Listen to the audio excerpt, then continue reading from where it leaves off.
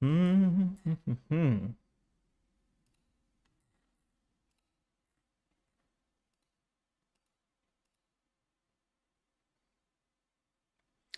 All right, we're gonna skate to one song and one song only.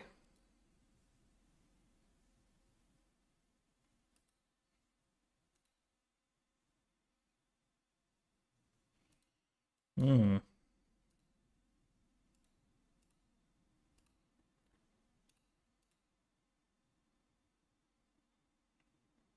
Okay, take two. All right, we're gonna skate to one song and one song only.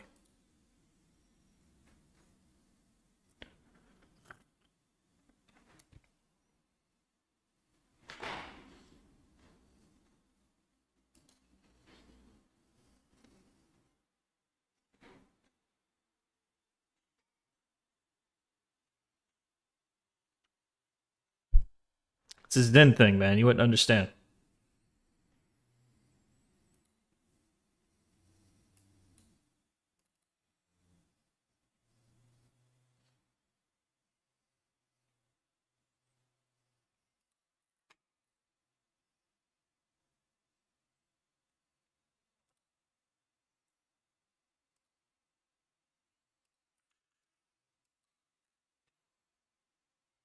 Doesn't look that bad.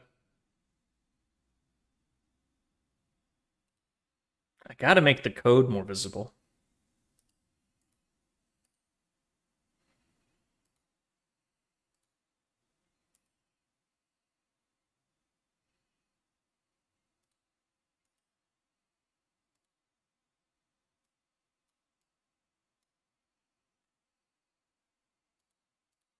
That kind of works.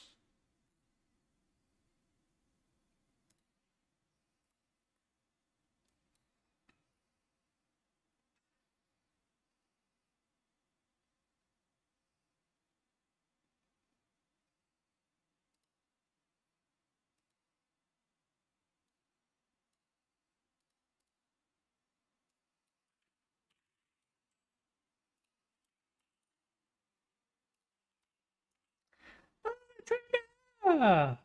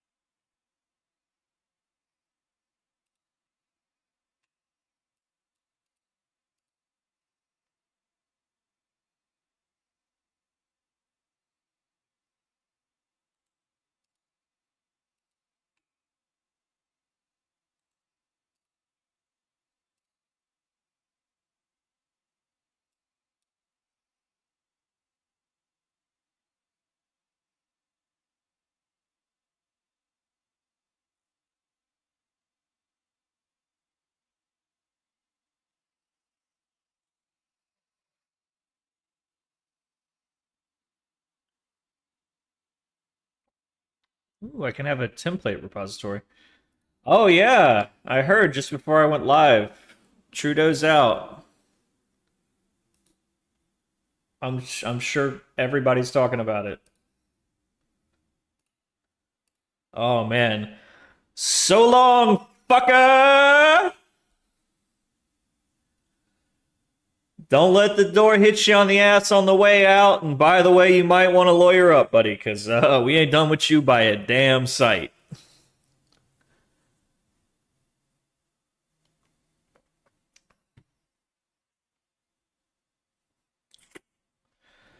Slam the history book on that motherfucker. I don't think anybody's gonna miss him.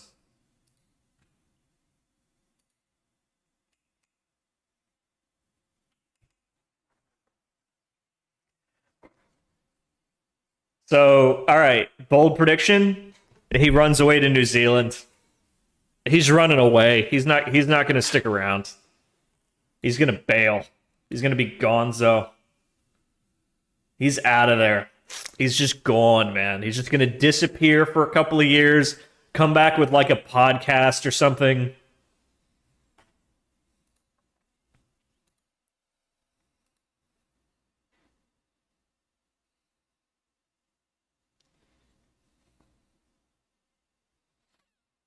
I need to retool my OBS a little bit. Let's see. Hmm.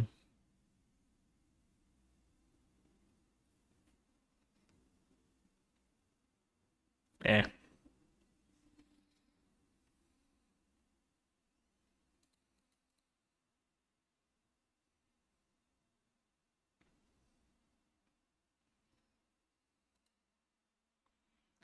All right, that was my one song.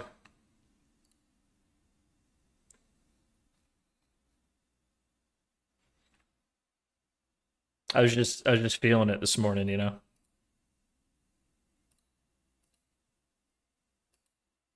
Sometimes you gotta shake it up a little bit.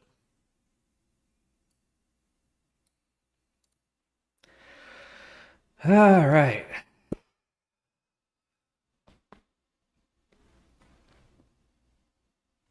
Is this the partner push? This is the partner push.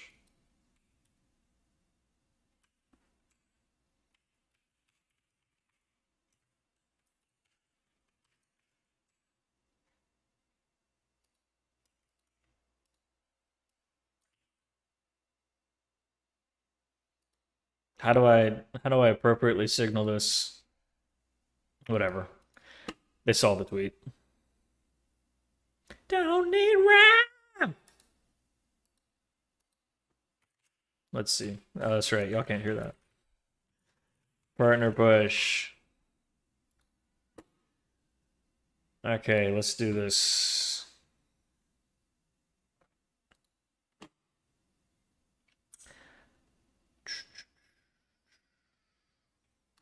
I think first on the agenda is I want to rename my repos because these are not good repo names. And that's going to be kind of a pain in the ass. But I'm willing to let's go ahead and just blow through that now.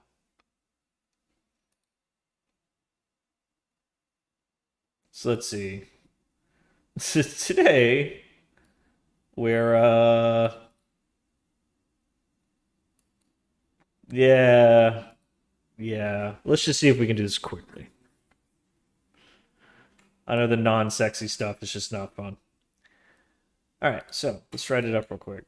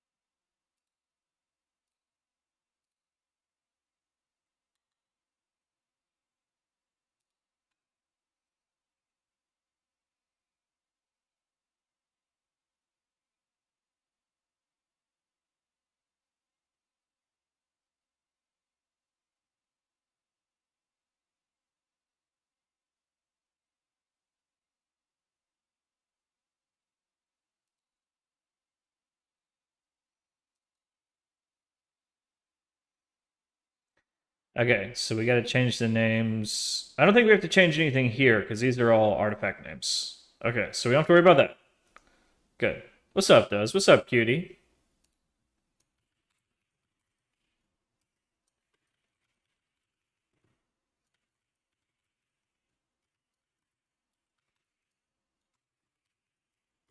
I typed those manually. That's love.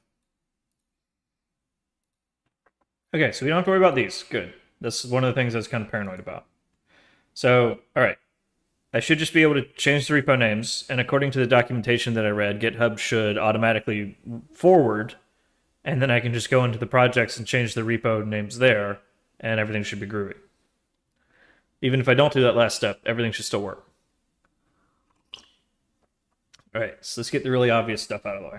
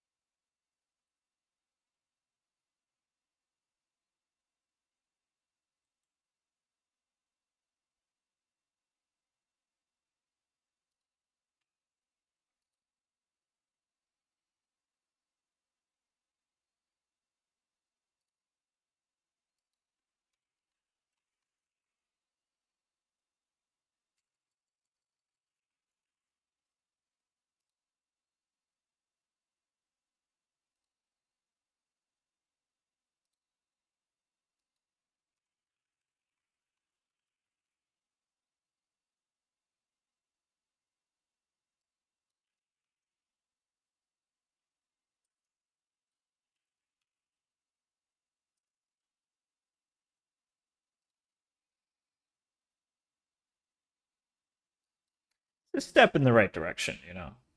That's what matters.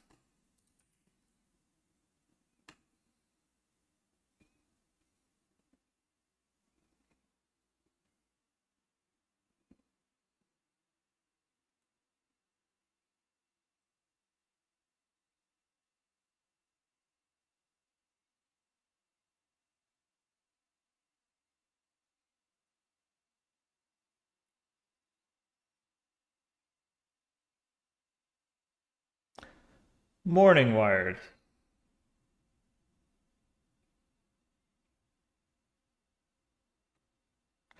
That reminds me, I was watching a local news story, and it was a tragic story, so I don't want to replay it. Some local teen ran away from home, and they found her dead in the desert. It's really sad.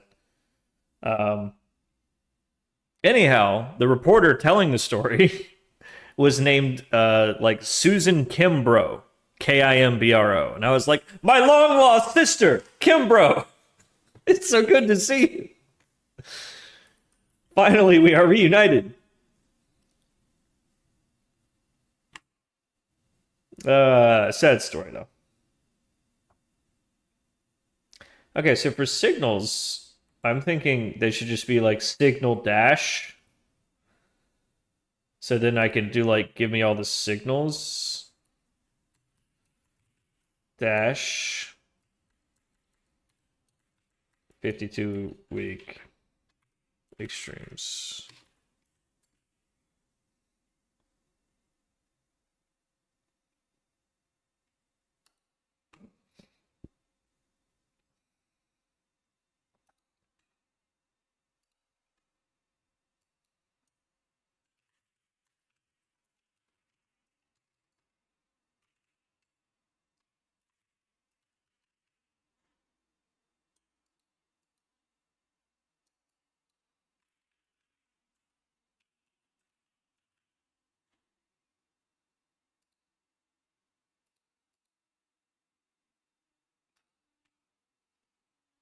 That one's a little bit of a major deviation. Let me go ahead and make sure I don't forget that. Got that open right here.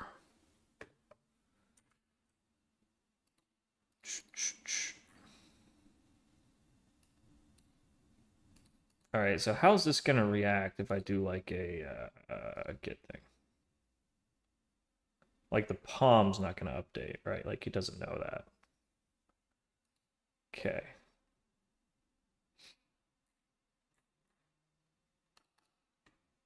The artifact ID certainly changes, right? Like if I do manage remotes, it's still the old remote.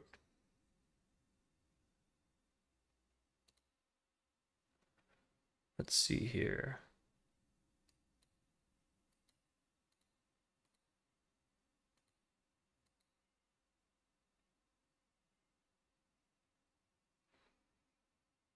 Uh,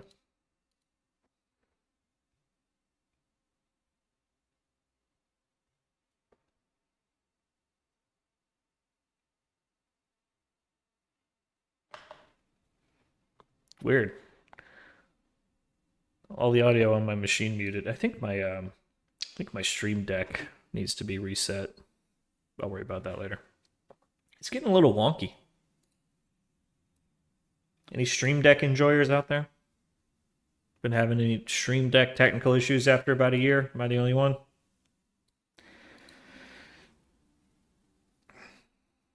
Maybe my computer's dying. That's a tragic thought.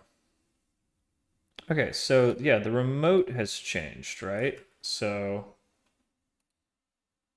if I edit the remote, what's that gonna do? Yeah, I got the one with the volume knobs, and like the little touchscreen has been getting wonky. Okay, so it seems to be about the same. So can I just change the artifact name and everything's cool?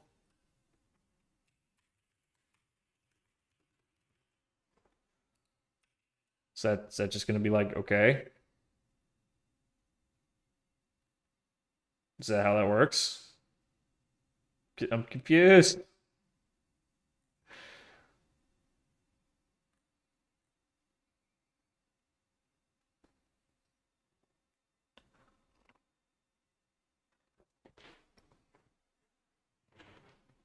Find out. Yeah, apparently. Apparently that's okay.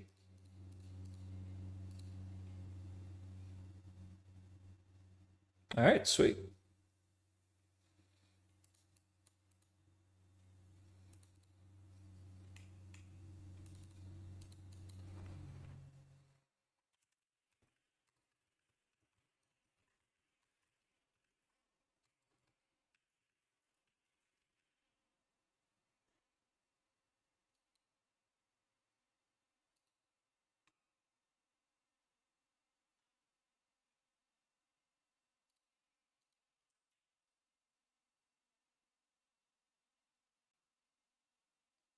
Seems fine. All right, sweet.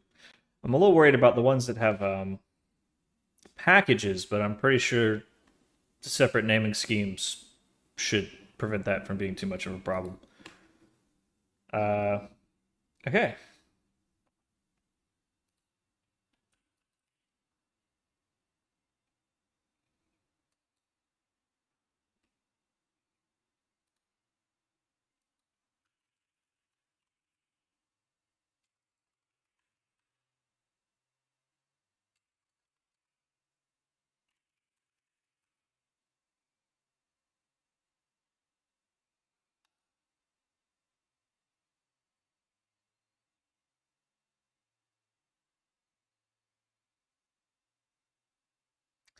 We got a lot of repositories.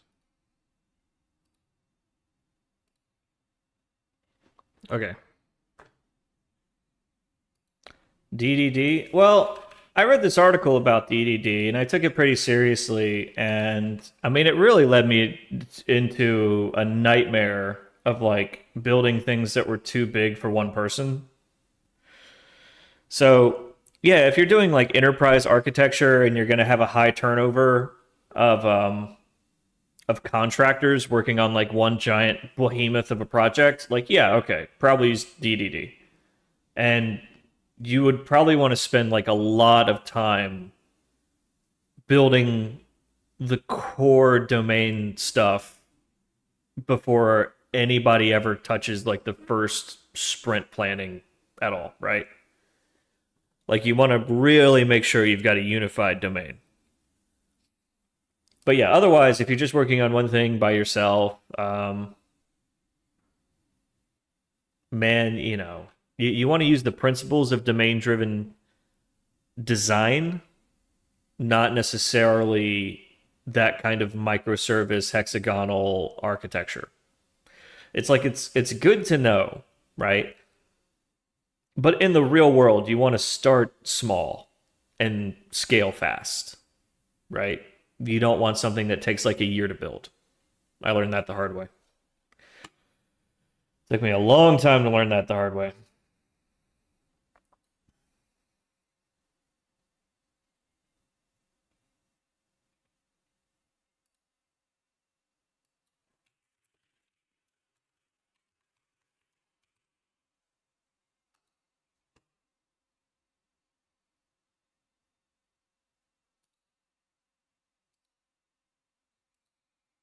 They're not necessarily the same, but it's all part of this like cultish mentality of like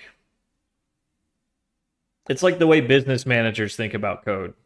And it's really tempting to fall into that like sort of ideology.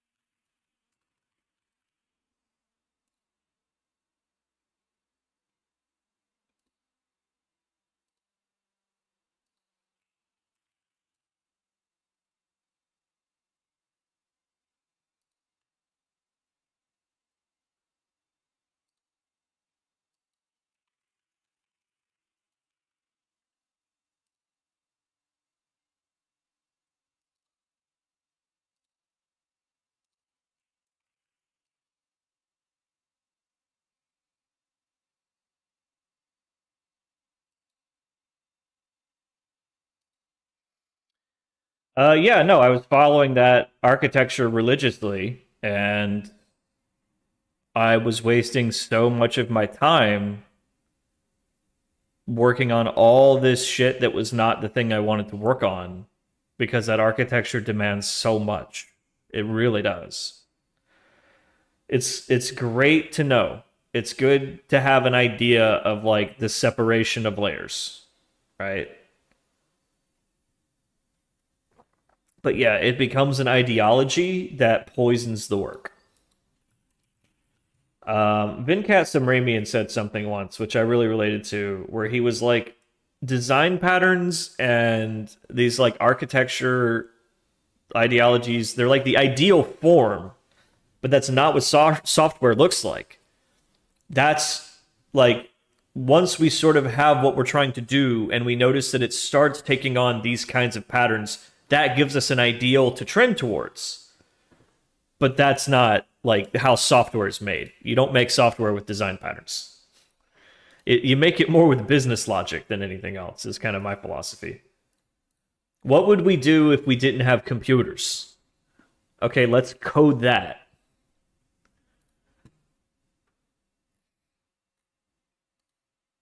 A method should not be more than 5 lines. Like, yeah, that's I used to follow that pretty religiously too. Now I just kind of think, all right, if I'm clustering lines of code in a method, then those should each be their own method. Like if it's like 1, 2, 3, that should probably each be their own method. Try not to repeat yourself within reason. And yeah, if you've got like 200 methods in a class, there's probably some way to differentiate that into a handful of simpler classes. But sometimes there's just not. So yeah, I just try to focus on like what am I trying to accomplish?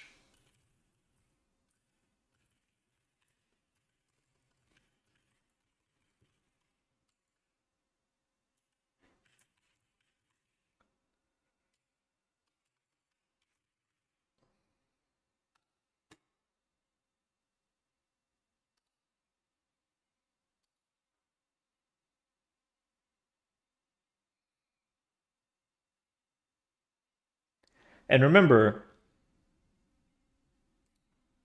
yeah, I rewrote the whole thing after I ditched the cult. I kept the core domain because that was pretty well defined, but like the whole application layer just became like a front end and a REST API. And I don't need a message bus and I don't need a desktop app. And I wasted a lot of time trying to cut corners on the front end, where instead of just doing a goddamn Next.js TypeScript app, which is what I eventually did, and it took like fucking one day, I wasted like 3 months trying to do all this fancy shit where we were doing like, oh, it's like a desktop app, but we can run JavaScript in it, and oh, I don't want to just use Electron because that would just work too quickly. I realized I have this like really toxic mentality of needing to reinvent the wheel because I'm kind of afraid to work on the big important thing because I'm afraid it might fail, right? It took me a long time to realize that. Yeah, let's not talk about the how I wasted 8 months of my life on message buses because I just really don't want to talk about that because it makes me want to fucking Harry Carey. It makes me think, God, I could have spent all that time and effort and money at the strip club or getting really into F1 or like working on my day trading. Yeah, and all the Java FX stuff. Yeah, dude, I wasted a lot of time trying to avoid building a goddamn web app and a REST API. And I think there's some trauma there. I really do. I think some part of me like can't let it be a simple solution because then it would be too easy. I don't know. I don't know, man. A lot of that was confronting just like my own really just toxic habits as a developer, which is why I'm very meticulous these days about let's keep in mind what we're actually trying to accomplish and let's go directly towards that goal and just cut as much of the bullshit as possible. Yeah, all that stuff really is just made up to sell books and courses and like it lets the corporate people feel like they're in control because they don't understand what we do.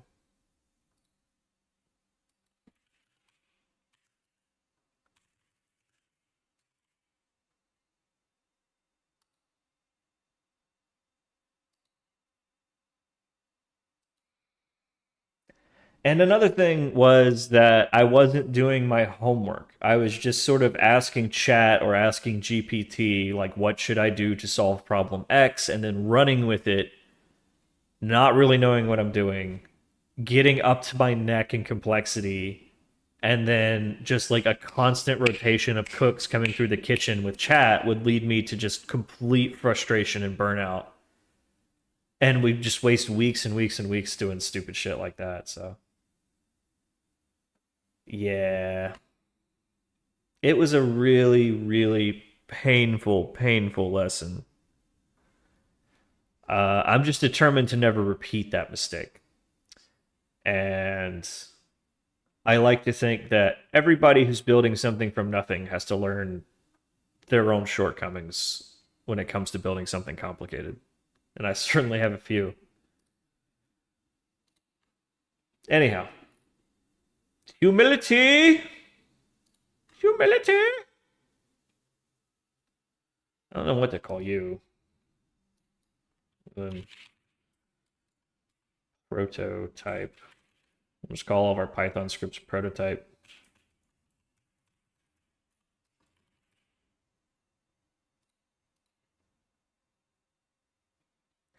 I wish I could have like repository folders because I'm getting so fucking many of them. I need to figure out how to tag them. I mean, a lot of times I wish I just put all that time and effort and energy into just trading by hand because I'd probably be pretty good at it by now, you know? But algo trading is the thing that I want to do, so I like to think that I should be getting pretty good at algo trading by now. Oh, God help me.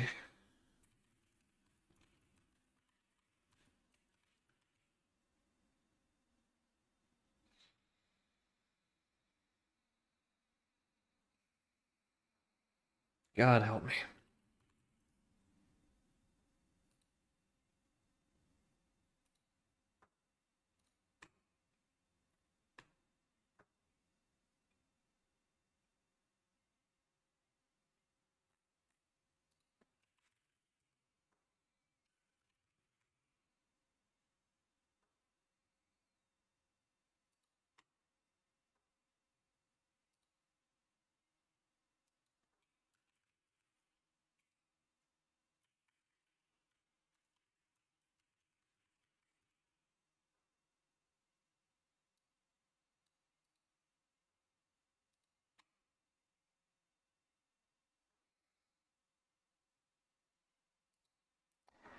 These names might be too generic. We might need to come up with a naming scheme.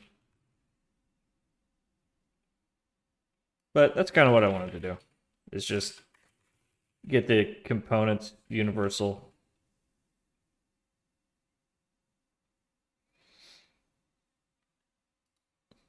Minimize the camel case. A few of these I'm going to leave untouched because we need to do some stuff to them anyway. All right, cool. That's the first big thing.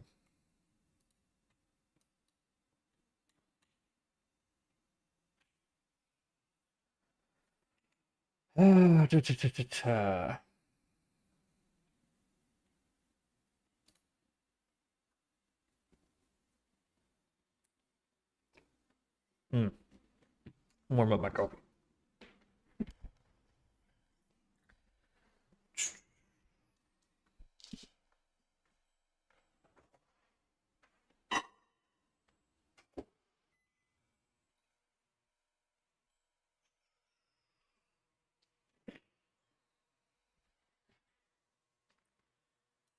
So yeah, let's take a look at live data subscriber.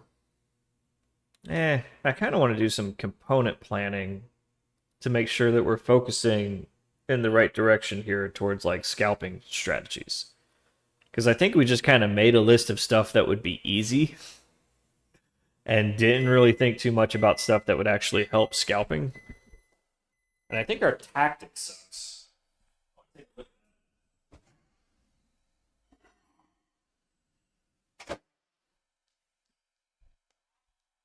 I think like our one little scalping tactic is just dog shit. It's probably got a bug in it somewhere. Because some of the trades it was making just don't make any sense. Or I'm not scaling the positions as tightly as I thought I was. All right.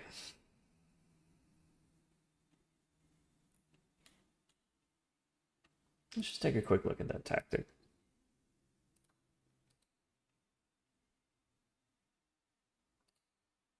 Before we even make it a task. Tight scalping tactic.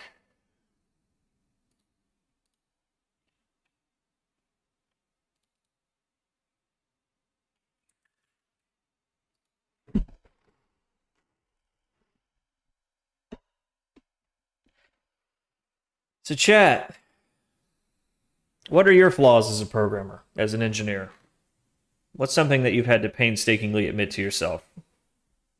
Like, oh yeah, I was fucking up. You still look at the docs? I don't look at the docs. That's a problem. I'm getting better at that, of looking at the docs before I fucking start fiddling around with it.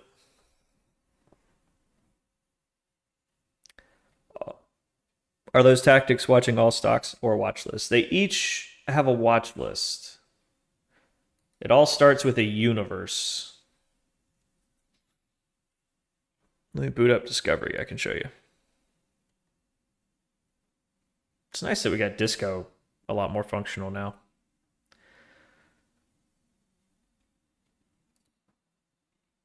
You feel like a Mormon for looking at the docs.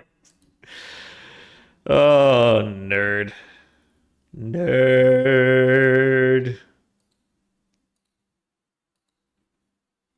Oh man, Docker takes forever to start.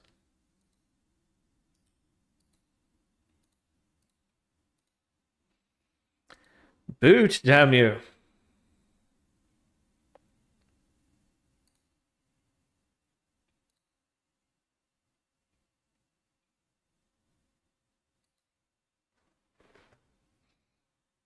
So yeah, we start with the universe, right? Did I get my haircut? No, it's just greasy. Greasy and matte.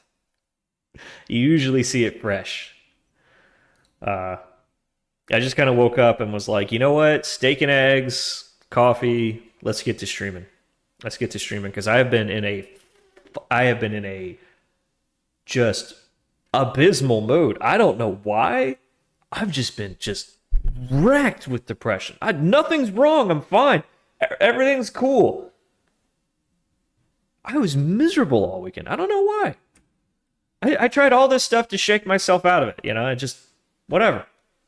But I woke up this morning and I was in a good mood. And I was like, you know what? We're going to hold on to this. Steak and eggs, which, you know, good breakfast always helps.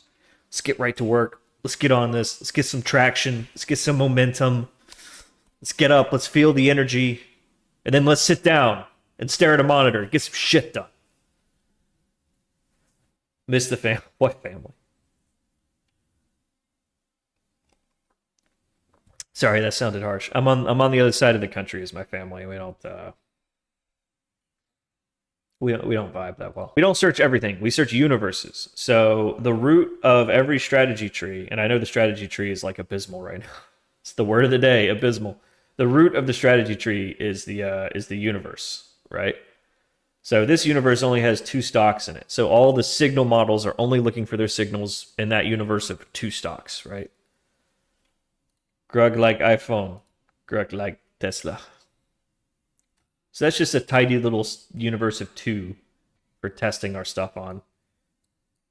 But yeah, so you look for signals in the universe, and you add context models which can make the signals a little more nuanced and sophisticated. Like, oh, it only triggers here and not there, etc. And then your finished signal is matched up with every tactic that you have in your search space. And that's all of your strategies, really. This is every variation of the signal. This is every tactic that we know how to trade it. This is every possible strategy, right? Most of them suck. But the idea is a few of them won't. Anyhow, we need to make sure that we're focusing our research efforts on the appropriate type of... oh, I wasn't even paying attention to... YouTube chat here. Hi.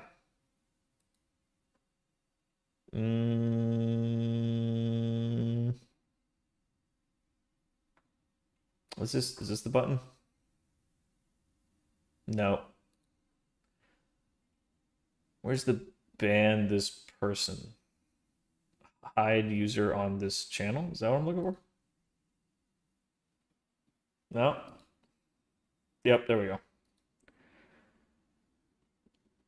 All right, sweet. Yeah, sorry, YouTube viewers. I'm new to this co-streaming thing.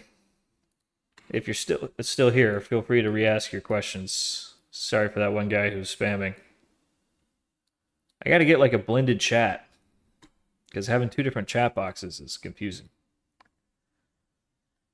All right. Anyhow, where were we? So yes, the universe is the root of all strategy searches. And I noticed, actually, when I was looking at some of these results, that some of these trades make no sense. Like 40 minutes on our tight scalping tactics should be like impossible. It's so damn tight. Like there's no way that Apple stayed within 2 pips of itself for 40 minutes. Even in pre-market. Which, are these Eastern time? I'm not sure. Might need to check on that. Anyhow. Let's see here. Let's take a look at the scalping tactic. Because, yeah, it's, that trade doesn't make any sense.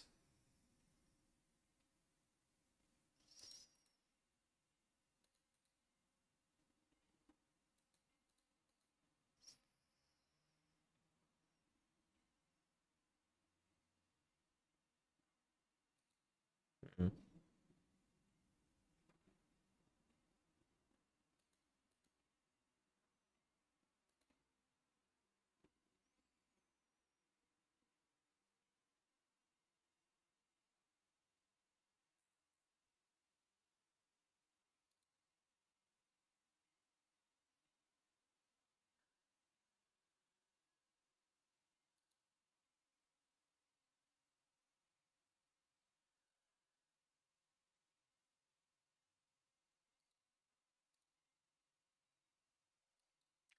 Whoa, I got somehow gained 100 subscribers on YouTube in like the last 3 days.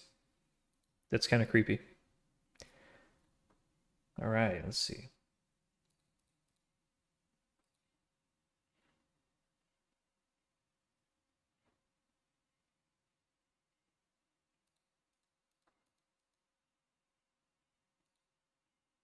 I need to be keeping better stats on like trades that get rejected and stuff. Because it would be cool if Disco would say like the number of trades that were rejected in each strategy. Some kind of a metric that lets us know how efficiently it's actually trading. Oh, why isn't this loading?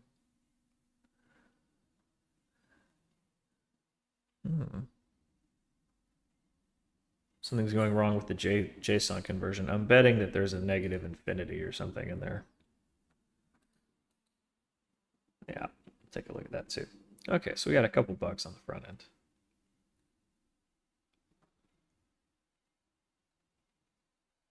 But yeah, some of these trades make no sense.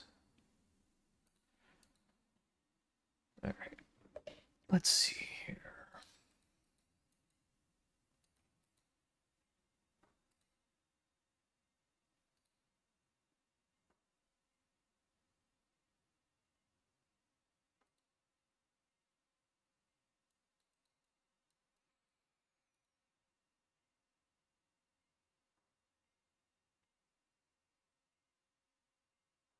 Yeah, never pay in cash and never pay till the job is done, man.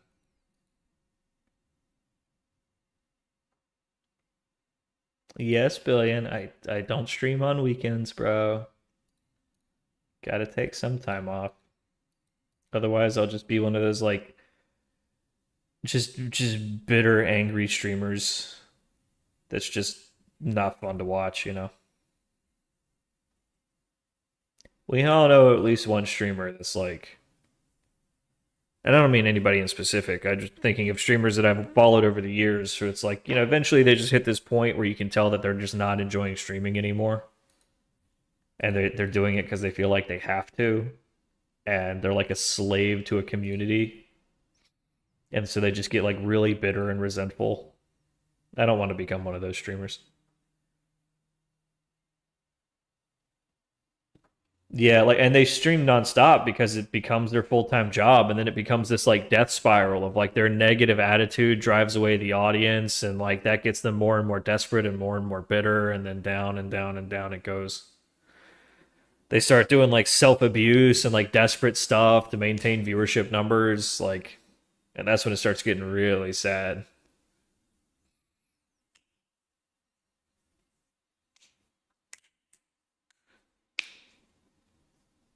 Yeah. Yeah, I feel like less is going to be more in the year ahead. Like, I'm not sure I want to be streaming 5 days a week, even. Because even then, like, I don't prioritize myself. You know what I mean? Like, I stream for 8 or 9 hours a day, and then I'm just dead. And then at the end of the week, I'm just like dead. Like, the last thing I want to do is go out and talk to people, right?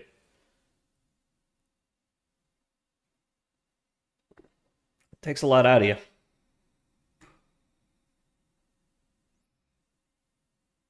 I'm not seeing anything wrong here. I kind of want to step through it a few times if I can. I think our price history generator kind of sucks. We could probably run some real data through it. It'd probably be better.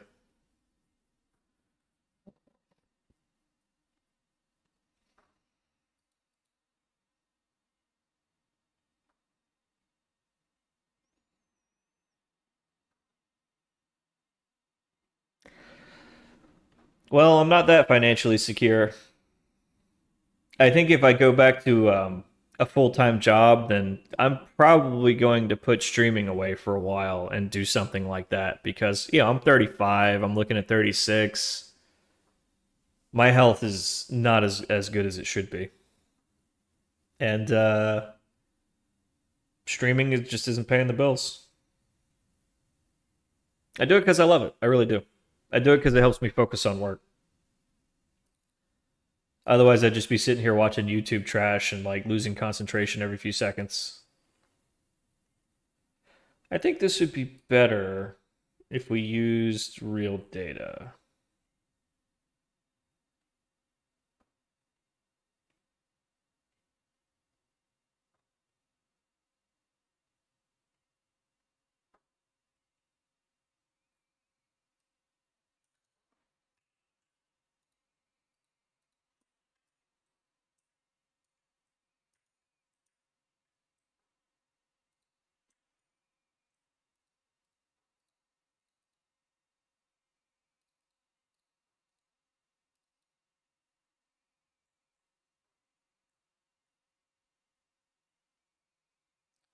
I'm going to pull that out of our other test where we do use real data.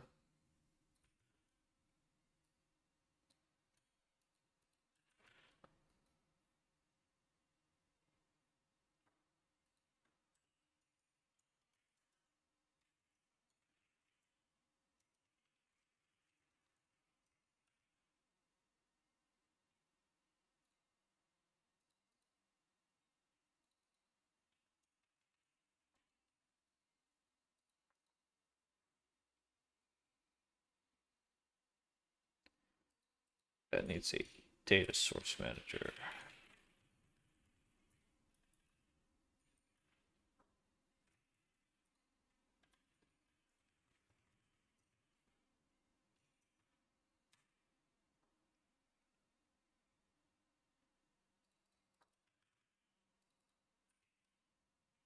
Okay. Now we need a specific day.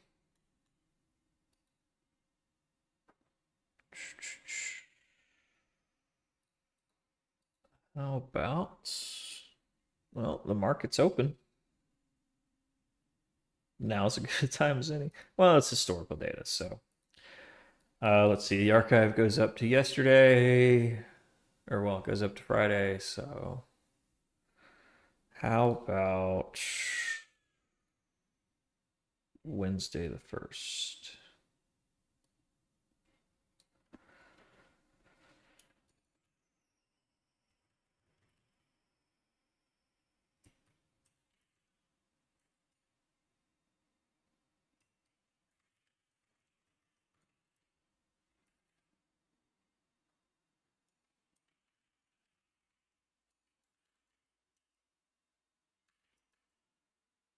Market was open New Year's Day, right?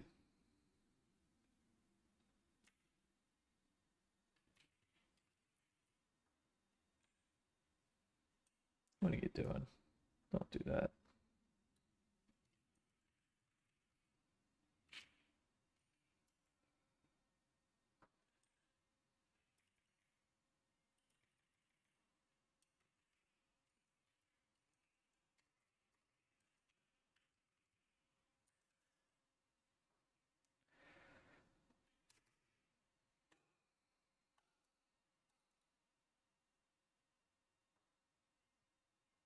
You'd miss me if I stopped streaming? Yeah. I'd miss you guys too.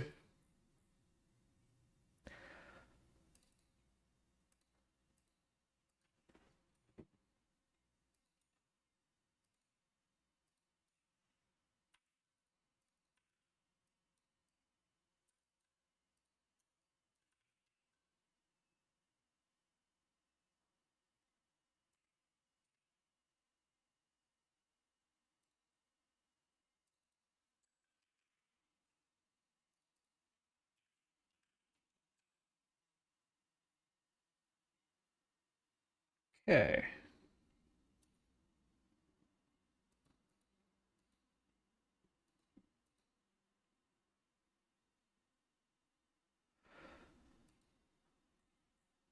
New Year's was closed. All right, we'll do the second. All right, let's try it.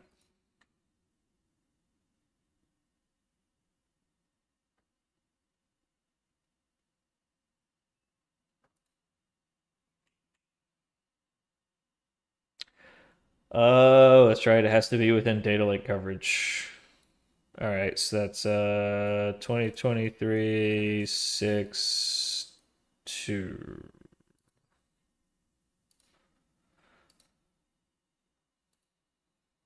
We got to scale up that data lake.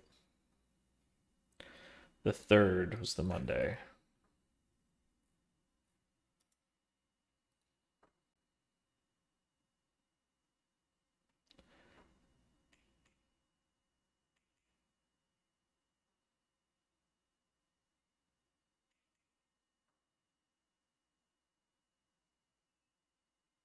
Oh, it's 2024. God, I'm getting old.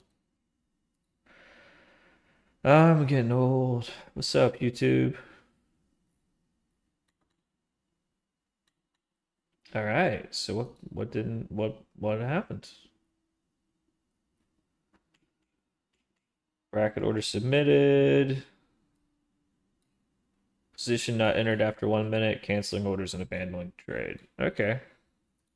At least it managed it. So,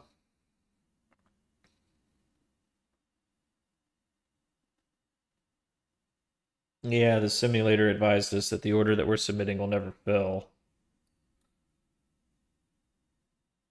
Okay.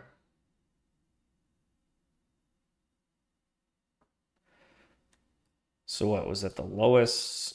That doesn't make any sense. Okay, it makes sense that the entry order might not fill. Because it's a limit entry order, right?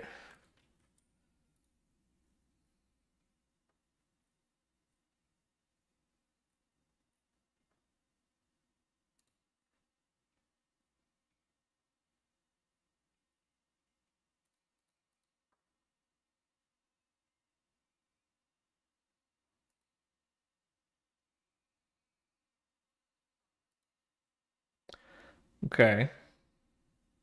Hmm.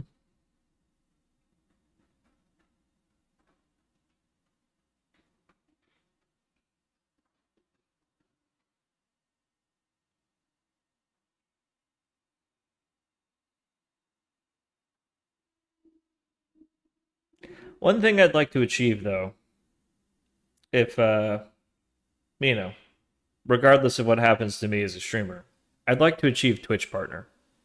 Something that I've been thinking about this past week or this past weekend, even though it doesn't really mean anything anymore, it still does mean something to me. Like, it doesn't mean that you get more profit share. It doesn't mean that you get any kind of like privileges as a streamer anymore. It's just sort of a badge of honor. But I'd like to have it. It meant a lot to me for a long time. It was always sort of a backseat motivation for streaming was to get that little check. Just sort of a token of appreciation from Twitch for like all the content, you know? That'd be nice. And if nothing else, it gives you sort of an elevated social status amongst other streamers, which would be nice to have going forward. I mean, I've shook Dan Clancy's hand. You know, I bleed purple. I've put a lot of hours into Twitch. I would like a partner. I would like a little partner badge. I'm consistently on top of the category that I stream in.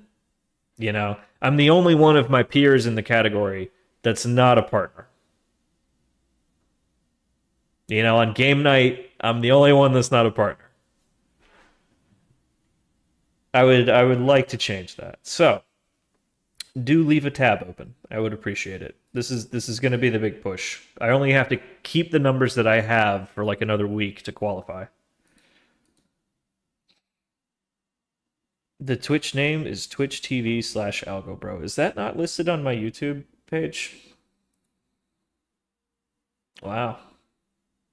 Yeah, I should really I should really fill in my YouTube about me section.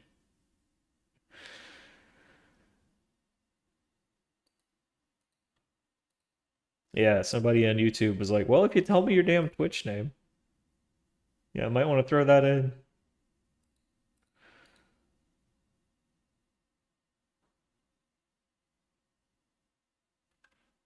Okay, I'm tempted to switch this to a market order.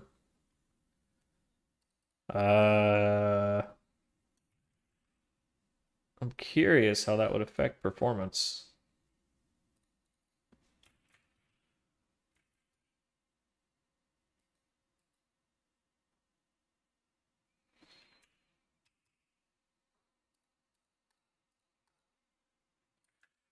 Oh, that was easy.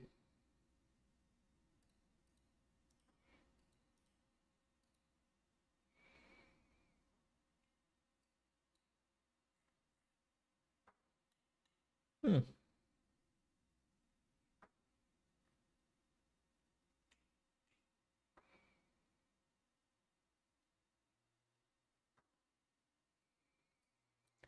Entry order filled. What, the exit order never fills? Neither of the orders ever fill? How is that even possible, man?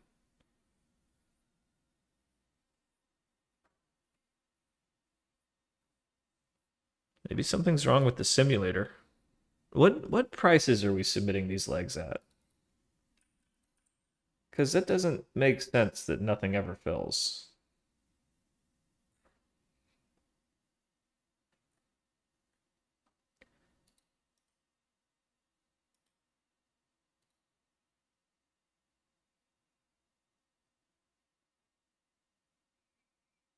Oh, thank you. Yeah, we try to make the code look pretty.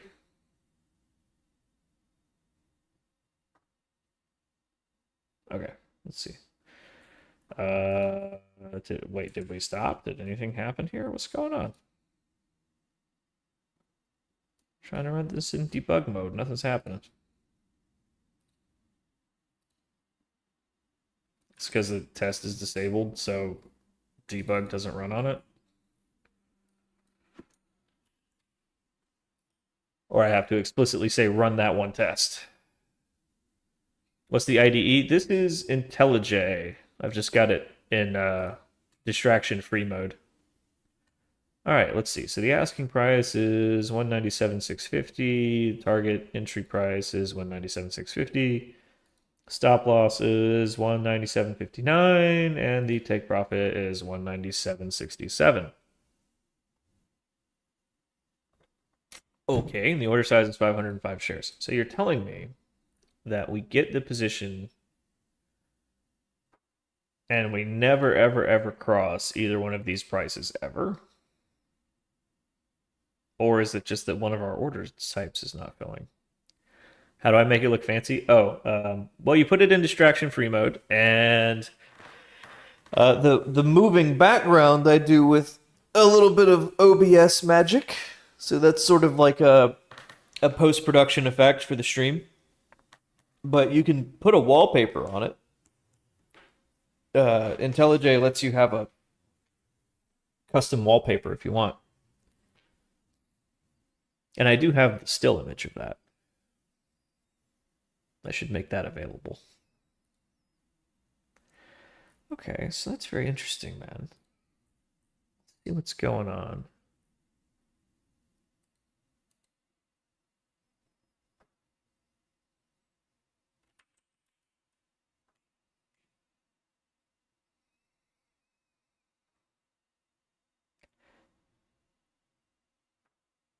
Maybe it's the super query.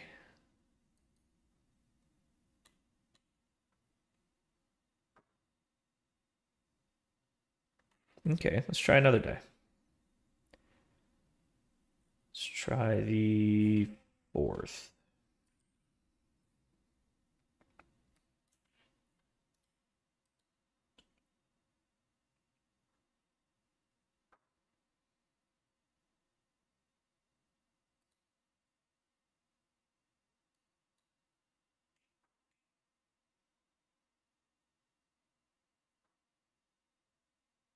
Well, that's bizarre. So the market order fills immediately, but neither of the limit orders ever fill. That's got to be a bug in the simulator.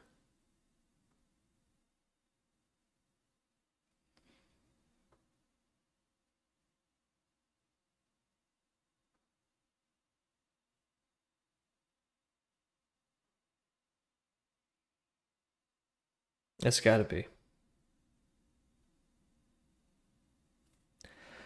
Okay, so what would that look like? Our super query goes to pull the quotes to determine when we should emulate an order fill, and it gets no quotes back. So it stands to reason something's wrong with the super query.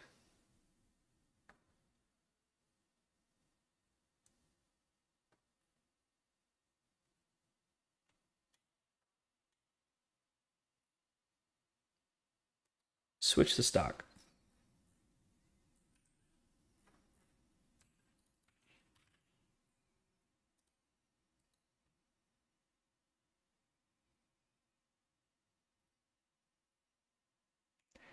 Same thing. Never fills.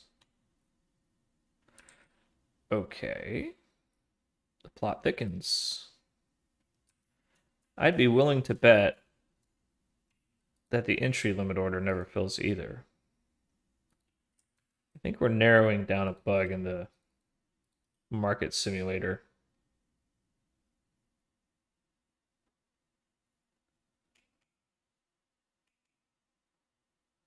Okay, so the entry order fills, but the child orders never fill.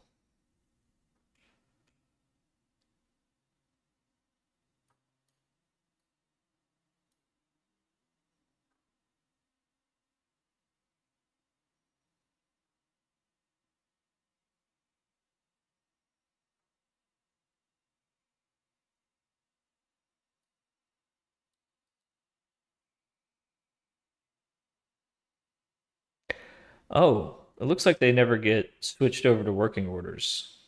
That might explain that. Only the entry order does.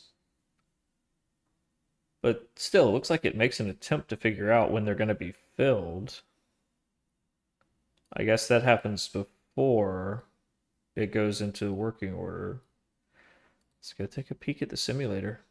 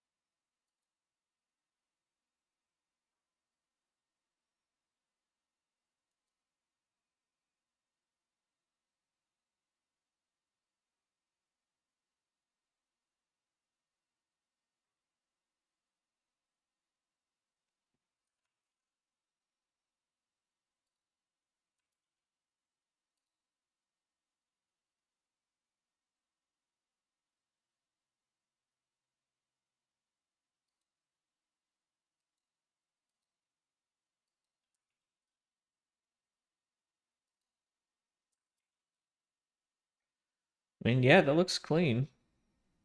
All the child orders should be added. Oh, okay. So that warning happens when it can't work the order. Okay.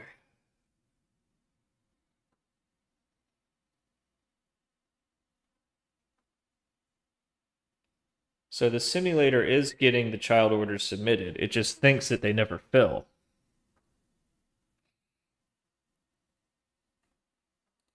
It thinks they never fill because we do this number and it comes back with nothing. So yeah, we need to take a closer look at that.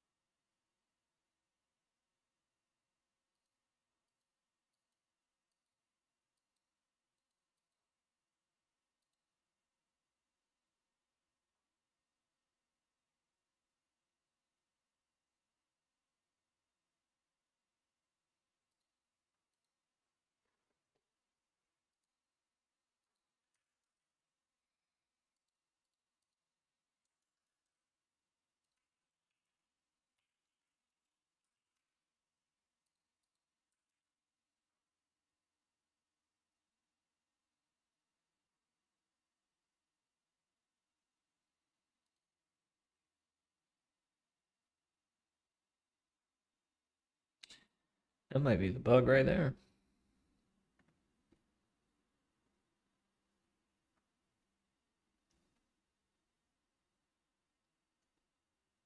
But that would mean that the price never crosses either one, or the trading price, the bid ask, never crosses either one of those prices ever again for the rest of the day.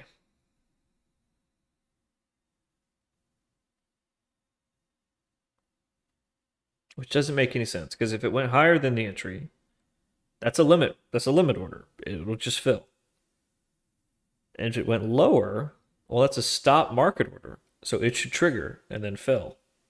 So there's like, it shouldn't be possible that that bracket order doesn't close by the end of the day. Unless the price stays within that 2 cent range, which is not possible for these. They're too volatile. And they're too expensive. So the price fidelity sort of guarantees that they move around more than 2 cents.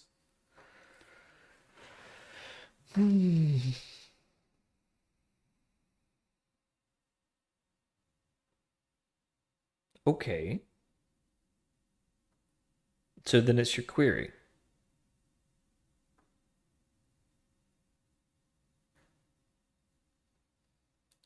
Let's see if we can pluck the query out.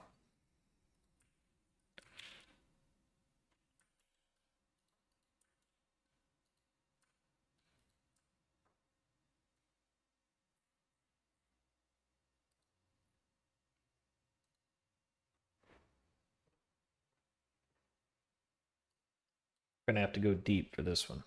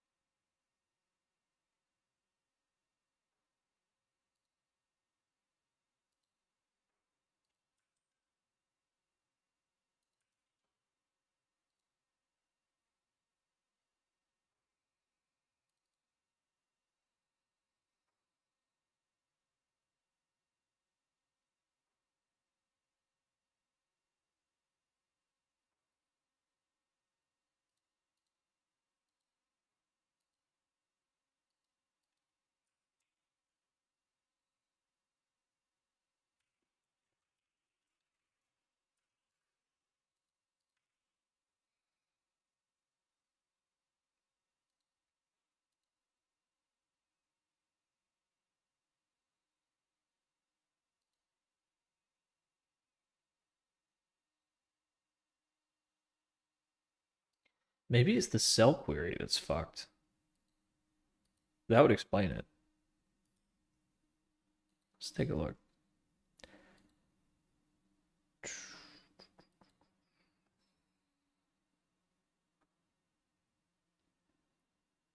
All right, so the by query, well, we know that one works. It's the cell query that doesn't.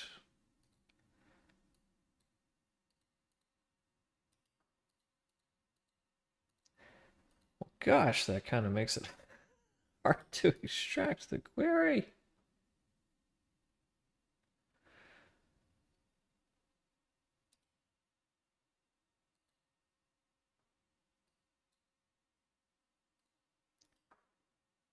Copy value. Can I just like paste without formatting? Yes, I can. Sweet. All right, cool. So we've got our super query. Let's go run that on our data lake and figure out what's wrong with it.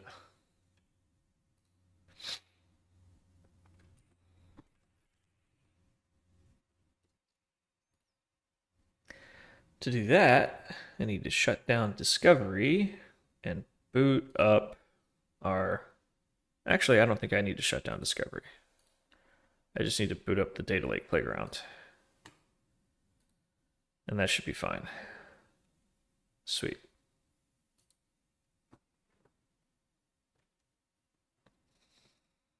All right, sweet. And we don't even need that. That's just something that we can do. We prefer to use PyCharm. We can just tell it to execute remotely. This is from the article I wrote for Twitter. Let's see here. New projects. Pure Python. Actually, it'd be faster just to pull up one and do a query.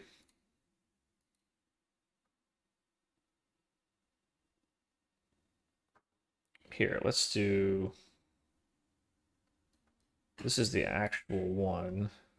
Quote of execute. This is where we actually put together the template for that query, so that would be a good place to test it. All right, so audit. All right, looks like we already did that once.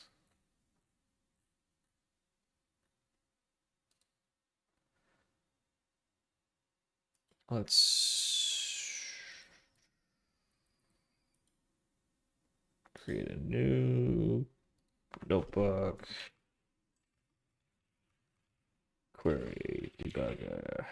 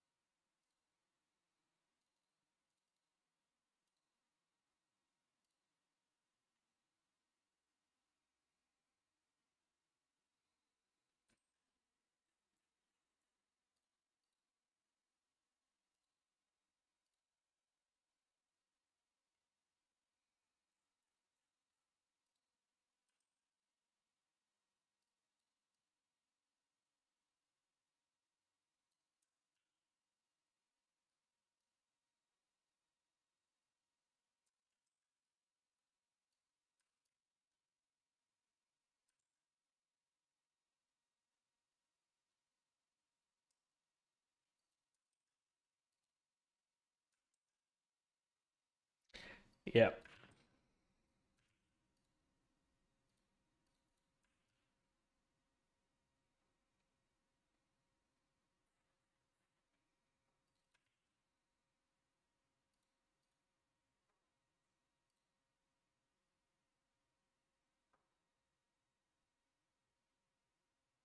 Okay.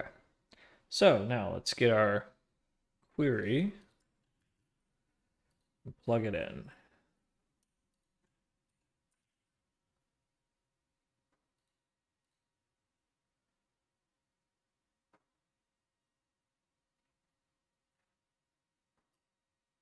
Oh, does it not have the values in it? Oh, okay.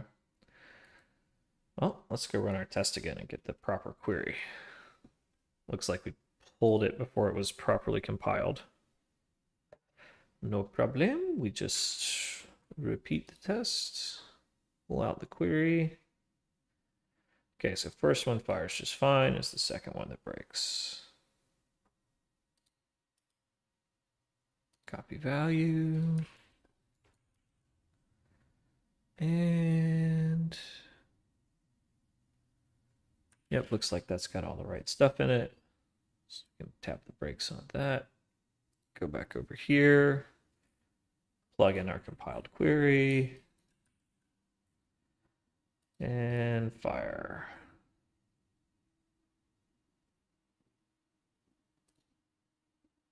Does not have a column named SIP timestamp.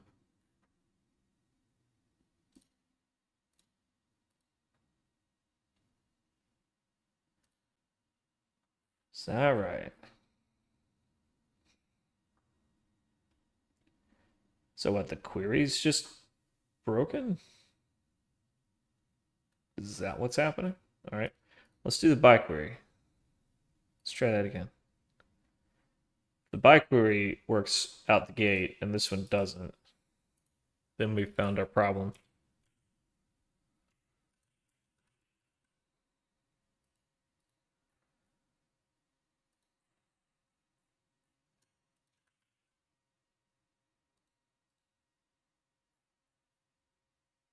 Okay, maybe it's not reading our query right.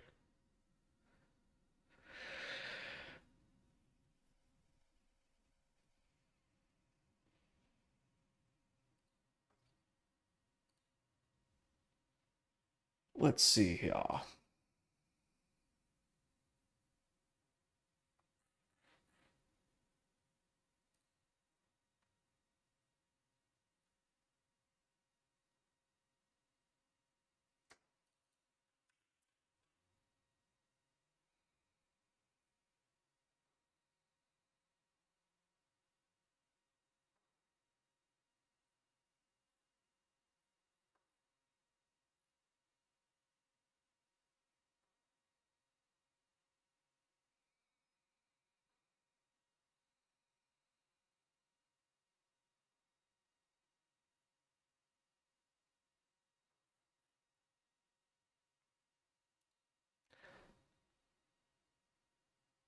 No way.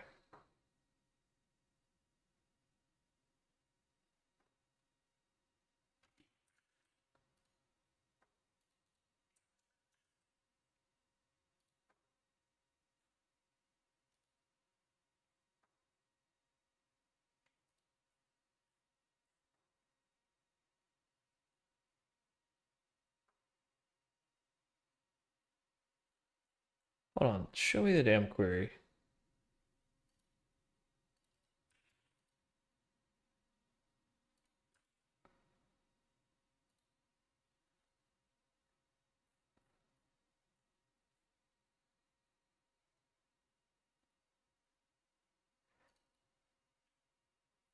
Okay, and presumably this one works right out of the gate, right?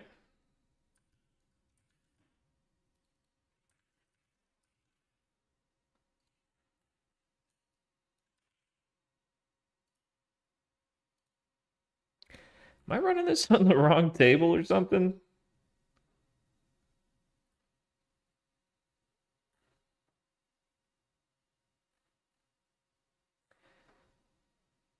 This is from quotes, right? Yeah. Oh, but it's totally the wrong data because I'm fucking smoke too much weed. Smoking that shit, Algo.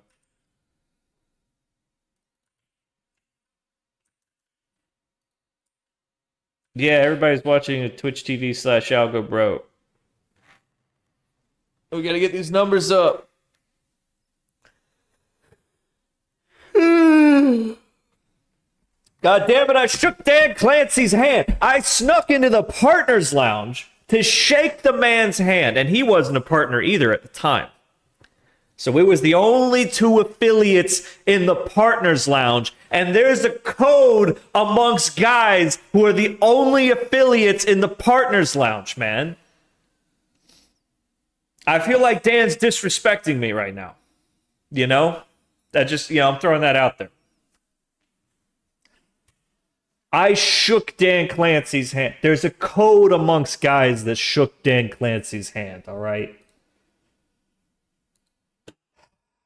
I should have got his cell phone number. Then I could just be like, hey, Dan, make me a partner. Click. Seems to be that easy these days, you know? Did you see that? Did you see that guy who was like, oh, don't worry, you got banned? Don't worry about it. Let me call Dan. Dan, yeah, unban him. That's it. That's the call. Come on, man. Don't be playing favorites like that. Some of us out here grinding.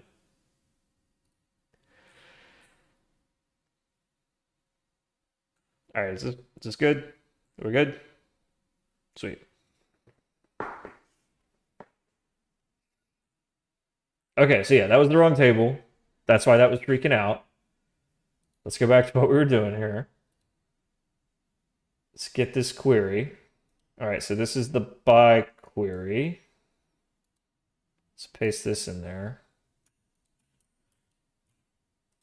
Is that why my audit was not working? No? That's a different thing? Okay. So this was acting wonky. Okay. Got to be careful what you copy paste from, man. All right. Clean, run. Okay, perfect. All right, that's the by query. Now let's step forward, get the cell query. Let's see why that one's not working. Paste this plain text. Go. That one seems to work fine. That's the cell query, right?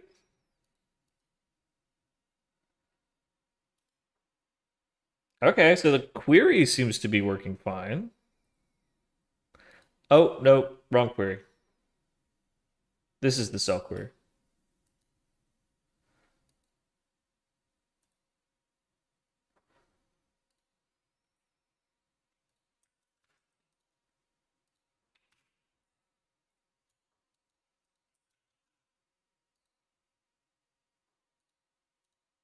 Okay, yeah, that one returns nothing. So why?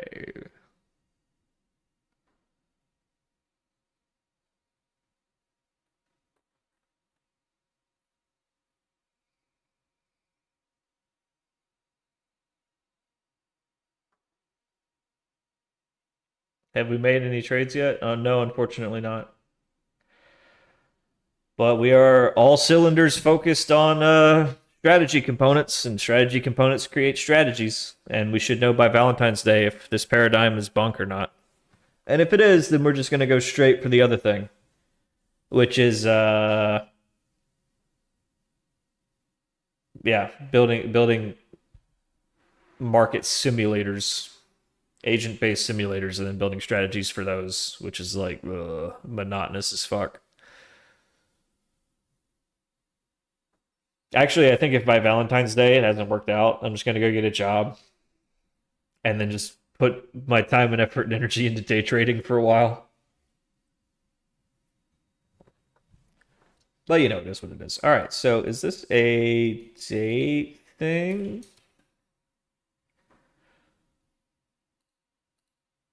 Yes, it is.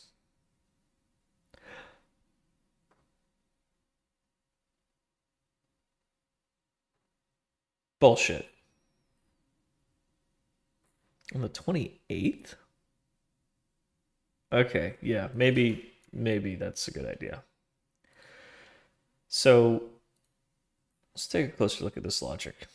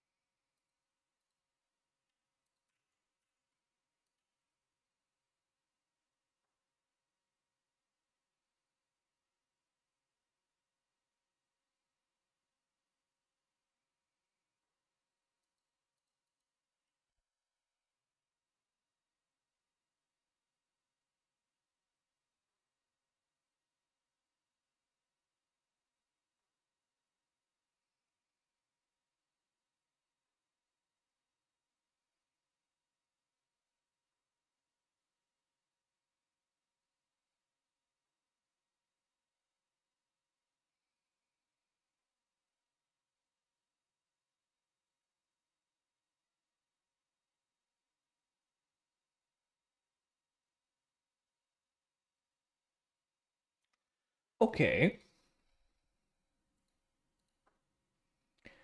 What about the other one?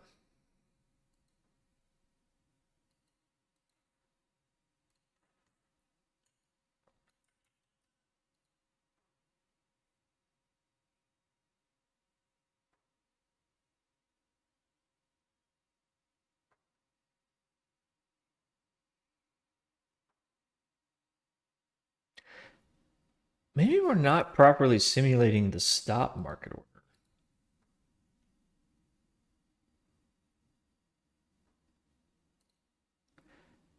Maybe.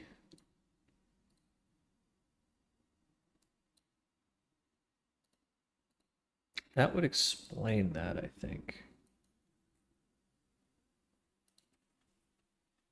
Like, it would make sense that the take profit doesn't get hit that day, because, yeah, Tesla was getting knocked around.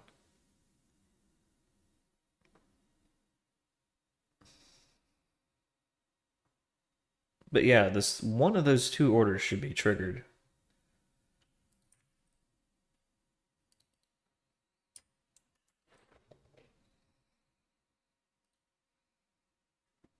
So our entry order is getting triggered, but our take profit is not. And neither is our stop market.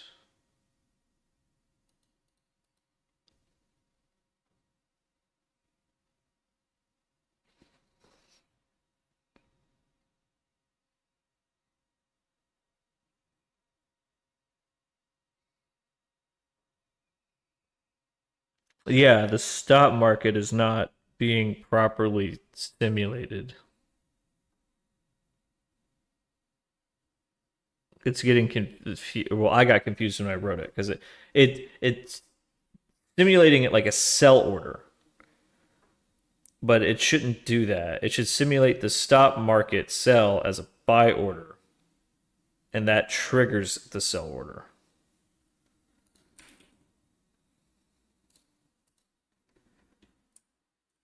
Okay, so yeah, I gotta go to broker simulator for that one.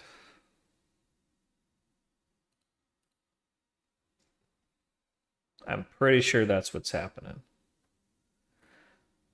Is that stop market orders are not being properly simulated.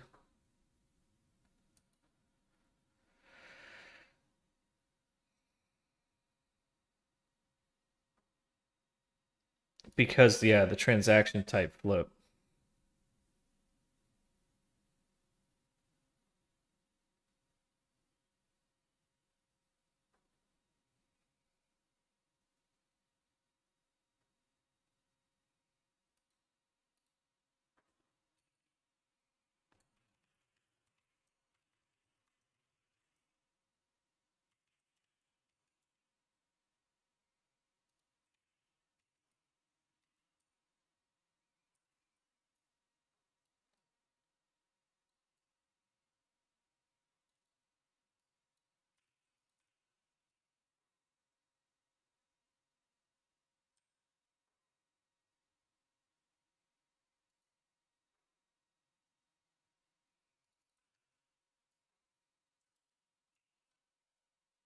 That should do it.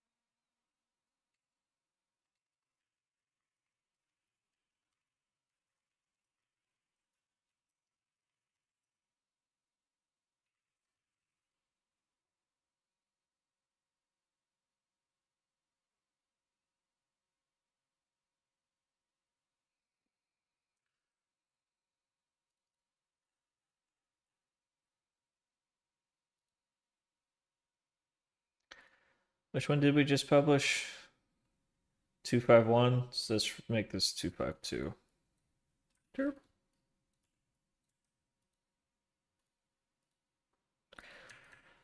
Morning, Skitty.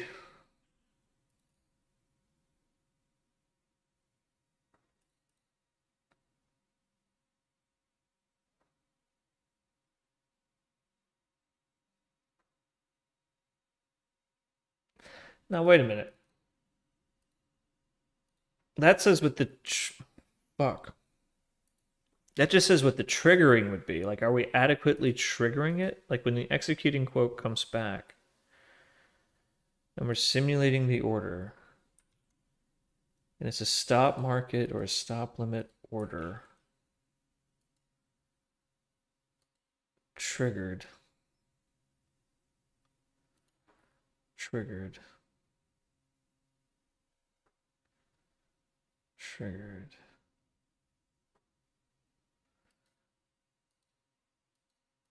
Okay.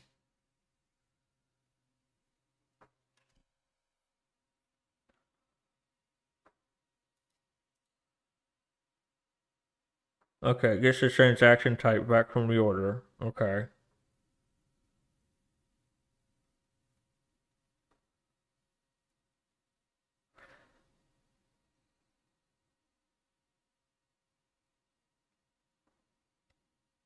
Okay.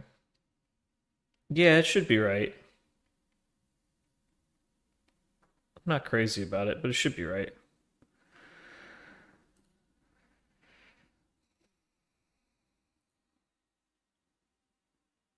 Well, Triltech technically Diddy changed his name to Love or whatever.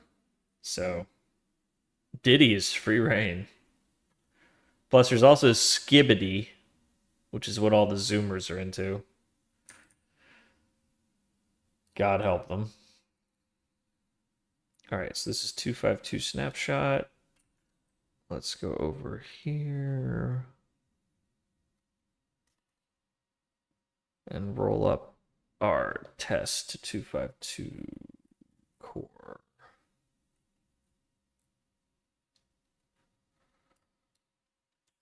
Okay.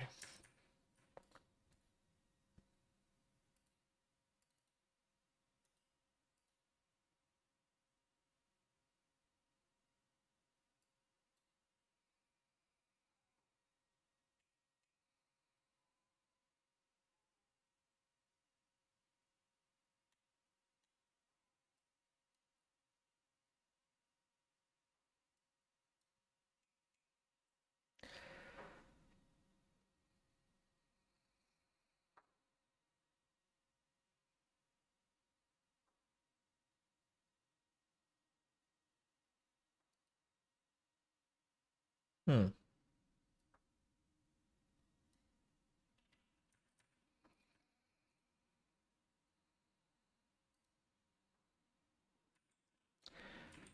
Okay. Maybe it's not so simple.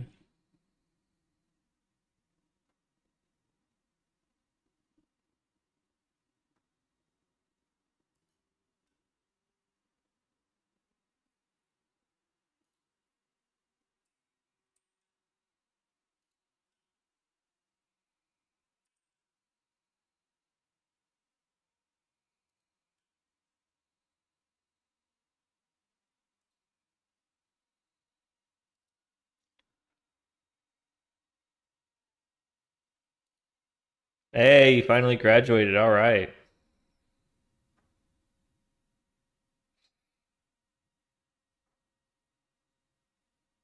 What the heck?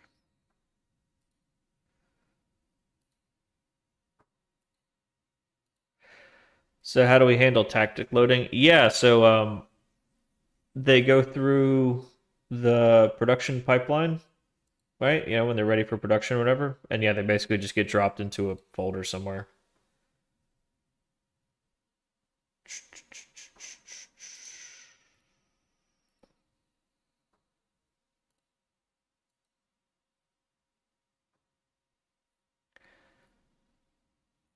Oh, that explains some of that.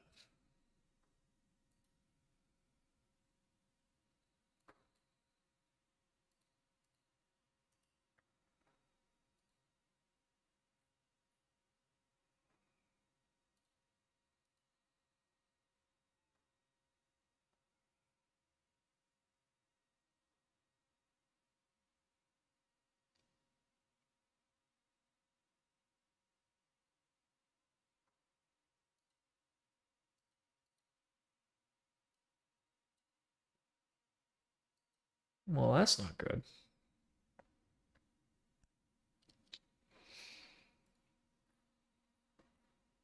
Maybe that's not the bug.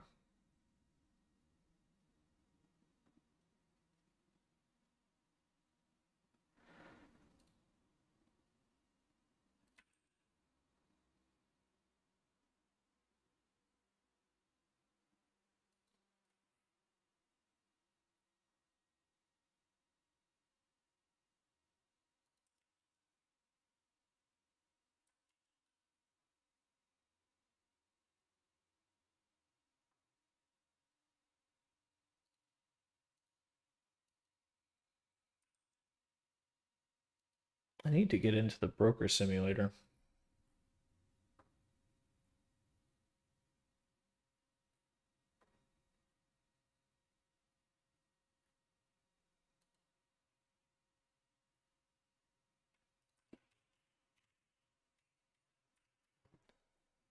That would be inside taxsum, right? Yep.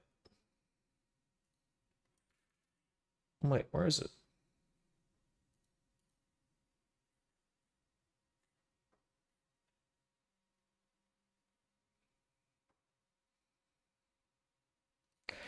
Oh, there we go.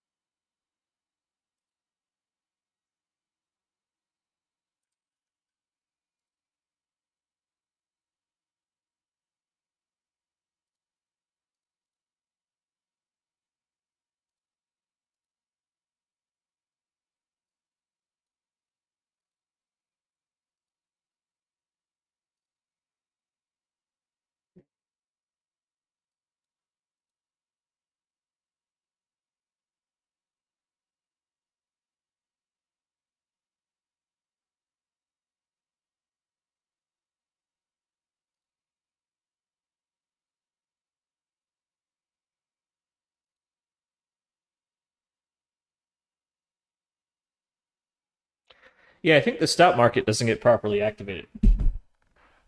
I think we're narrowing it down here. This is a problem in our simulator and how it handles like stop limit and stop market orders.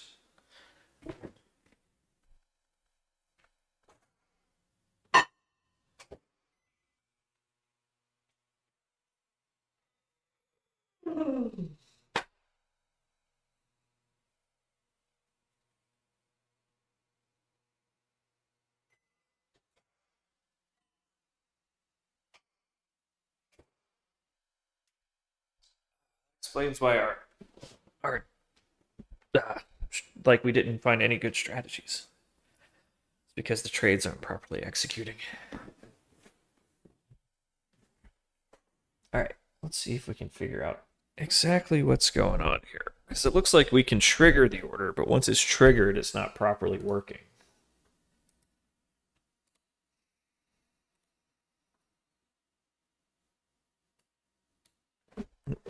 Posture check here. Whew.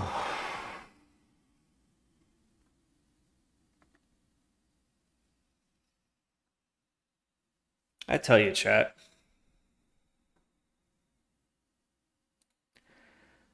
I tell you what.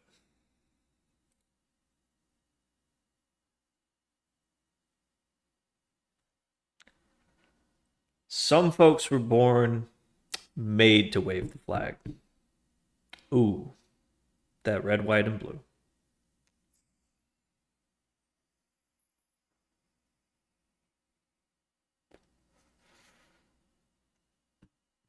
But when the band plays Hail to the Chief, they're pointing the cannon at you. Not a lot of people realize that. You know, if you just think about it for a while, it all makes sense. Gravitic propulsion. Fucking drones, man. Drones. It's all connected. It's all connected.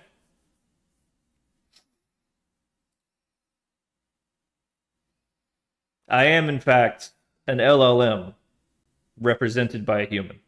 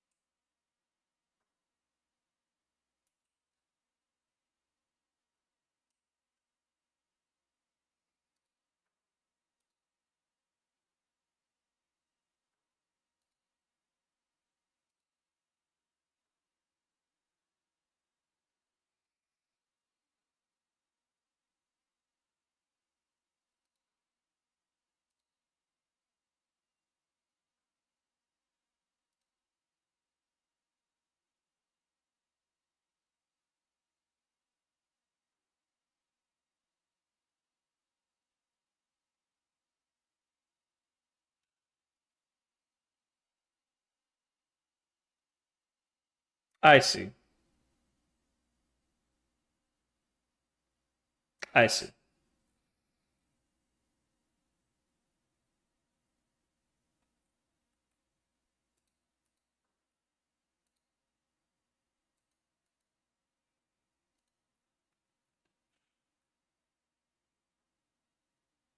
Yeah, we might want to roll back that change we just put into the core.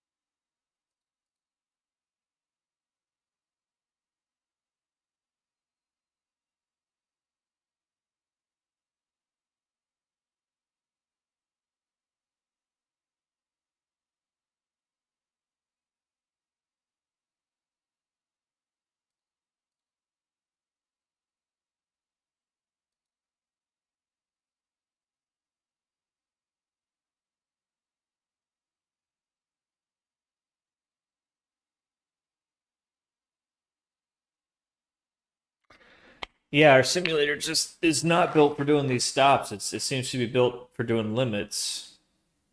And then we tried to shoehorn these stop triggers into it, and that's making problems. It's making problems because we added this nifty little hack where instead of having to simulate every data point, we query the data lake to tell us when this order would eventually execute. So we can sort of skip everything between here and there and just jump straight to it. It makes the simulations like extremely efficient. But as a result, like the way that we kind of shoehorn that into stop orders, that's not working too well. We need to do like two queries. One to figure out when the stop triggers and one to figure out when the submitted order would then trigger.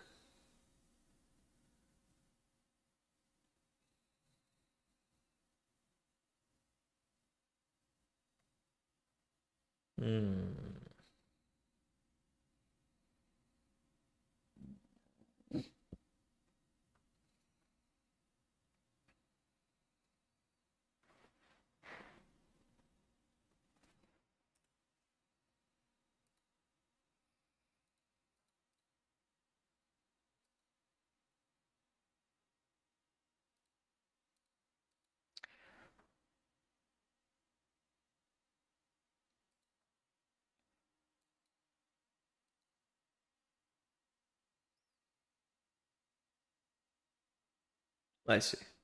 Yeah, we should take advantage of the fact that we have these simulate order functions already. And yeah, we need separate logic for triggering and then submitting those orders. Let's see what Claude makes of it. I bet Claude can slice right through this.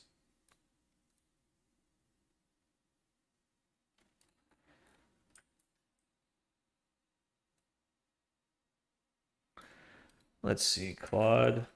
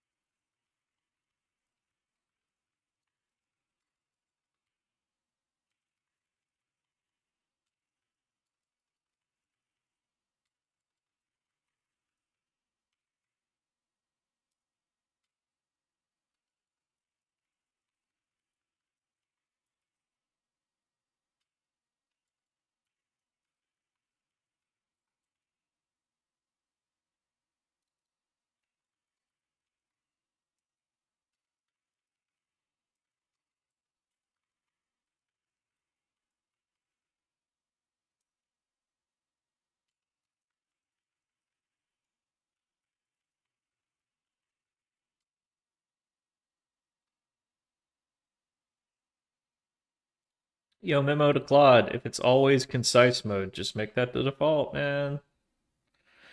All right. Claude, fire away.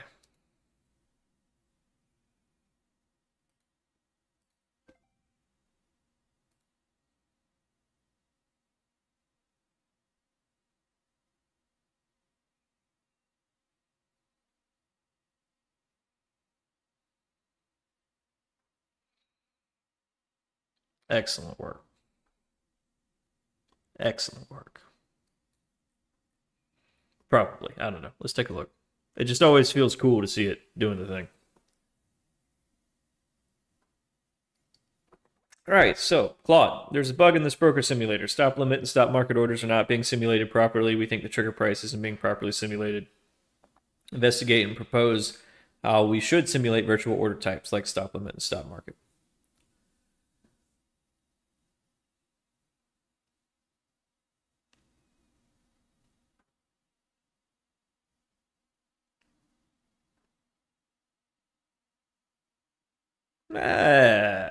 Submission conditions are variable. Co-working and studying, is that where I should be now? So like software and game dev is just for like presentations, I guess. Yeah, I've seen the co-working thing. Hey, use me as your screensaver. LOL, LOL, OLOL, LOL. Can you believe she's a Twitch ambassador? LOL, LOL. I'm not jealous.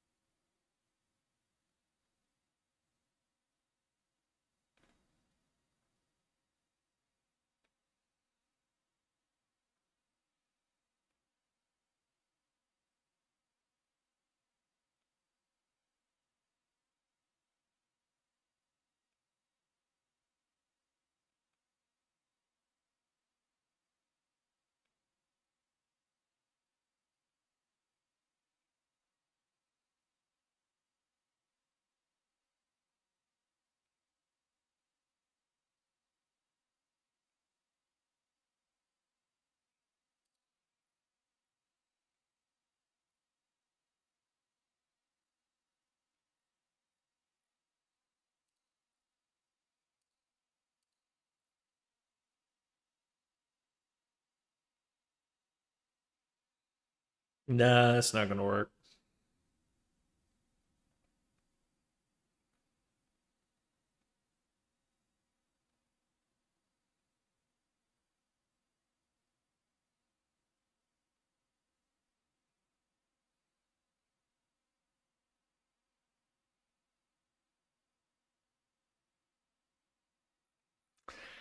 That's not gonna work.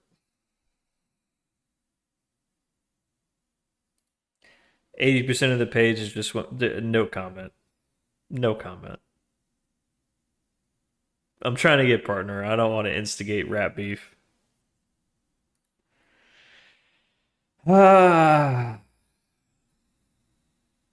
So if I just got a big rubber set of tits, like the what was the substitute teacher or whatever with the laughably large fake breasts that were clearly rubber prosthetics.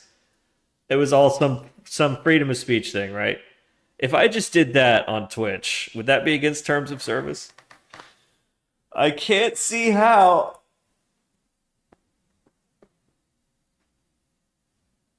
Ugh. I have a sneaking suspicion I would get temporarily banned anyway. Okay, let's see. The heart of this is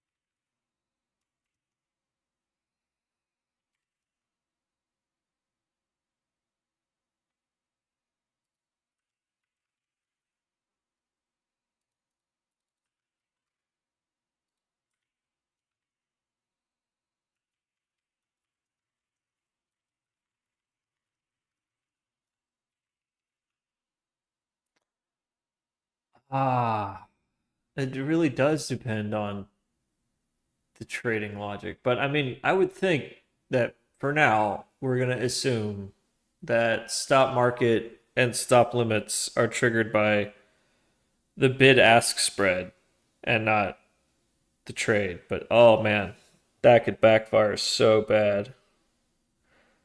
I could see that backfiring so badly. I guess that's why they always do like at least 2 trades past the threshold to trigger it. But that can also backfire really badly, so you kind of have to like take your lesser of two evils. Well, for now, let's do the bid-ask quote because we're kind of built for that. And then we can do variable modes later where you can choose which one you want.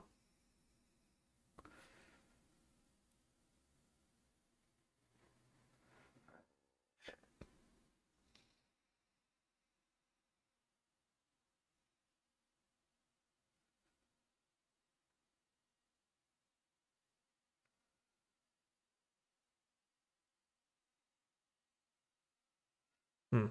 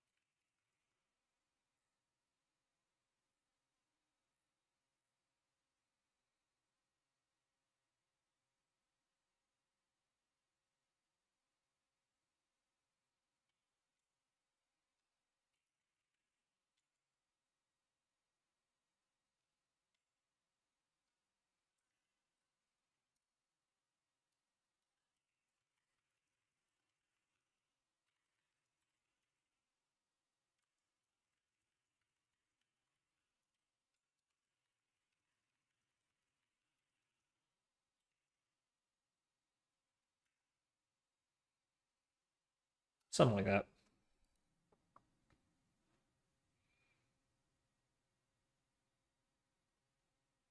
It wouldn't inspire a rule change. I mean, come on, guys. You think they're dumb? You think Twitch doesn't know? Of course they know. It's in the business model. That's why ladies drink free at Twitch, like for lack of a more succinct way to say it. The bans aren't as harsh. The rules are a little bit more lax. You get a lot more attention from the moderation staff because that's their bread and butter, man. You know, Twitch is two things: it's a friend simulator and it's a girlfriend simulator. That's what it is. There's a lot of lonely guys out there who, they can watch anybody play Dark Souls. So, what makes them feel a lot less lonely is watching a cute girl play Dark Souls. And they'll keep watching, and they'll watch every day. And I know because I do this. It's they know what's up, man. That's why they don't crack down on the OnlyFans side hustle, because that just comes with the territory. They know that if they said you can't do that here, they'd lose a lot of viewership. They'd lose a lot of ad revenue. It is what it is. And you can't be like Tyler One and freak out and say this was a male space and it was taken from us. It's like, hey man, this is a content platform and that content sells ads. It surely does. And God bless him. There's nothing wrong with it. Nothing wrong with it. But oh Billy, it just drives me crazy that people pretend that that's not the case. Like Twitch is just like three blind mice just wandering around like, huh? What? We can't see the problem. It's like they don't want to admit that they're even aware of it. And I guess they can't, because if to admit that you're aware of what you're doing is to admit that you are selling sex to kids. Is to admit that you are fully aware that adult content is being marketed to inappropriately aged viewers on your platform. So that kind of puts them in a very uncomfortable pickle. I'm not jealous. I'm certainly not jealous. I wouldn't want to have to be the CEO that has to navigate those waters. Holy shit. It's only a matter of time before the hit pieces start and they take that attack vector. It's going to happen. The strategic Bitcoin reserve is... Let me know when Ross Ulbricht is pardoned, all right? Because we've already gotten double-crossed on this H-1B bullshit.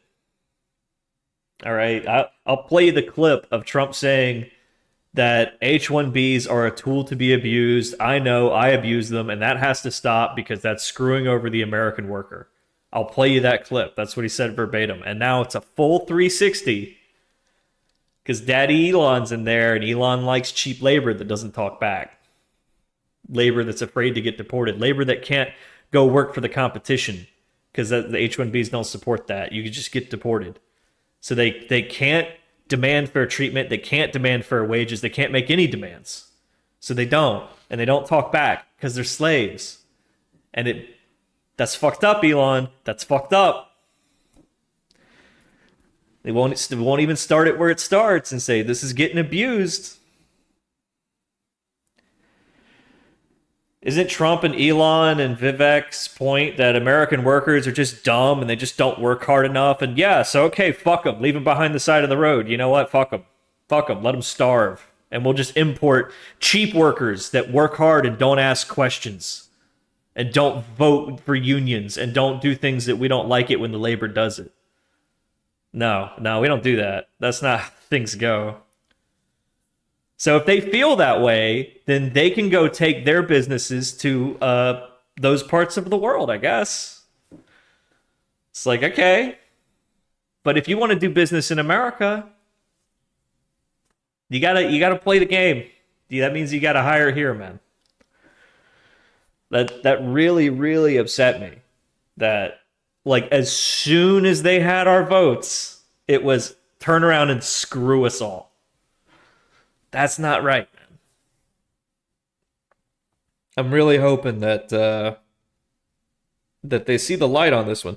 And it's disturbing to suddenly realize that this policy is going to be dictated by the opinion of one man.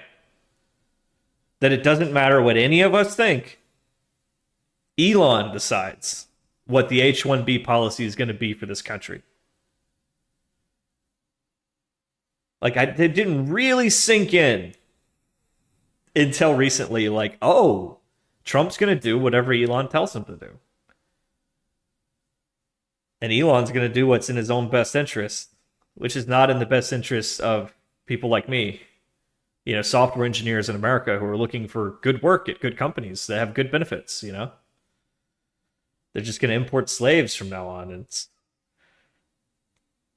And they're not going to import slaves because we're desperate for the labor. Because there's no shortage. And if there was such a shortage of talented tech labor that we have to import it from overseas, then effective immediately, we can no longer admit foreign students into our universities because we have a severe shortage of tech workers and doctors and nurses. So we got to make room. So we can't do that anymore. So this has to be Americans only because we have a severe. So this has to be a temporary. You see what I'm saying? They're trying to get us on both sides. You know, we're getting muscled out of our own universities, and we're getting muscled out of our own jobs. And it's not because there's a shortage. It's because we're not working hard enough. We're not willing to accept lower standards, lower wages, lower. Like we're not willing to be slaves. So, and because we're not willing to be slaves, we'll just import slaves. And that's what they are. They are slaves. If they disobey, they are deported. That is a slave. You cannot say, I demand a wage. We're unionizing. I'm going to go work for the competition. No, you get deported. How do you solve that? No more H-1B. Just no, none. You have to prove that there's an actual shortage. You have to prove that there is a shortage. And I don't mean that you can't find someone willing to work for peanuts or that you've gamed the system in such a way that, like Google does. Google has 50,000 job listings at any given time, but you can only apply to 2 per year.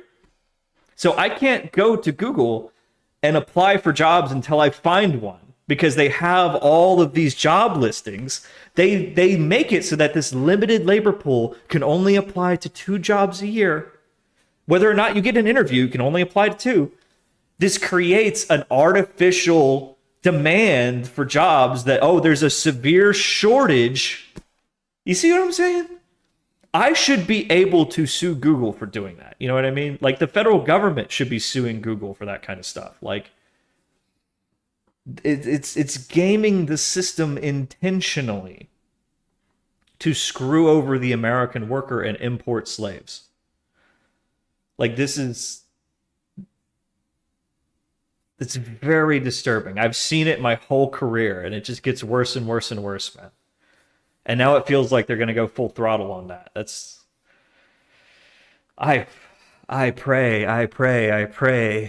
that Elon sees the light on this one, but I know he won't.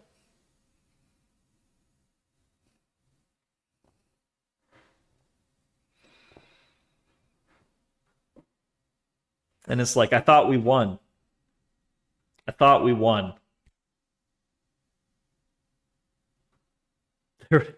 There was no winning. That's the part that really hurts. Sorry to get dark about it, but so if I voted for this guy, he's gonna get fucked. If I voted for this guy, I'm gonna get fucked. Man, free Luigi. It's like, what else is there to say? Free Luigi. He's got some work to do. That's a dark thought. Let's get back to work.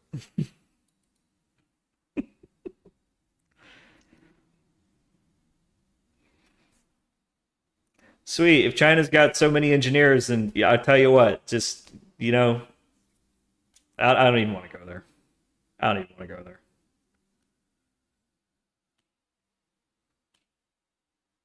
Do I believe people should be allowed to apply whatever rules how many times they want? I feel like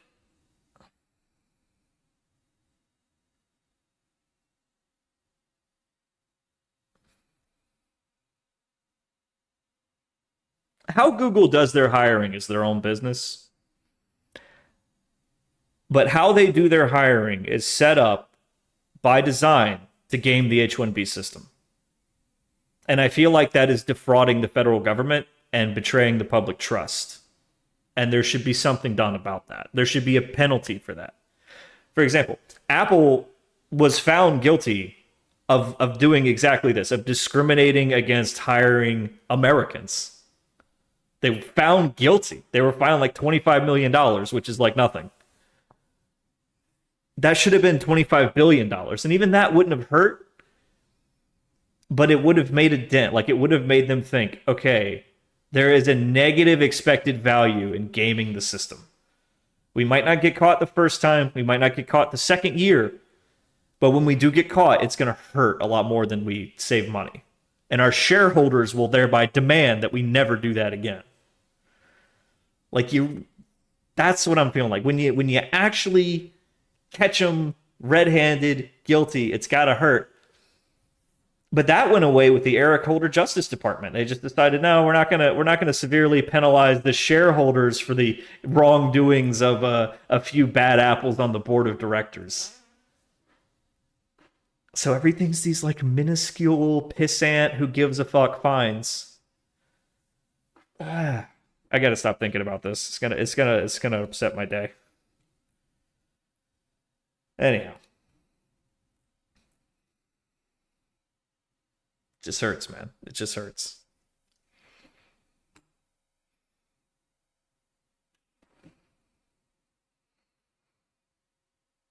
Just let it go, Algo. Just let it go, man. You got work to do. Okay, let's see. Let's refactor. So we want to handle virtual order types more efficiently. Thank you, Bunch. Thank you.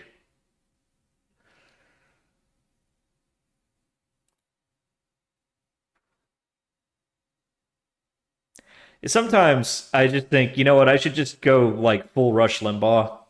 I could sit here and just belt out 8 hours a day of just rage, like blood boiling, disenfranchisement fuel. Ah,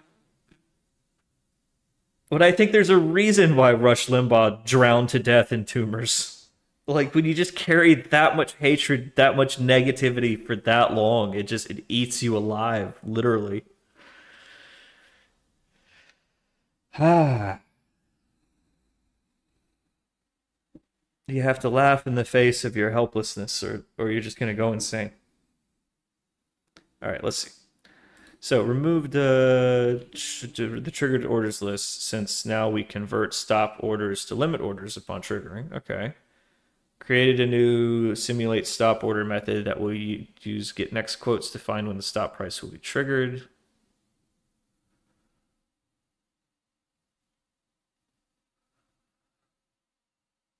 Okay.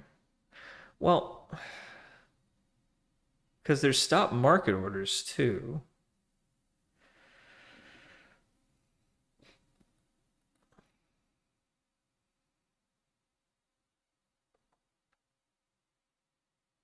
Does it do a type differentiator there? No, it doesn't. Yeah, let's.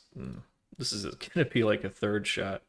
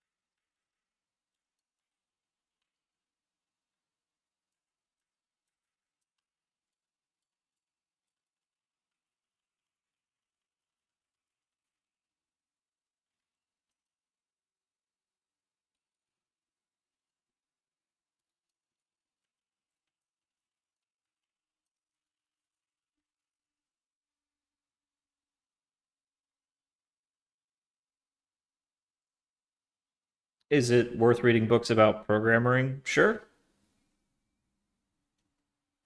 I feel like I would have been better served if I had read some of the philosophy books like of programming at an earlier age instead of just kind of like learning it through muscle memory.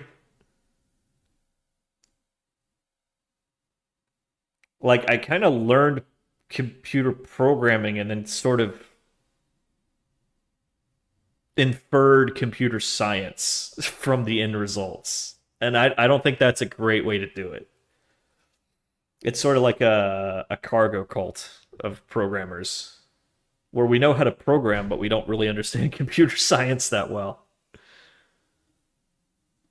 But then again, like the reason I wasn't a computer science major is because when I was choosing majors and touring the campus of Mercer University, I saw a bunch of kids like huddled around a laptop with some Python code on it. At the time, I'd already been coding for half my life. So I was like, "Oh, hey, cool. What are you guys coding?" And they're like, "Yeah, we're doing a problem set for comp sci." I was like, "Oh, cool." So like, no problem, right? Like you guys are coders, right? And like, no, none of them knew how to code. Like none of them had any coding experience before they started doing computer science. And all of their experience was in these like problem sets, which were very hardcore, low level comp sci, right? So there's this disconnect where like you have some people coming out of these universities that know everything there is to know about computer science but couldn't code their way out of a paper bag. And then you have all these self-taught programmers that don't know the first thing about computer science. I kind of love it. I feel like we have to get these two together and make butt babies that'll solve everything. So for stop market orders, let's see.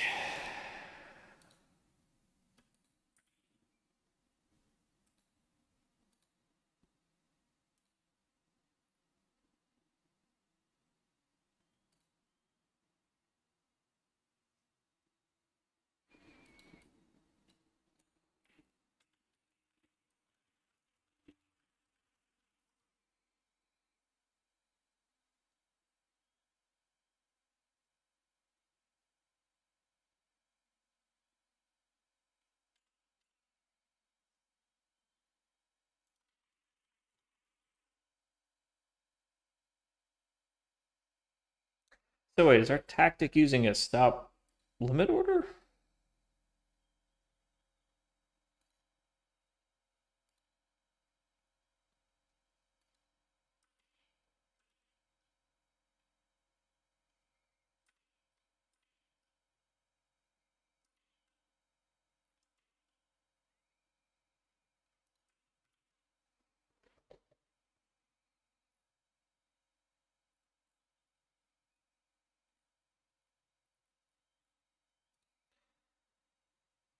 No, the stop loss is a stop market order, so even that's not simulating properly?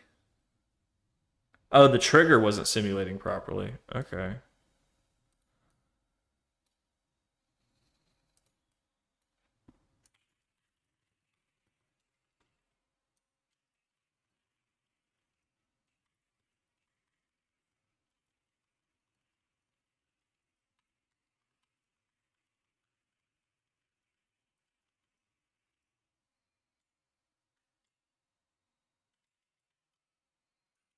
Okay.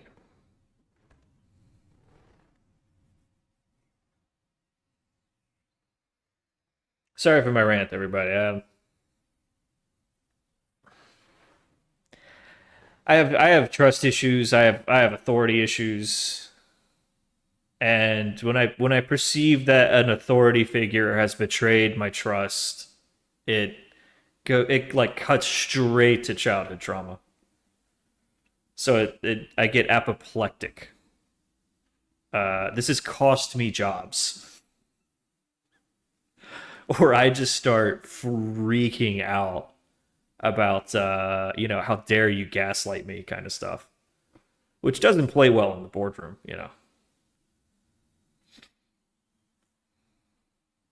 So I'm working on it.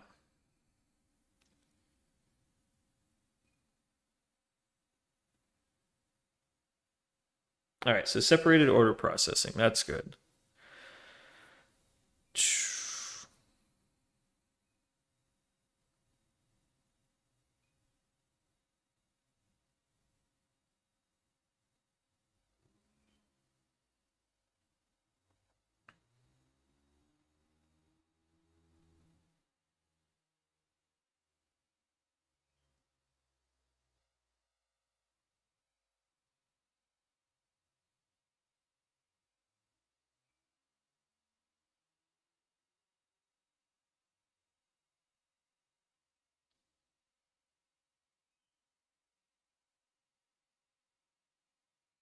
Oh wow, you did a number here. Let's take a look.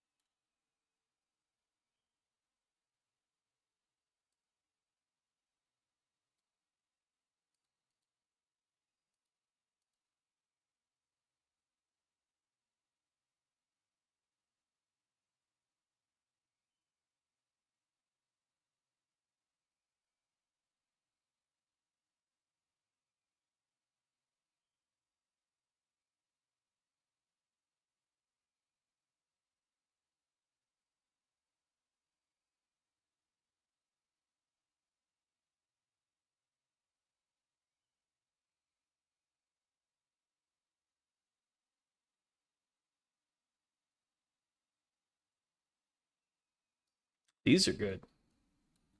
These are well done.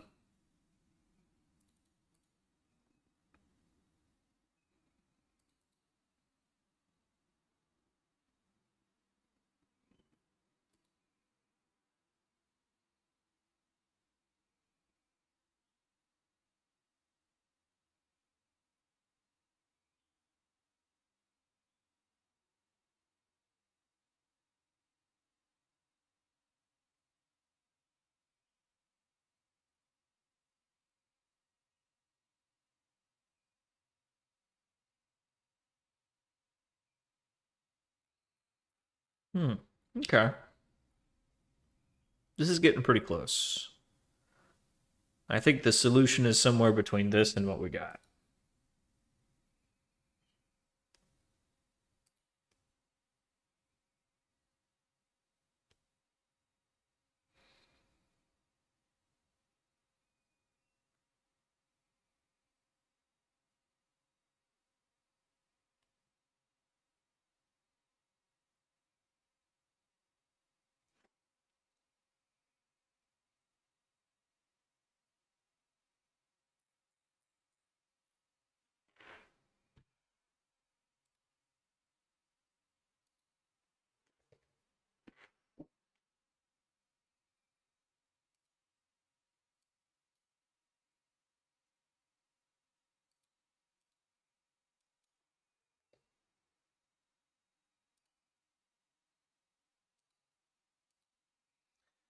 Okay, so now we know the nature of the problem.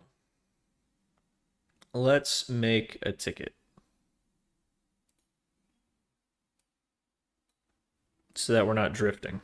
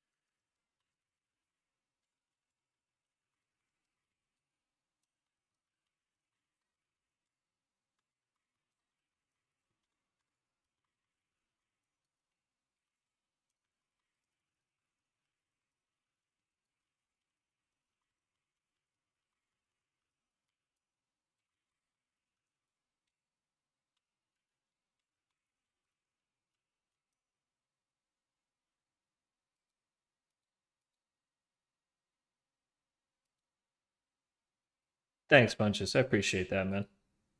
Yeah, we're doing good. We're making good progress. We got the discovery engine up and running, or the discovery platform up and running, and we've got live trading up and running. We just gotta fix a few bugs, get a couple of good strategy components in there, make sure we're focusing our research on the right stuff and not just doing things because they're easy. And yeah, we should have some pretty exciting stuff here soon. It'd be great.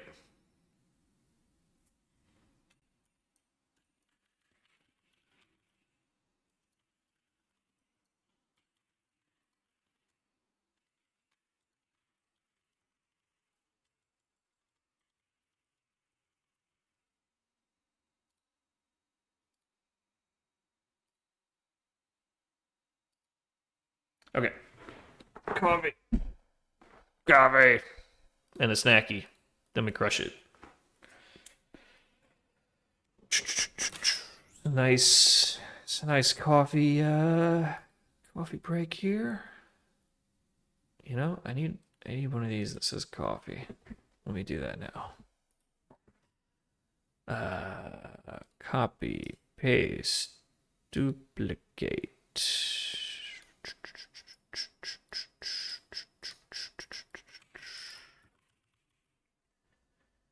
Coffee.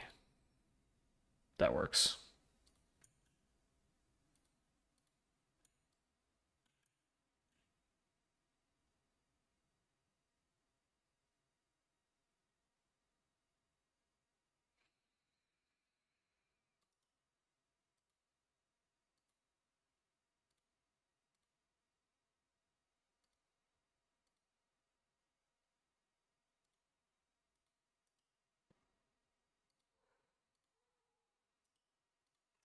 Okay, copy.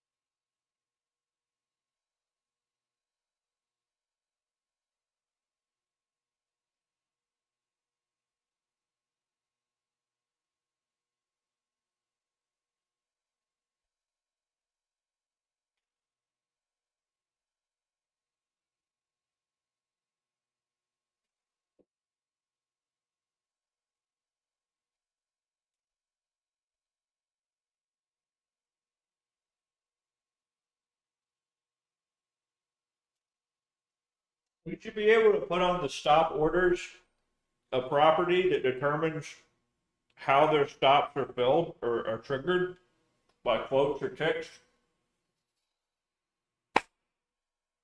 That should be like a tactical specification. Um, no.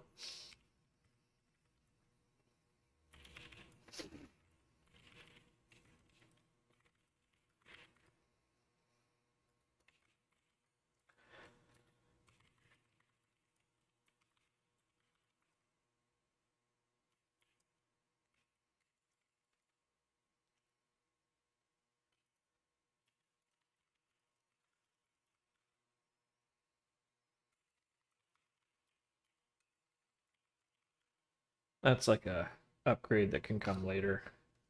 But just want to make a note of that. Yeah, that would make sense. That would make our system more dynamic, and then the simulator can honor that. And interactive brokers makes you set one for each account, I think, which is dumb. I should be able to set it per order. Well, in that case, we might just run our own virtual orders, which would suck because it would introduce lag, but minimal lag, 20 milliseconds. It's not too bad. Yeah, yeah. Okay, well, for now, we'll just do quote-based simulation, and then in the future, we'll have a ticket on there for upgrading it to a more sophisticated system. But for now, that's not essential for getting good strategies in production.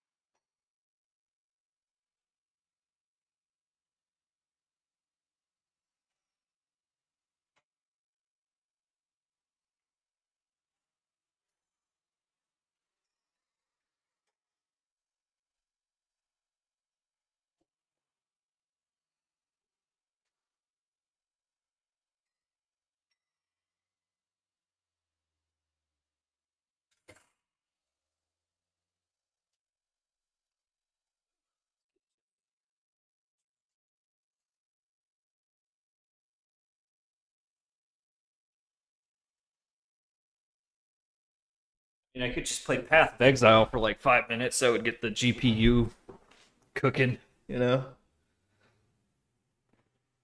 I remember seeing a proposal once that like people should have state issued space heaters that are like Bitcoin mining GPUs. So whenever they turn on the space heater, it's like mining coins for the state to generate heat. That is so gross. It kind of makes sense because you would be recovering some of the energy that you're expending to generate heat.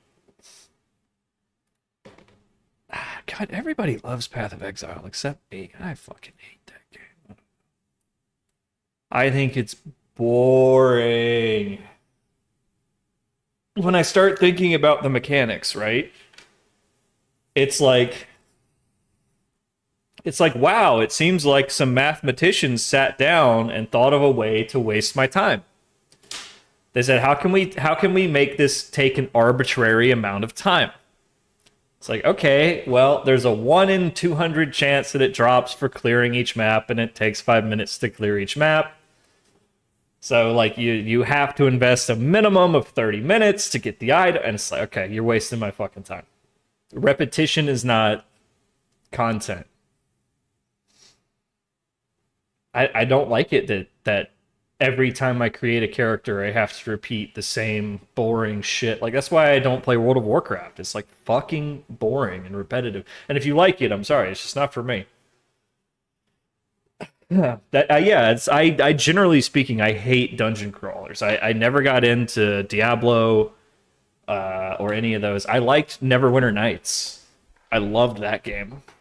I loved it because no two times did it ever play the same for me. Like, even with the same character, like, no two games, no two dungeon masters were ever the same.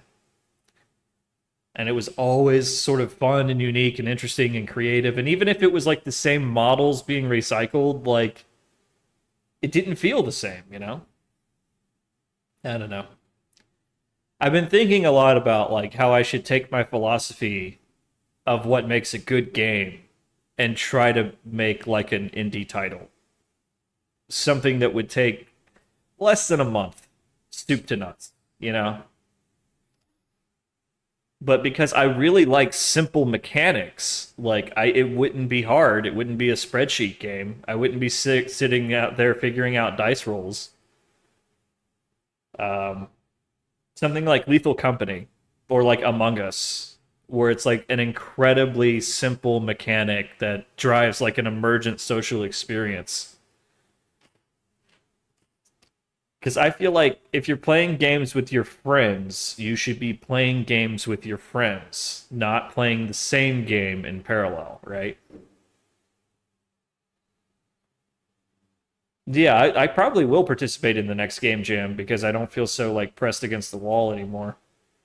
Well, I mean, I feel more pressed against the wall than ever, but that's gonna break one way or the other on Valentine's Day. That's kind of how I think about it. By then, we should be very clearly on the right path, or we did something wrong, and I need to go get a job.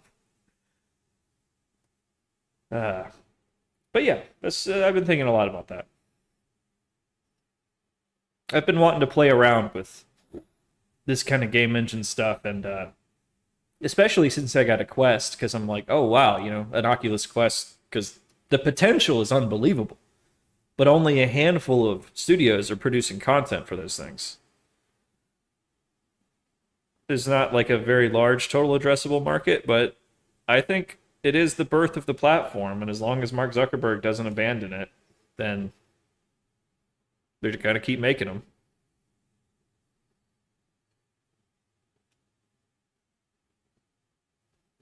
Hmm.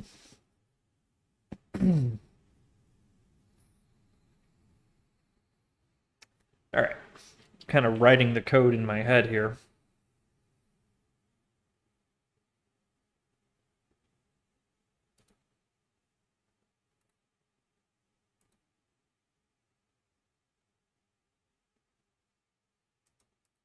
Take a quick peek at my YouTube subs.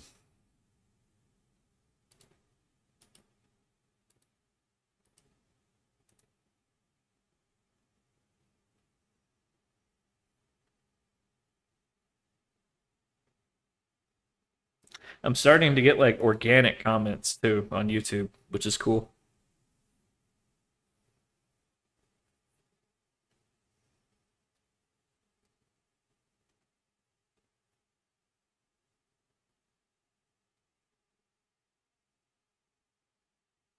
What do you mean about like the Book of World Records and Mark Cuban? Like, what's he in there for?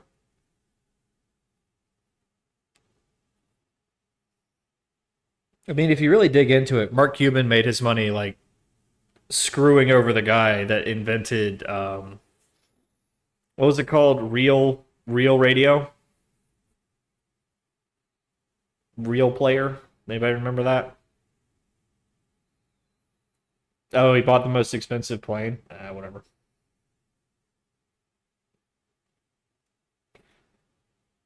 Broker simulator.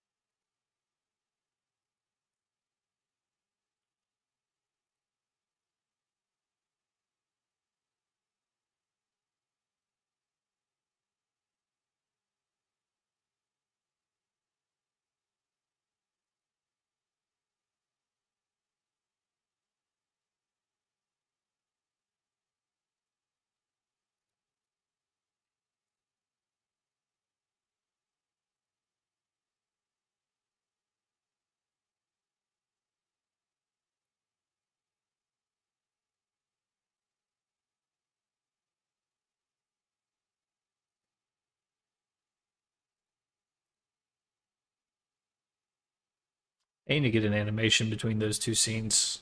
Like the way I can do this, I need to do that with the blurry scene. With my Truman Show stage.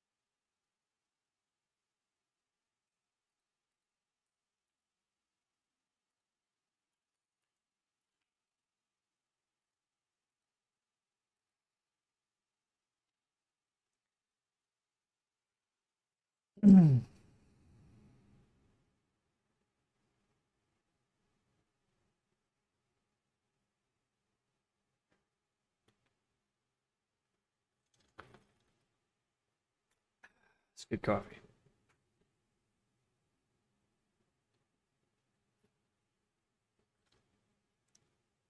So, chat,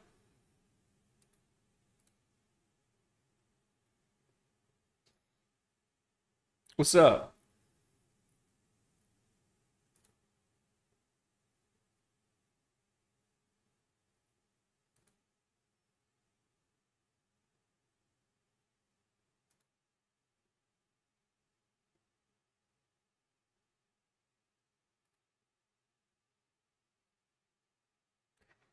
Gosh, there hasn't been a new episode of Talk to Us since December 3rd. Is something going on with Hawk Tua Girl? Is there some is there some drama brewing out there? Oh man, I feel like whatever money she made from the coin scam, which was probably nothing by the way. Usually the celebrities get hosed by the scammers like everybody else. Um, yeah, I feel like it probably paled in comparison to whatever she was making from the podcast. Stop making stupid people famous. Hey man,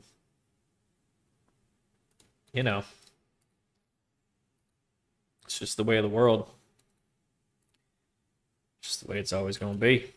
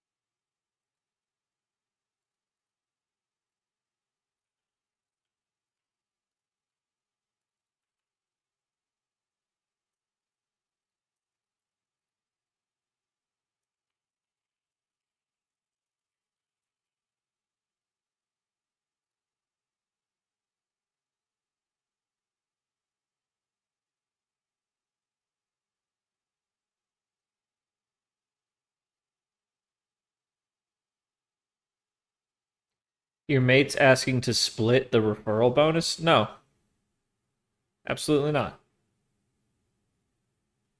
That like unless that was agreed upon before any of this began, like you don't just to come at me, you don't get to come at me later and be like, "Yo, I get half of that." No, fuck you, man. That's my reward for getting you the job. Your reward for getting the job is a paycheck. Now, if before any of this started, I said, "Hey, buddy, how about instead of taking that job that you were going to take, I hook you up with a job here at my company. I'll get a referral bonus and we'll split it. That way all of our interests are aligned here." Good. But like if he didn't have any other offers on the table and you hooked your guy up with a job and you got a bonus for that, you should have kept your mouth shut for one. Should have just bought him a round of drinks and said nothing. And it would have been better for your friendship. And two, yeah, no, fuck him. No. Just be like, dude, no. And if he's making a big drama about it, oh man, this is gonna suck. Working with this guy is gonna suck. And yeah, maybe he values money more than your friendship. That's kind of fucked up. If he's willing to immediately go sully your reputation to all of your mutual friends after you just got him a job.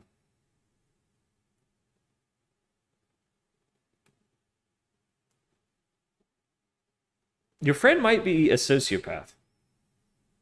Like he really like I mean, I don't mean to insult the guy, but that kind of behavior.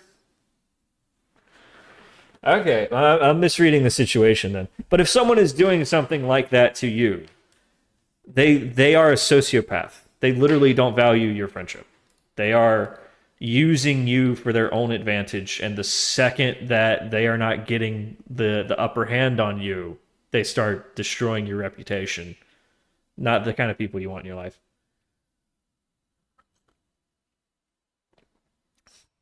Yeah.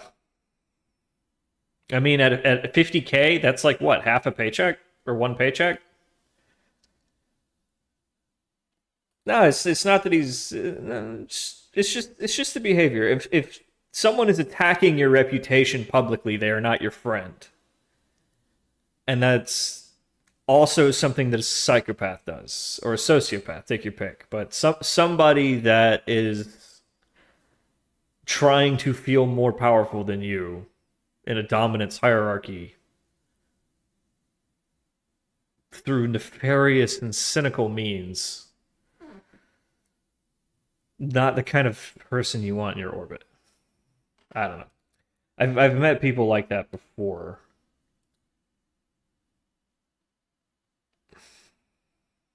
Let's just say not the kind of people that you want to do illegal transactions with. No, no, you're not being mental. You did your buddy a huge favor and you made the mistake of telling him that you would benefit from it financially, to which he feels entitled to a share of that financial benefit because he's doing a favor for you. You see, shouldn't have told him about the money. It's a lesson. It's a lesson. I mean, I've been in a similar situation where somebody was like, "Hey, we would love for you to come join us at Citadel." Like, Citadel? That's a very respectable establishment. I've interviewed there several times before and not gotten very far because I don't have an impressive education. Are you a senior vice president or a managing director? Or it's like, oh no, no, I'm a coder. I work at Citadel, but if I refer you, I get 50 G's because the coders make good money. And I was like, oh, so you don't actually want me to come join the team. You just want that referral bonus. And they're like, yeah. I was like, oh, okay, yeah, I don't want to do that. See, we were a little upfront about like what we each wanted from it, like we avoided that awkwardness at the end, I guess. I mean, yeah, they were honest.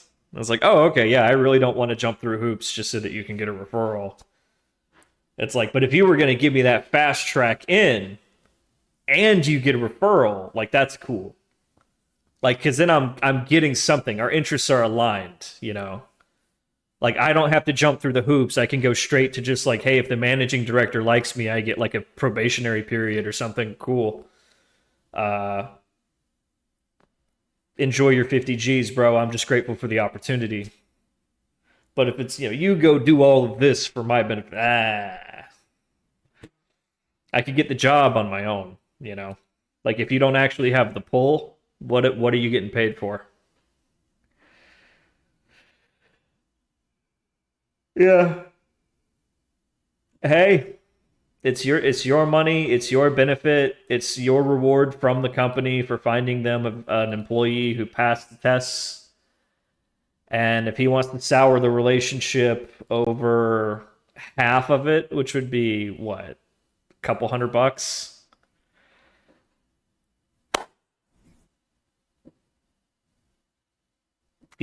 that's his choice to piss away a friendship and a job. Because let's be honest, if they got to choose between the two of y'all due to an interpersonal conflict, we're gonna keep the one that brought in the new guy, not the new guy. So he's throwing a lot away by making a fit about this. I would exercise extreme caution around this person for the rest of forever. Yeah, he's burning bridges over small things. So can you imagine if it was 50 grand or 100 grand? This guy would be threatening to kill you. This guy would be showing up at your house in the middle of the night trying to freak you out, right? And maybe even do something. Because those kinds of people where they get blinded by rage and ego stuff, like I was earlier with my little rant about Elon, they go crazy. They go crazy. Nah. I wouldn't worry about it, Facus. I'd go ahead and put that to bed. I'd just tell him, look, hey, this is a benefit that the company gave me for bringing you on. This was not a deal that you and I had arranged, and I don't appreciate you feeling entitled to a part of my payments. Like this is part of my benefit package, and I don't appreciate you feeling entitled to that. So, are you going to let this go, or are you going to shit all over this job and this friendship and leave it at that? Don't let people push you around, man. You gotta set your boundary and enforce it early. You're welcome. And be sure to emphasize the amount. Be like, over $900. Come on, man. You're above that. You're above that. All right, let's see. I think I got this.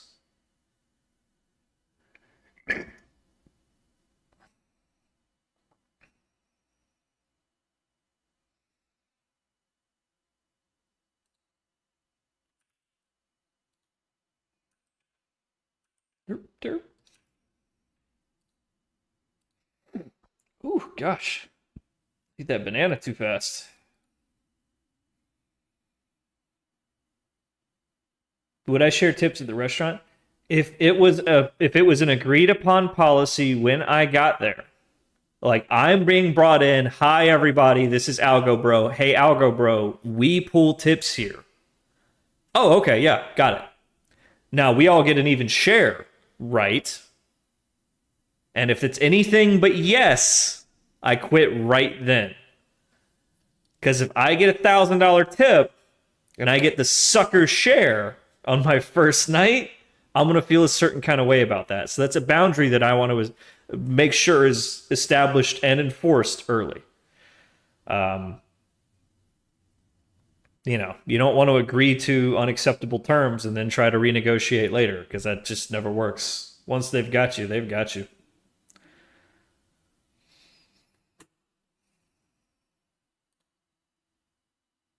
And an interesting related note, they've just changed the rules in a lot of the casinos here about how tip pooling works.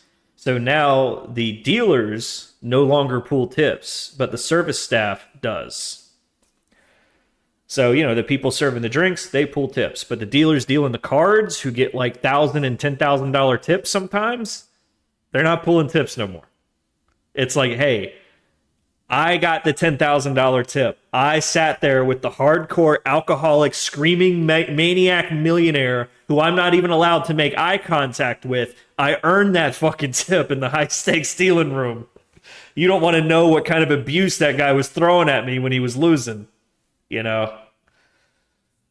So I understand that one. Good for them. I always thought that was fucked up, that like you get like a $10,000 tip and then you gotta go, you get like maybe $50 of that. Yeah, I got the loot, Steve. Ah.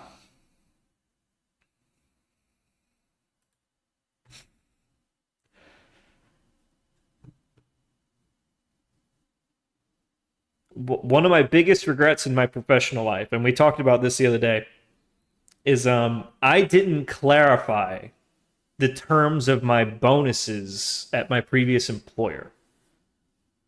The wording of the contract said that it was a discretionary bonus, which I interpreted to mean amount, and they interpreted to mean form. So instead of my bonus being in cash, it was in restricted stock units, and at no point had anyone said anything about that.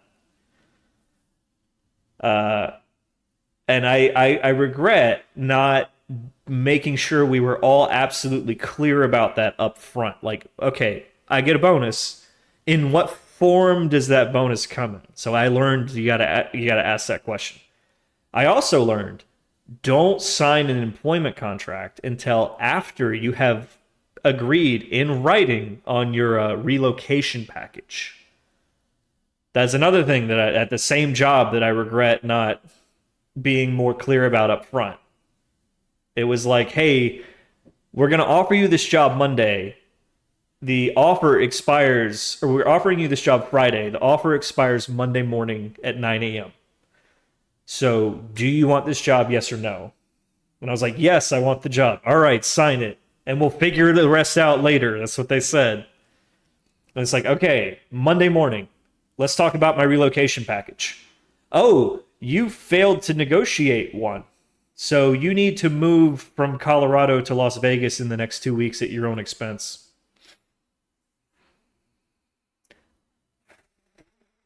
Okay. Talk about that later. And that was just the beginning of my relationship with that employer. So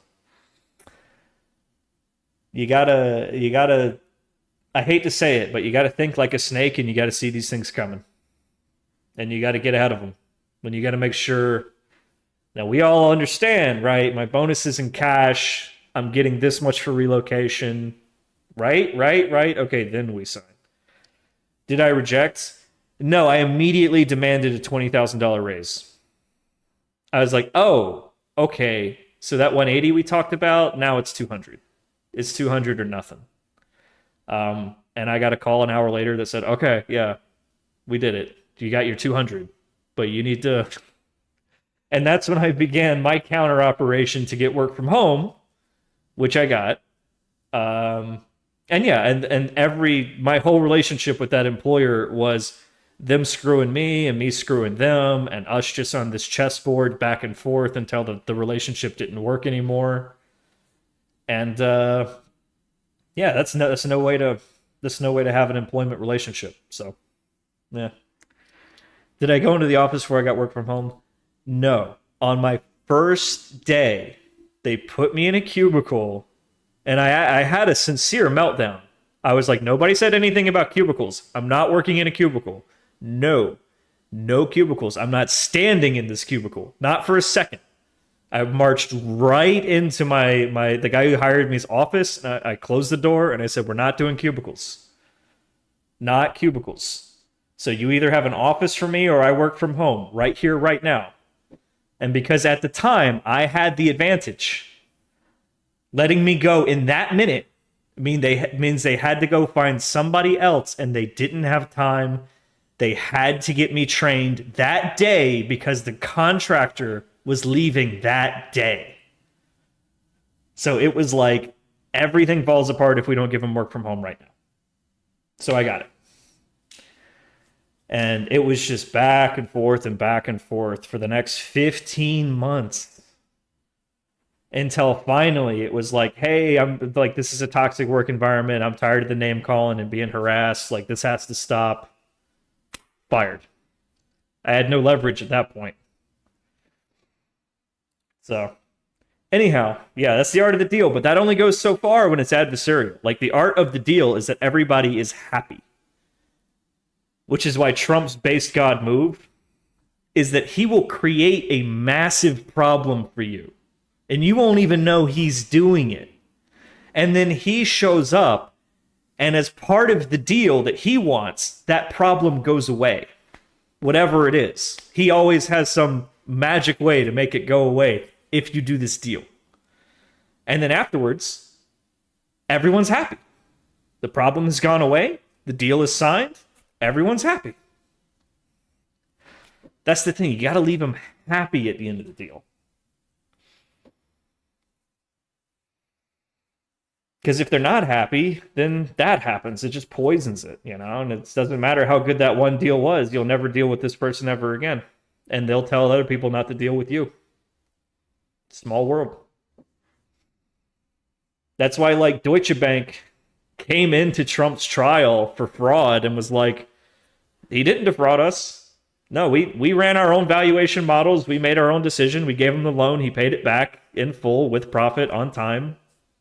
We'd do it again because they were happy with that deal. If they weren't happy with that deal, he'd be in bigger trouble. They'd come in and say, yeah, he defrauded us. He fucked us over. He dragged his ass. He broke the terms here and there. We'll never do business with him again. He's a total fraudster. And then you're in serious trouble. Yeah, cube farms are awful. It wasn't so much the cubes. It was that I already knew that everyone I'd be working with was working remote. They were all contractors. Ireland, Mexico, the Philippines, a few people in India, a few people in... Did I say Ireland already? Anyhow. So they're like, you come in here, you sit in this cubicle, and you work with your team all over the world. And nobody else in the office worked in my clearinghouse. They were all part of other financial service companies that got acquired by the bank. So it was just kind of like all of these legacy employees that like can't be fired, can't be outsourced because they're like soft skill type stuff, like the salespeople, the client handlers for this wealth conglomerate or this mortgage backed security broker. Ugh, it's so gross. It just smelled like death in there. Half the people had like walkers, you know? I just kind of freaked out, man.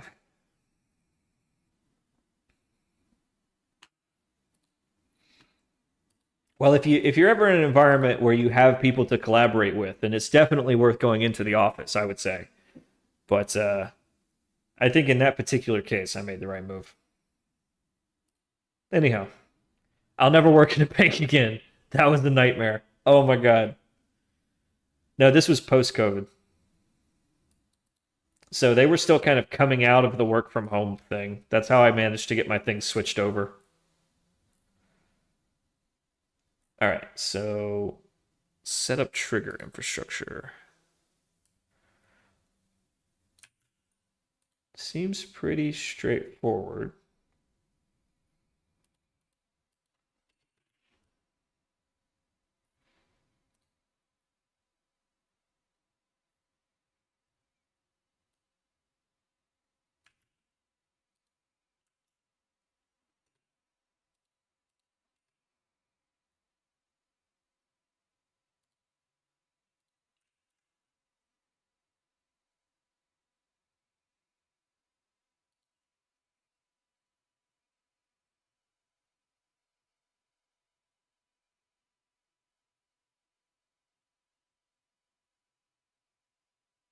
I hate the commute. I hate the commute. I hate that I have to pack a lunch because I don't have access to my fridge. I don't mind having to wear nice clothes.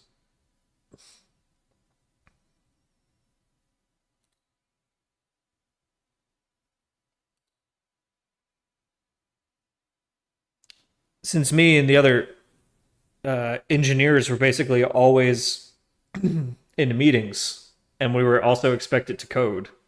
We were each like the division heads of our little departments. I used to joke that like if we were actually working in the office, like if this was the era before Microsoft Teams, then the meeting room would literally be us. It would be the tech leads in the meeting room with all of our teams in the meeting room working at all times with the meetings coming and going around us. Because we always have to be in the meetings and we always have to be working. So, like, if you really wanted to apply how they were managing us in a work from home fashion, like to the real world, then we would literally be in the war room at all times with the business people coming in and out to like have their meetings around us while we're in there like working. At one point, I actually had to set that boundary where I was like, okay, listen, are we supposed to be coding in the meetings? And they were like, no, you're not supposed to be coding in the meetings. You're supposed to be paying attention to the meetings. I was like, okay, I have 2 hours a week that's not in meetings. So that's my coding bandwidth. And they let me actually write that up for a while. And I did find a balance for like one sprint where I was like, well, I only have 2 hours of bandwidth. Here's my schedule. And then they didn't like that. They were like, well, nothing's getting done. Like, well, I'm in meetings all the goddamn time. Well, then don't go to a meeting if you don't absolutely have to be in it. And that's what led to the next thing, which was, I don't need to be in this meeting. I say you do. Well, he says I don't. And you're refusing to meet with stakeholders. And oh, God. Oh.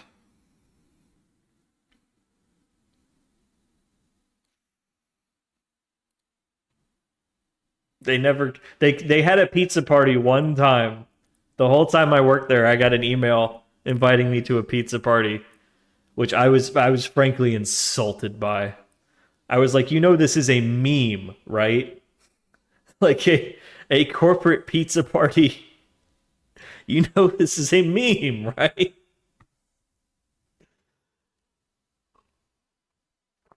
Yeah, it does. That's why I don't want to be tech lead again. I'll take $20,000, $40,000 less a year to not be a tech lead anymore.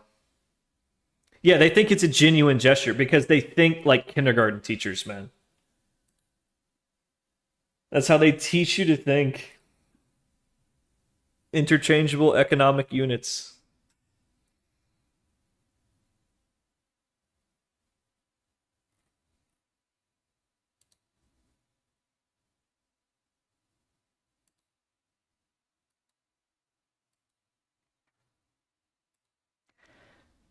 Yeah, I guess it makes sense.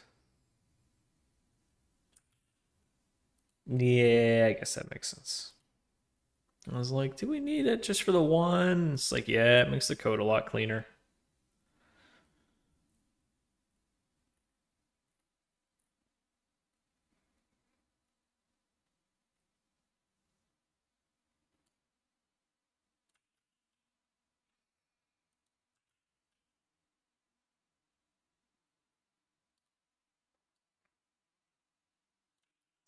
These should probably be static.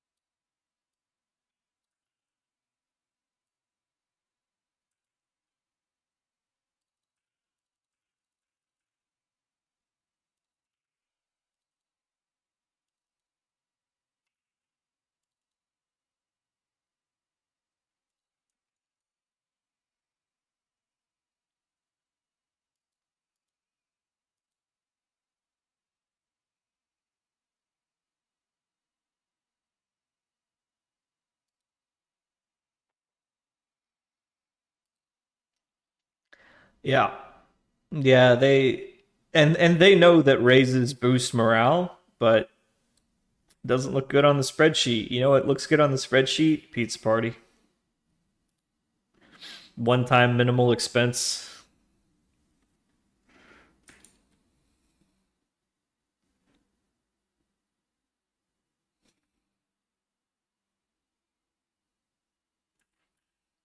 Cheesy gesture. Oh yeah, we're a corporate family. That's why we fired you via text message. We didn't want to make eye contact, but we're family. We're like a family here. Creepy corporate smile. Don't you see, Milo? The work we're doing here is so important.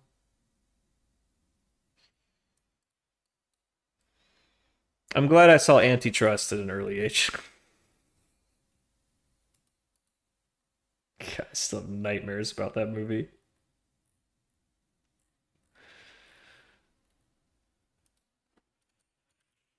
you know?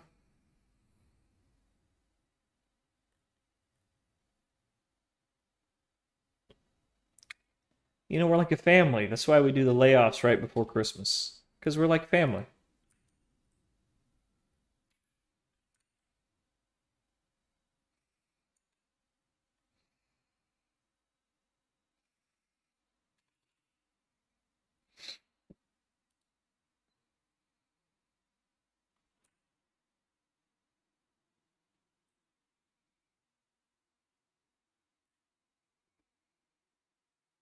Hmm. Yeah, we should probably catch it here and throw a exception.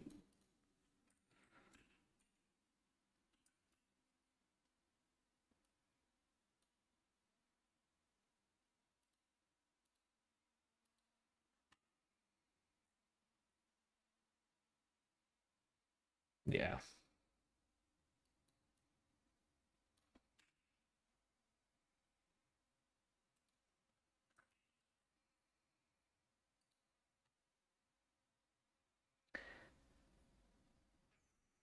My last manager was on vacation for 19 weeks of the 15 months that I was working there. And I'm pretty sure we were only supposed to get 2 weeks of vacation per year.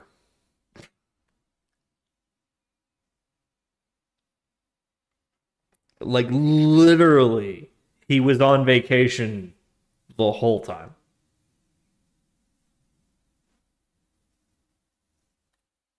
Well, apparently, even though you only get so much vacation per year, your paid vacation can be approved by your manager. So it was just like, Algo Bro's running the risk department. Like, I can be on vacation. I'm pretty sure that's what was going on.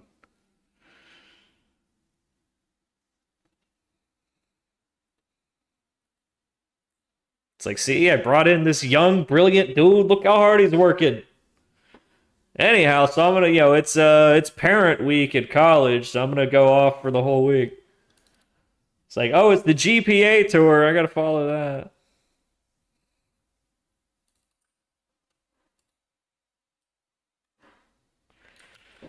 What are you gonna do? I mean, like, if I had that kind of job, I'd do it. Yeah, hell yeah, I'd do that. I get it. I totally get it. I'm just like, how do I get on that side of it, Where I can be on vacation streaming the whole time.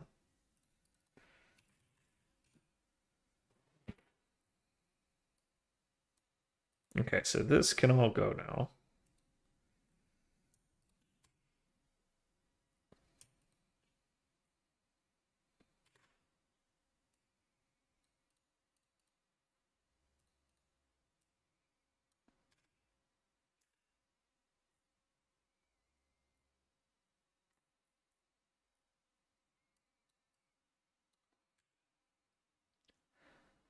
All right.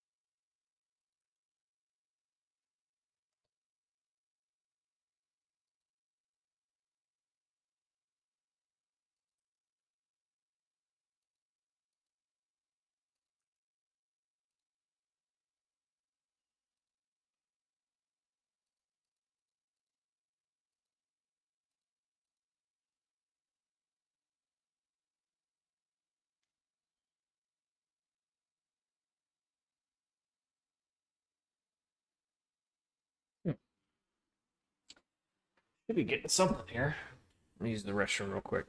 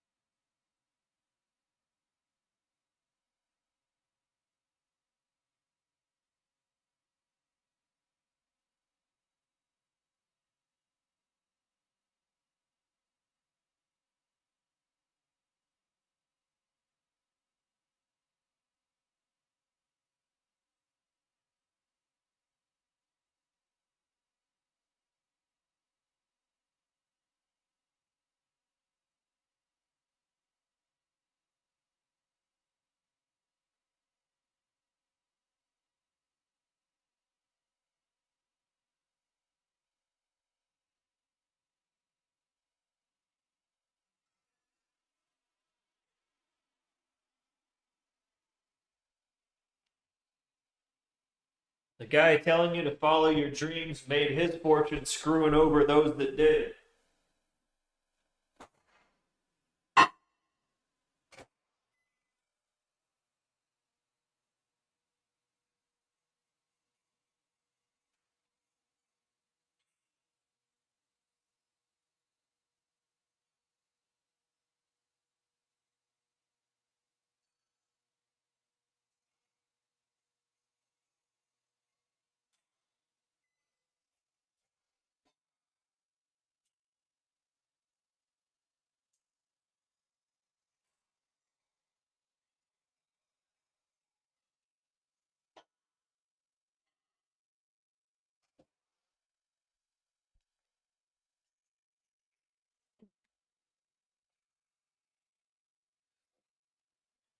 I had a friend once who told me that the worst mistake you can ever make is to think that you are alive when really you're just asleep in life's waiting room.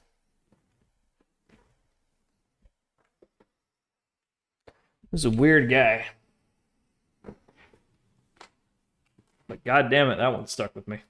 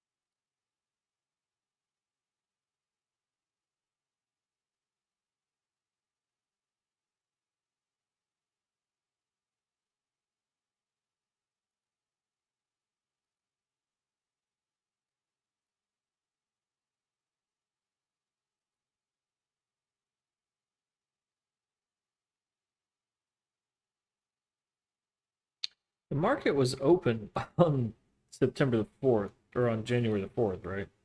June the 4th, right?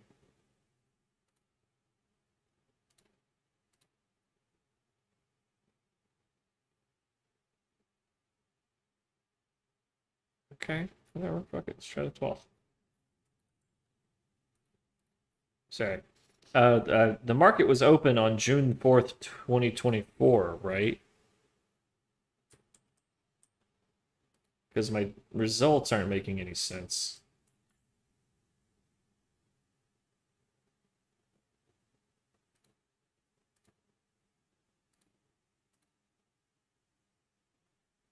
All right, I'm gonna set it for the 12th.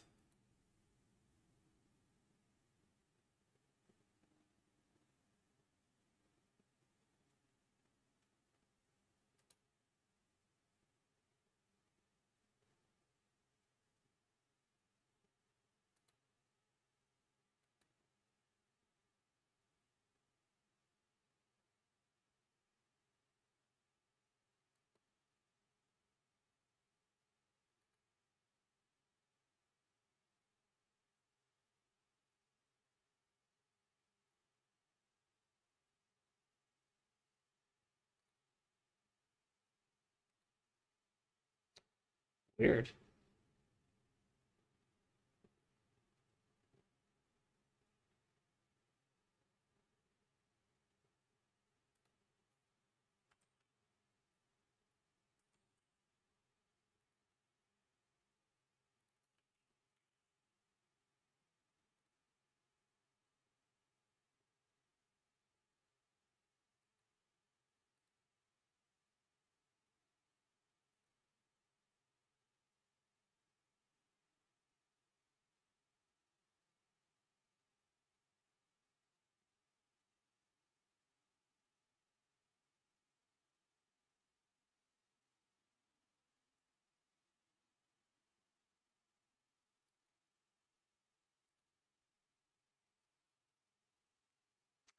Yeah, it looks like the stops still aren't simulating correctly. Let's see if we can walk through it here.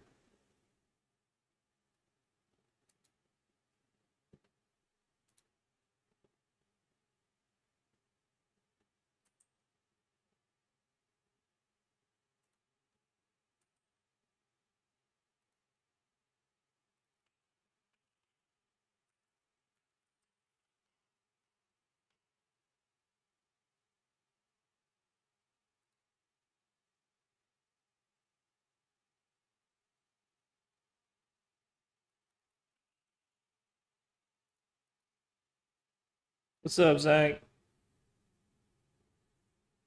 Okay. Yeah, neither one of those have to use the stop, though. So I think on the 4th, it has to use the stop in both cases. Let's try the 5th. Try a different date.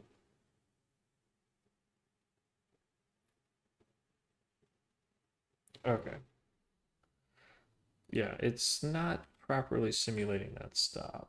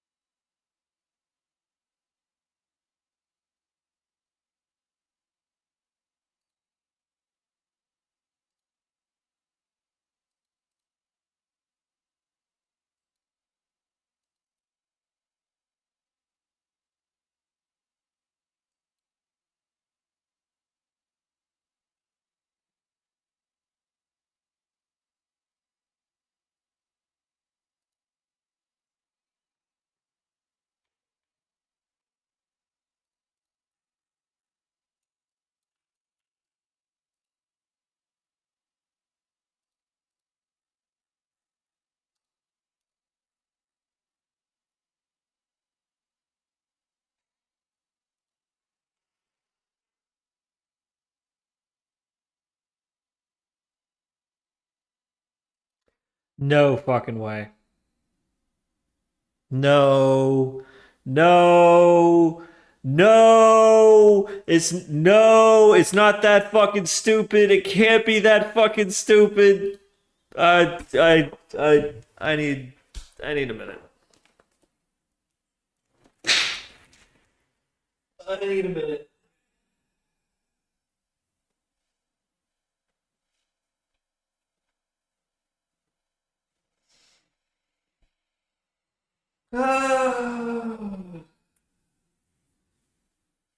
Okay, Mario, if you're listening, this is where you say this is why you don't let the GPT write the query. All right.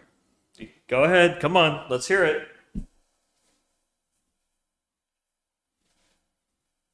Come on.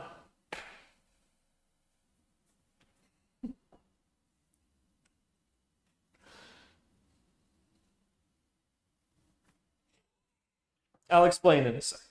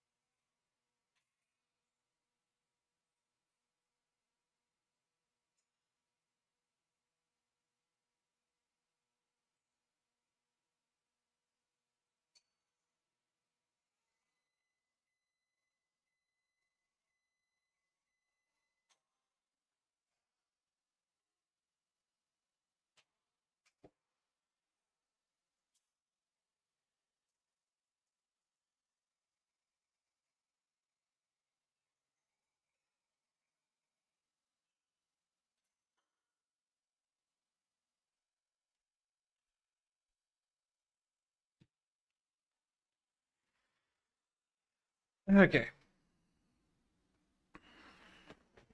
Grandpa had to go take his cough medicine.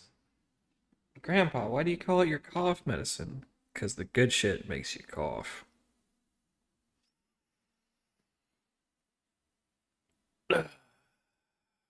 Fuck.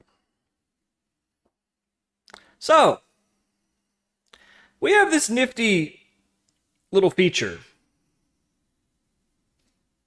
that I bragged about earlier. You may remember. When I was like, hey, we have this really smart little super query that we use to jump straight to where orders would execute.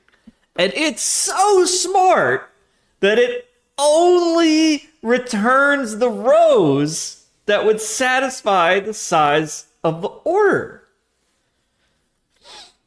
and the GPT, well, it doesn't see the query, it sees the function that uses the query. So it said, well, we only need the next quote, so less than or equal to 1. Right? Which returns nothing. Because the minimum size is 1. So, yeah.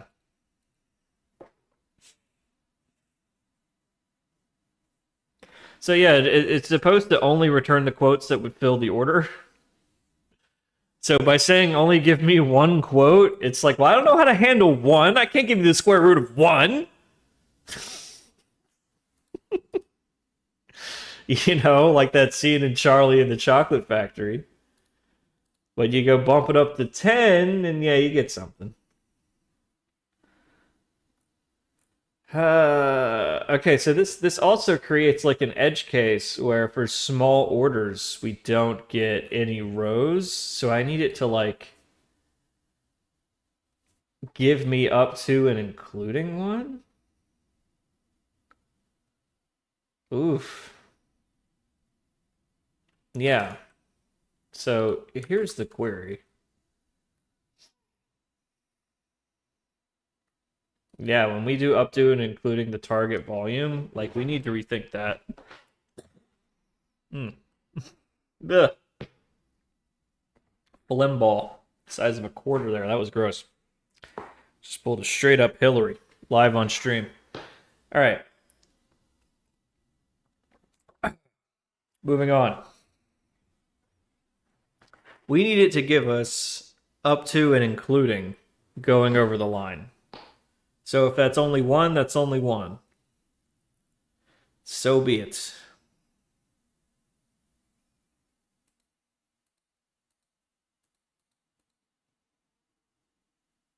How the fuck do I do that?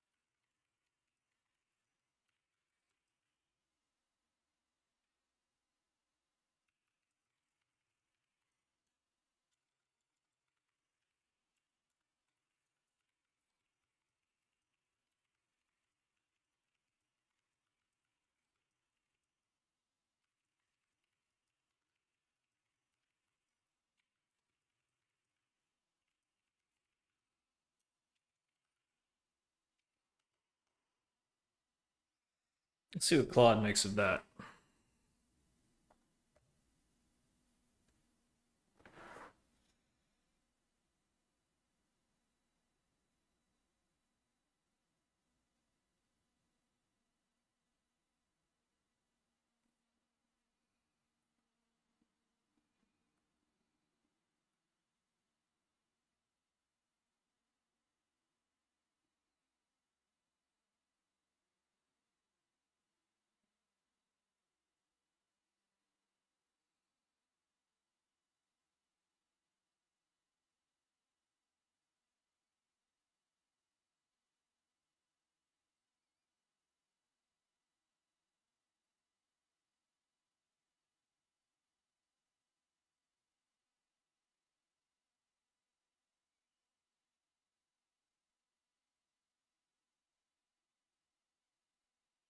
Cool.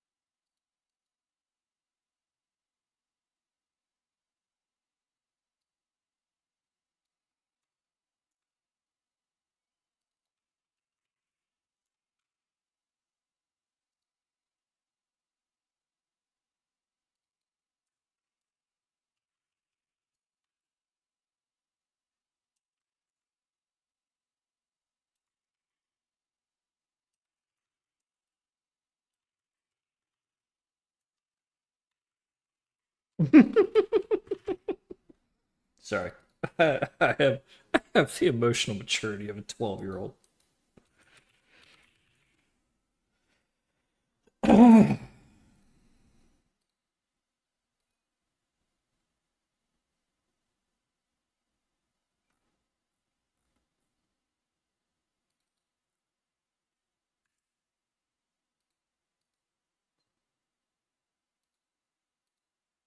Yes, that was the joke, Ted.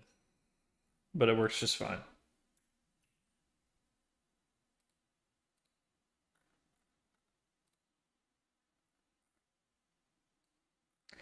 Okay, so The tweak is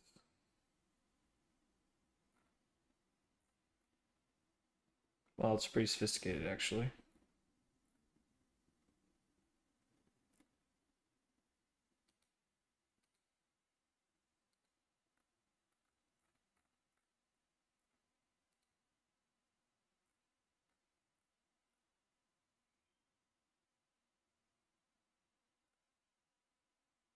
What, huh? Way too dank? What? Did anybody else just get something?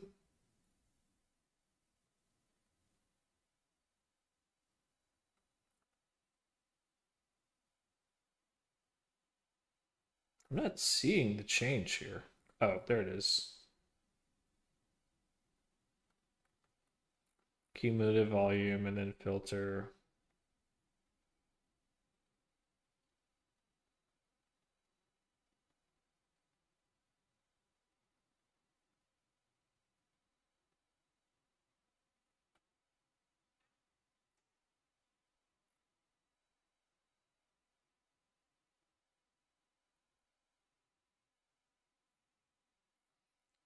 Where are we filtering by cumulative volume?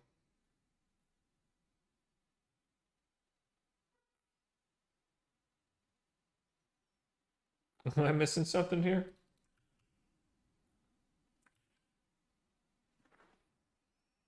Oh, because I'm printing the wrong damn query. The wrong damn query.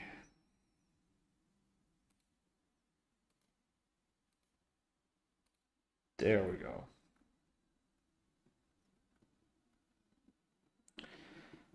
That's a motherfucker right there.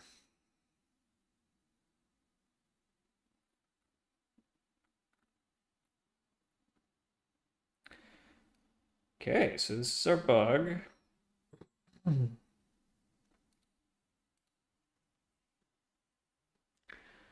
Now we got to put the new query in there.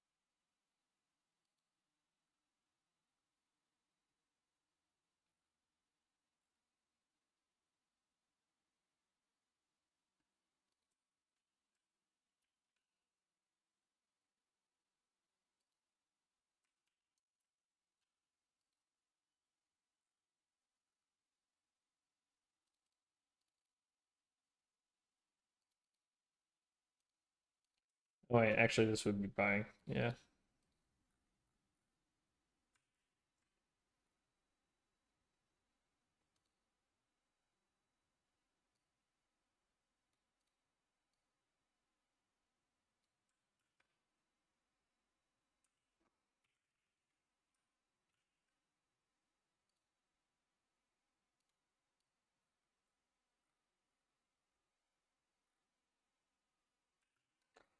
Right.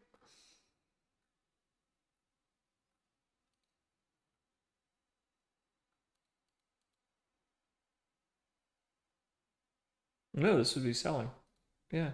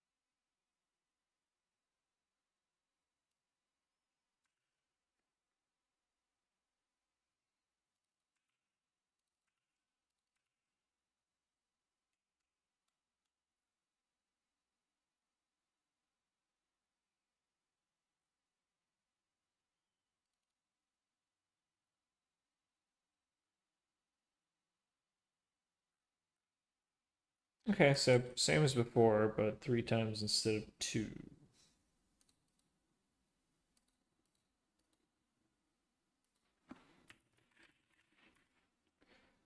Okay. Pretty straightforward. I'll just do the other one.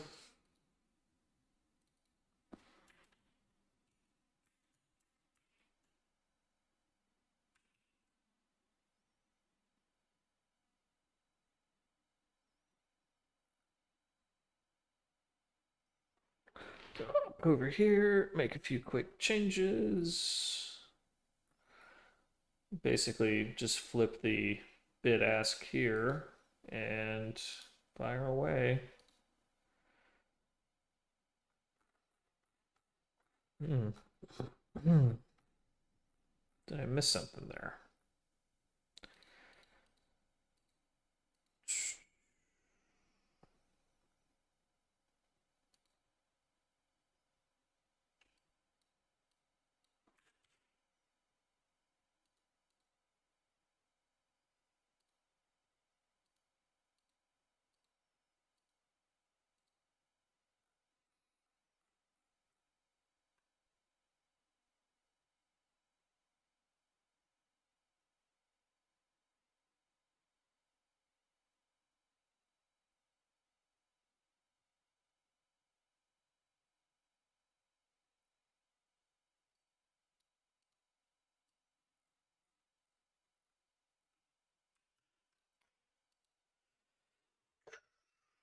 Same deal.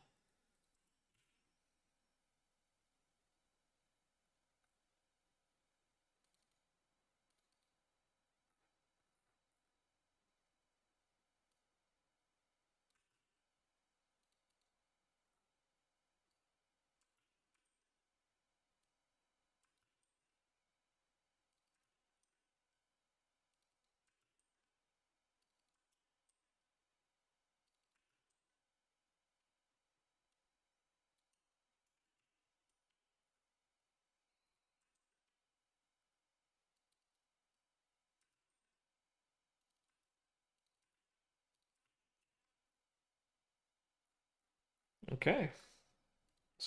Let's give it a shot.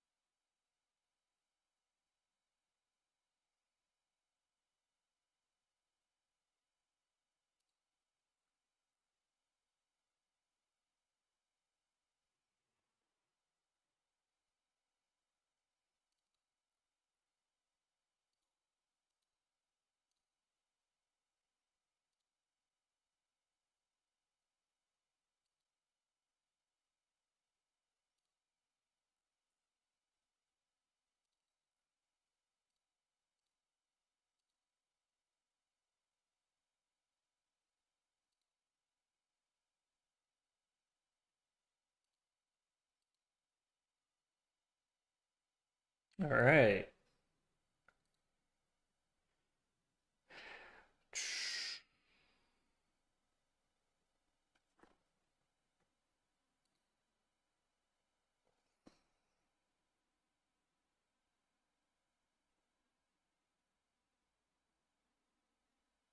All right. Looks like the stop loss orders are filling now. That's great.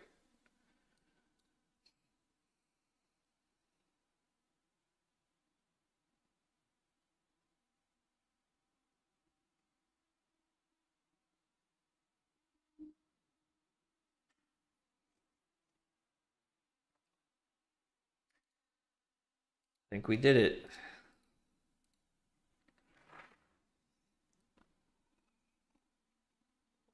So ultimately, the problem was twofold. One, our broker simulator was not properly simulating the trigger of a stop order, right? So you want to flip the action. So if you have a stop sell order, the trigger for the stop sell order is going to be like a buy order, right? It's going to be like a buy order getting triggered by the market. That's kind of how that works, but easy to overlook.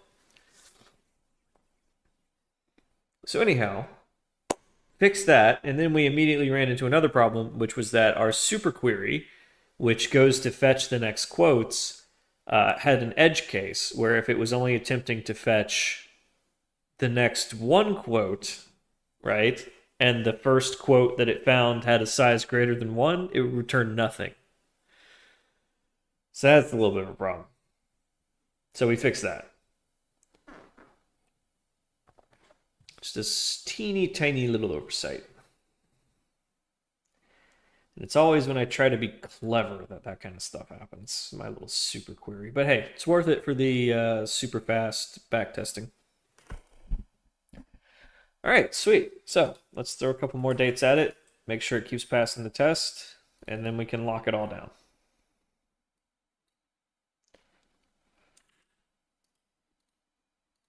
So let's see. 4th, 5th, 6th.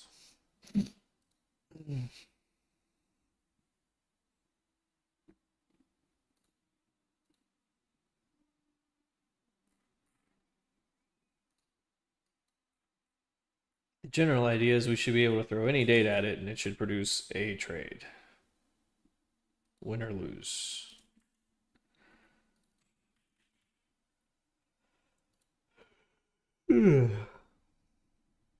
Check.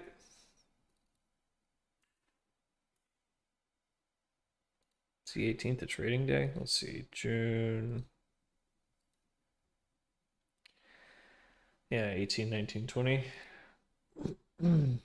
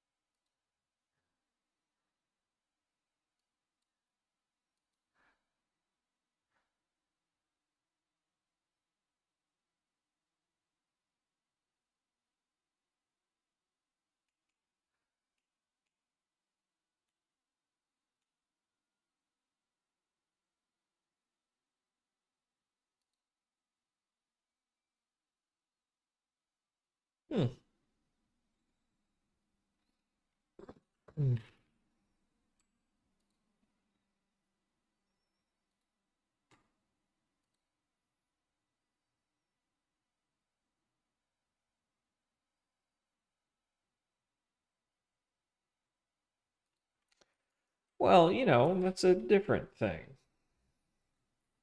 Why is it failing to fetch a quote, though?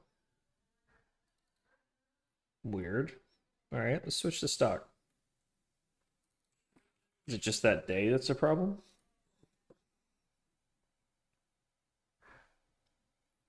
Apparently so. Is June the 19th a market holiday? Am I tripping? There's not that many market holidays. How many market holidays were in June 2024?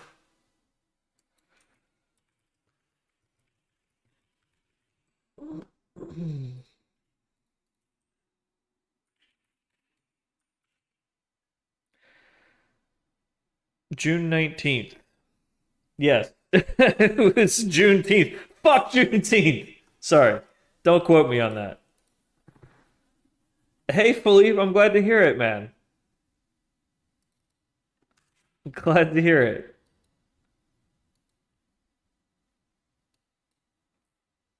Is it similar to your previous job? Oh, what's this about now?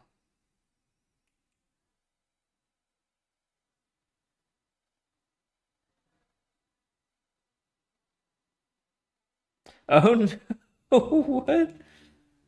Trade rejected. Ouch. Stonk too expensive.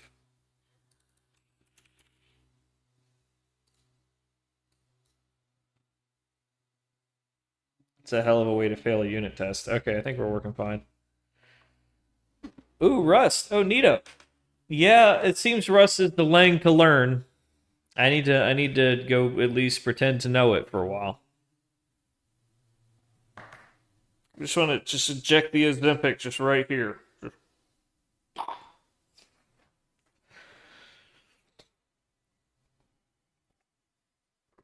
It'd be great.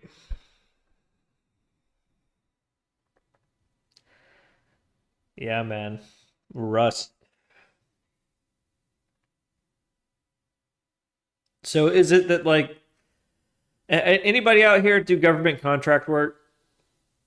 Is it all switching over to Rust now? Is that the move? Did the Inflation Reduction Act have like $1 trillion in it to rewrite all of the code in Rust? We're gonna rewrite WhiteHouse.gov in Rust. Not your state? Okay. Oh God, I don't want to get back on the job hunt. I so fucking don't want to have to fucking suck that dick. Okay, well anyhow, looks like we fixed this. That's good. Huzzah. Quick quick tidy. Think we're all good. So that explains why we were getting wonky performance earlier. Let's go ahead and commit a few things. Starting with core.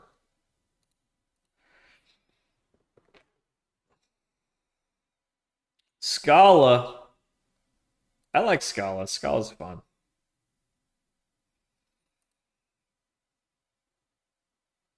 If I get back into the job hunt, will I change genders?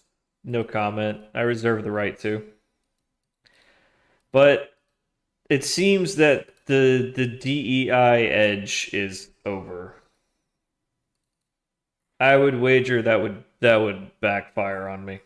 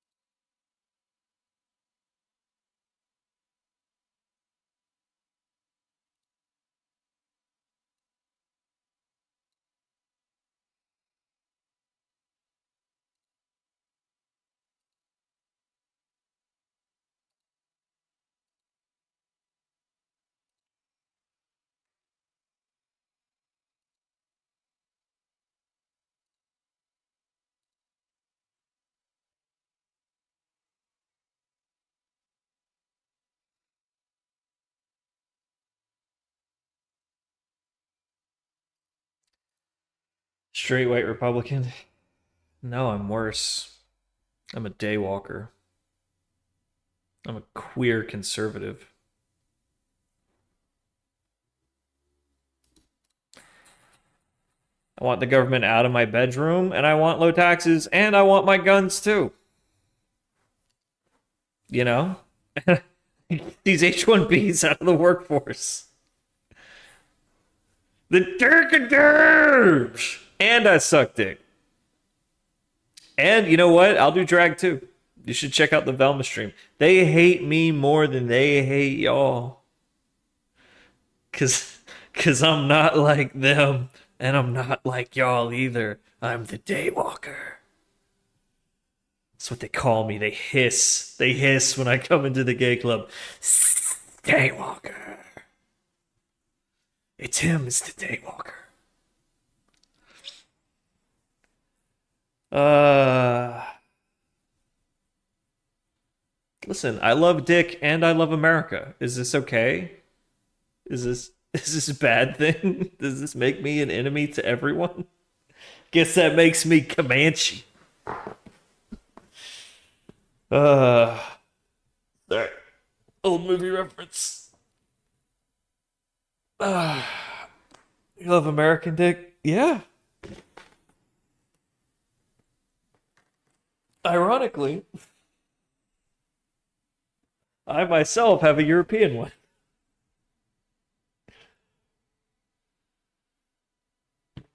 You think what people hate is more relevant than what they love? Yeah. I remember when Rush Limbaugh died, and I was like, hey, Mom, did you hear that Rush Limbaugh died? And she was like, good, he deserved a painful, agonizing death of lung cancer. And I was just like, wow, that really came from a place of love and warmth and goodwill towards men, and not a place of like bitterness and just vile venom, anti-humanity.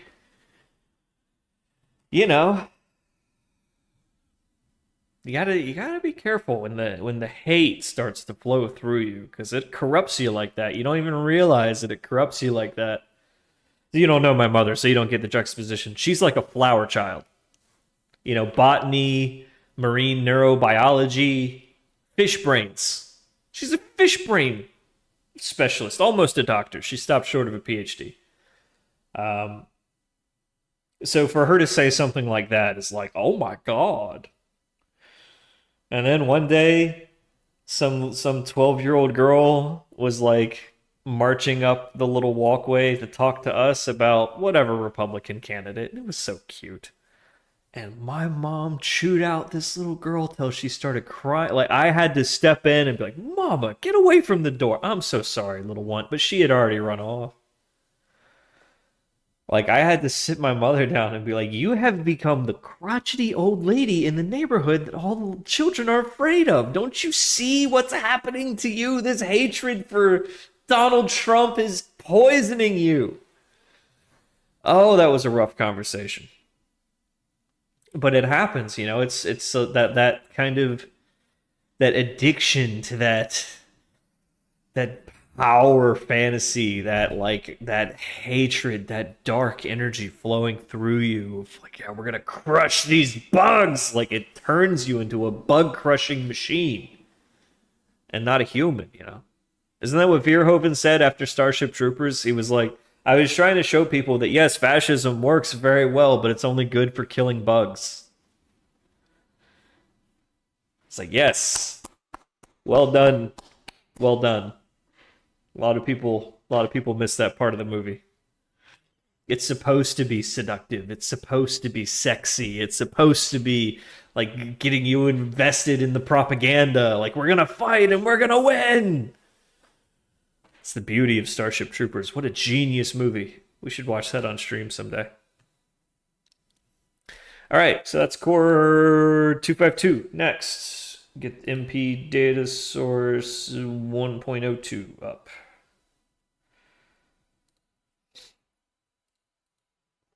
Let's get this committed and up.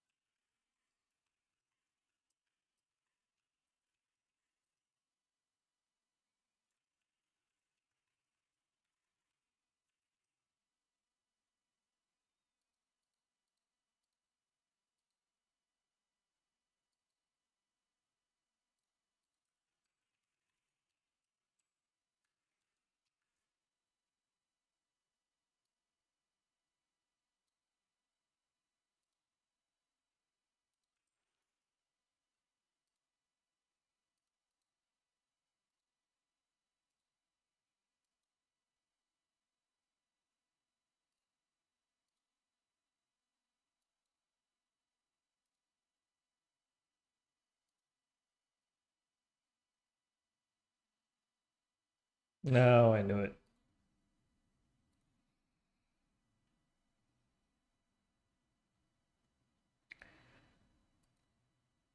Do a quick merge conflict here. Changes from server, take that, and keep our 1.02. Okay, fly. Resolved. All right, good to go.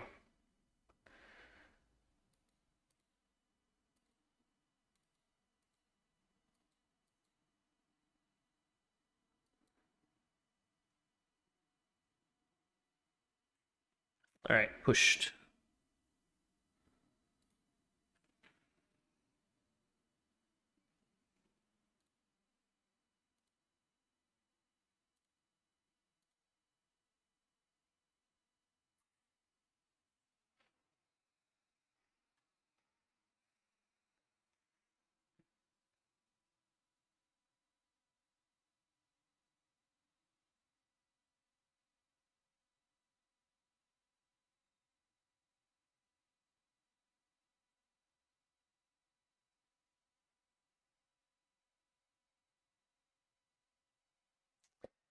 Yeah, salt and pepper, push it. Yeah. I need to get like a soundboard for that. And then we need like a success and a reject. Oh, I need to go disable the unit tests, I'm sure.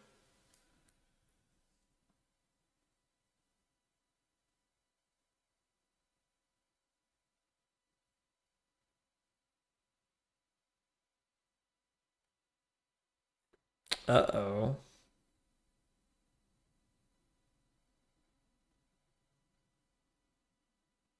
Oh. No, I changed the artifact name.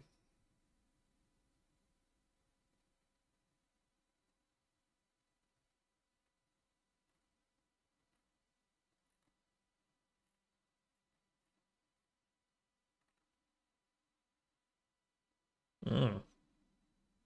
This is one of the projects we renamed earlier today. I'm sure this is something to do with it.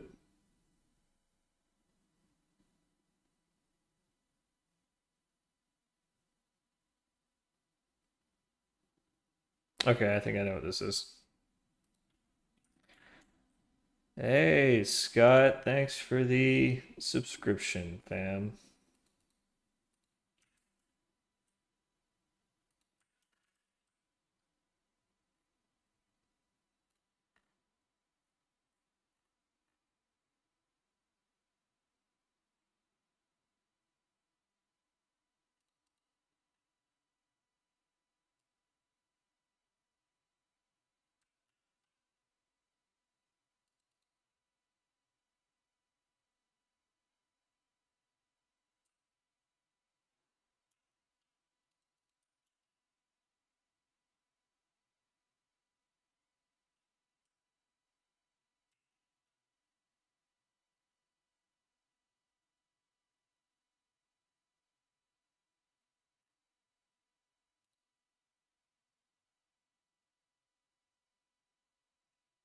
I think that's it.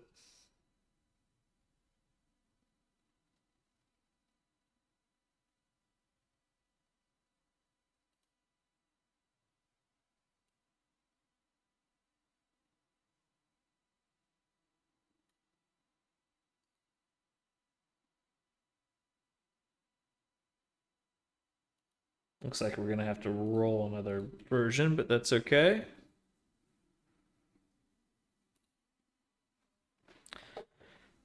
Gotta do a little tweaky tweak here.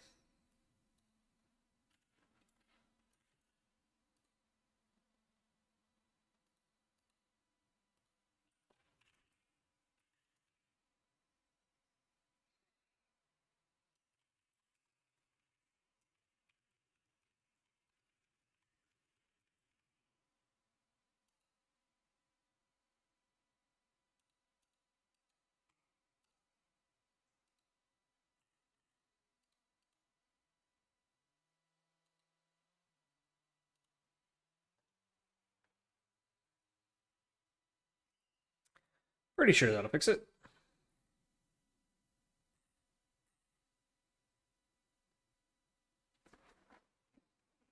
We'll find out.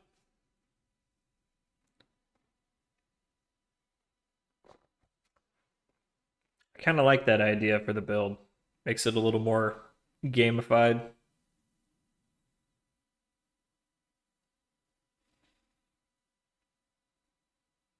Add some music and sound effects. You know, the kids love it, you know. Like, have you seen how they're doing like SpongeBob football games, like live from Bikini Bottom for the kids, try to get the kids interested in sports again? And it's total bullshit. They're trying to get the kids interested in sports for the sake of sports gambling. That's what's really going on. But hey, whatever. If it gets the kids outside, at least they're outside. Who cares if they're shooting dice in the alley, man? At least they're outside. The kids are not okay. The sushi dragon. I have the same tracking camera that he uses for his mobile rig, so I could set up a bootleg version of that. We've done it a few times on stream. It's pretty bootleg.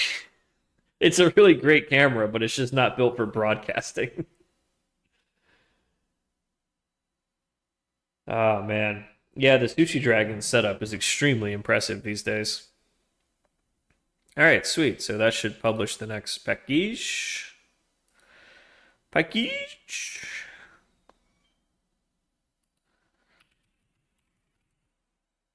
Yay. Look at me. I'm a company.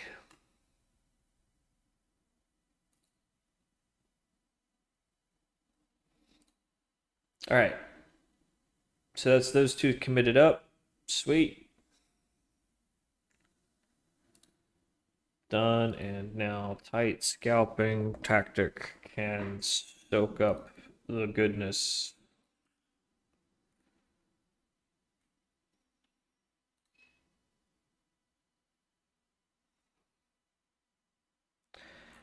One point oh three and core 252. All right, get these babies off the snapshots.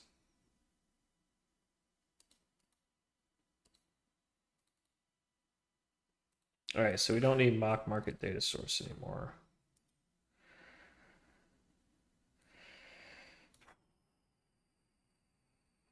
Don't need price history generator because we're just using real data now. It's just easier, it's faster. We're learning how to test these things as we go. We are new at this.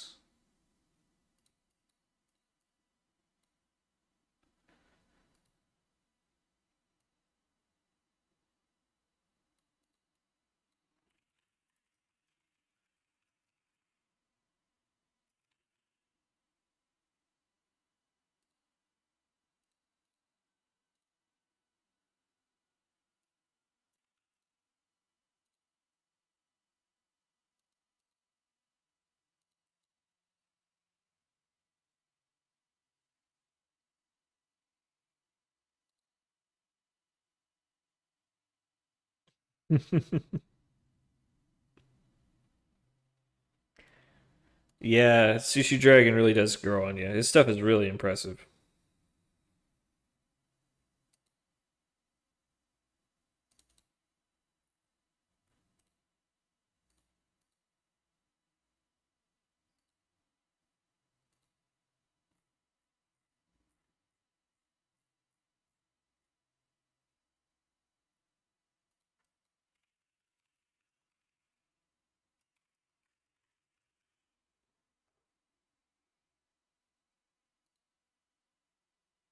Well, not live data, but real data.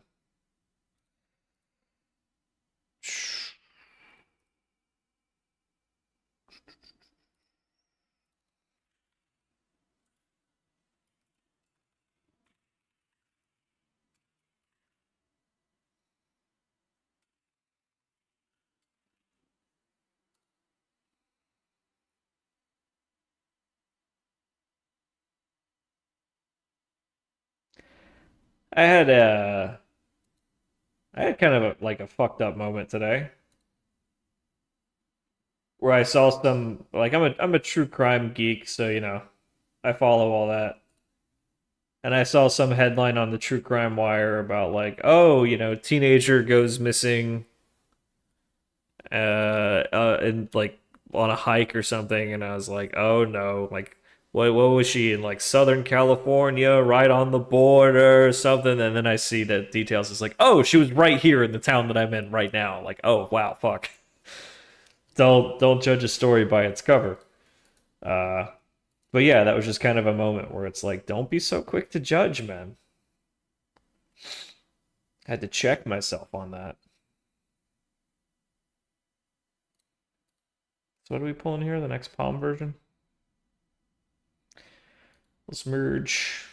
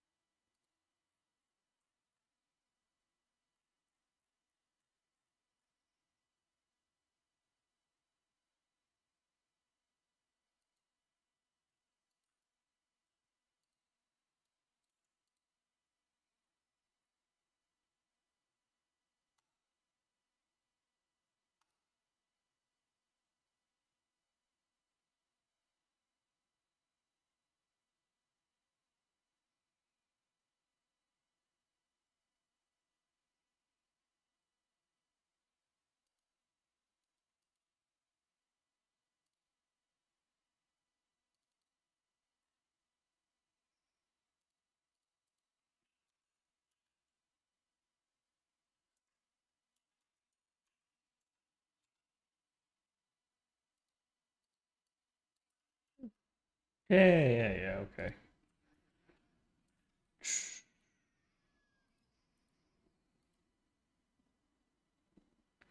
Because of my ally. No, unfortunately for this particular story, it looks like she ran away from home after a fight with her parents, and I guess she didn't have anywhere to go, so she went sort of just into the desert. It's really easy to forget that we're in the middle of the desert out here because you're in the middle of the suburbs, but you go a few paces that away, you're in the deathly, deadly desert. Even if it's cold out, right? It'll just suck the moisture right out of you. Um, and I'm guessing either died from exposure, which doesn't make any sense because she it was too fast, uh, or tripped and fell, banged your head, or drug overdose or something. I don't know.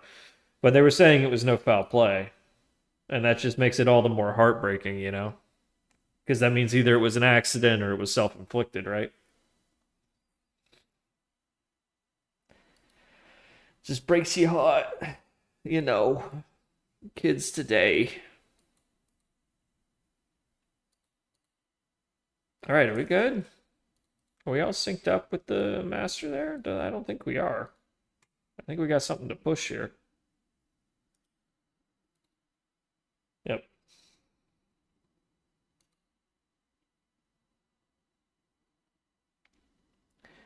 Okay, so let's see if our revised tactic performs better in our strategy discovery. I think we're going to have to update our REST API too.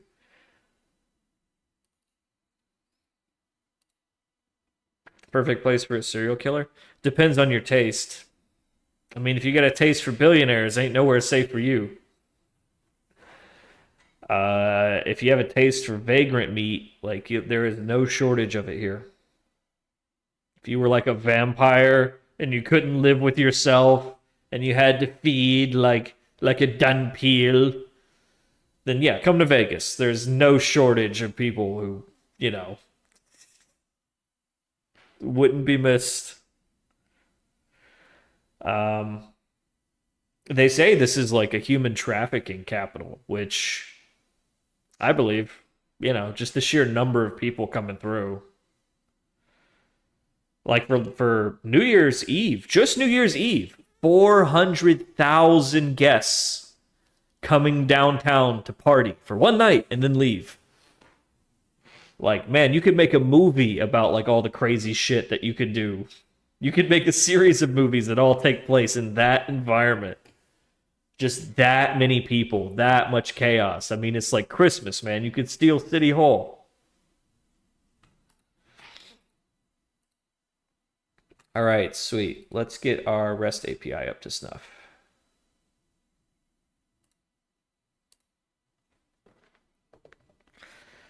So we can run Disco with the new version. Oh, wait, no, Disco is its own thing now.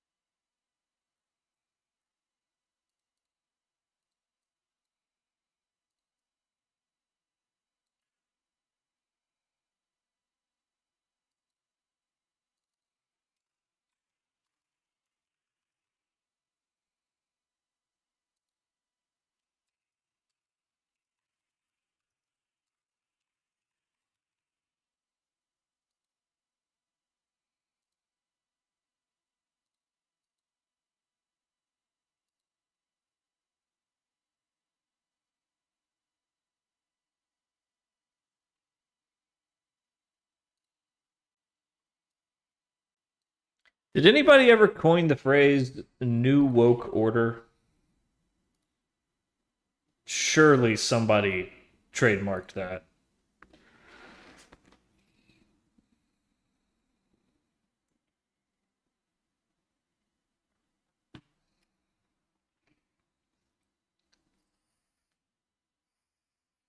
It's going to fail for the same reason the last one did, because we changed the package name, or we changed the repo name. So it's going to be like, oh, I can't find where this build is supposed to go. Change the POM, you bastard.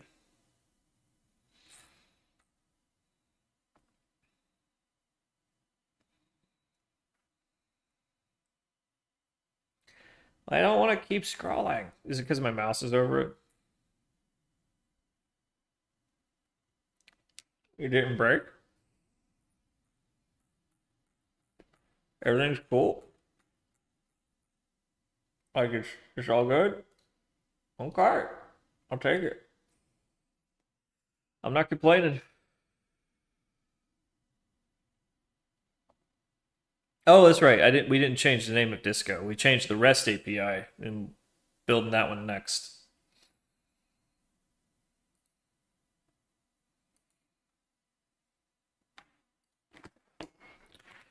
Disco, disco, disco.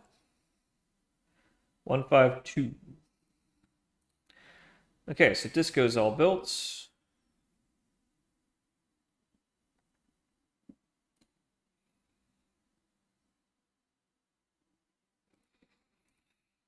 Back to the REST API.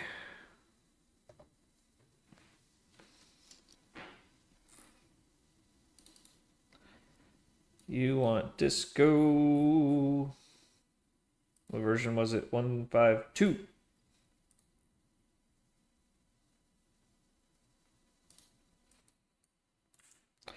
And core 252 while we're at it.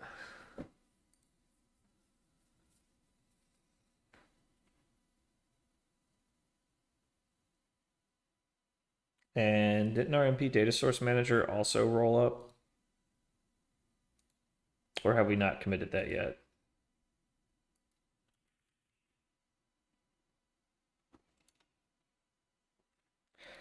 $14 minutes ago, 1.03. Okay. All right. Bam, bam, bam. Boom, shakalaka.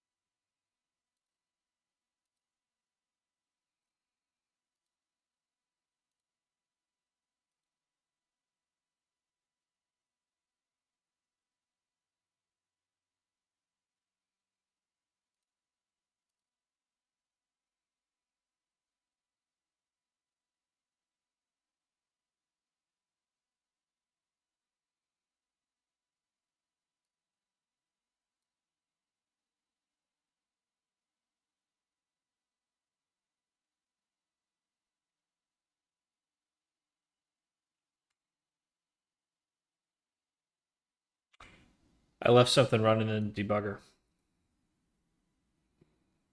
was gonna say, I paid my bill.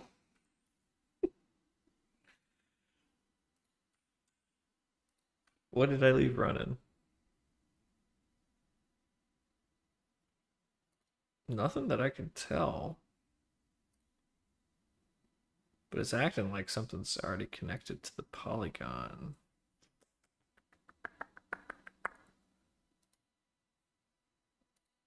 Is it just the REST API? So just only one can be connected at a time?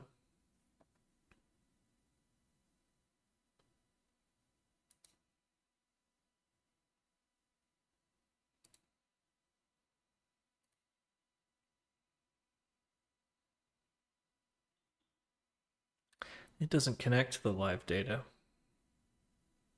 It only handles the archive.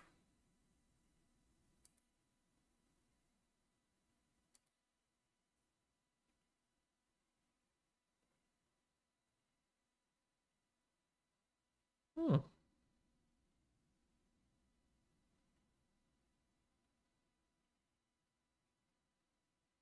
I have to check my API key. We're making money yet? Nope. We're getting pretty close though. We've got strategy discovery up and running. We've got live trading operations up and running, but we don't have any exciting trading strategies as of yet. But we're working real hard on that. You know, working on it.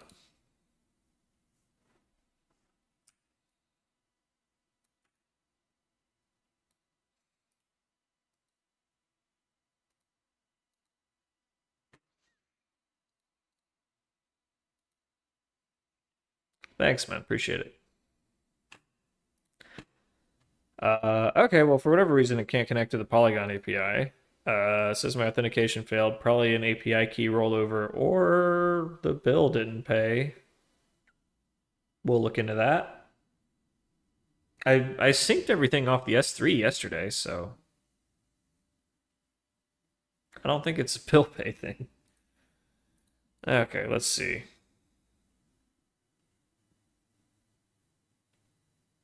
It doesn't matter. We don't need live data for this.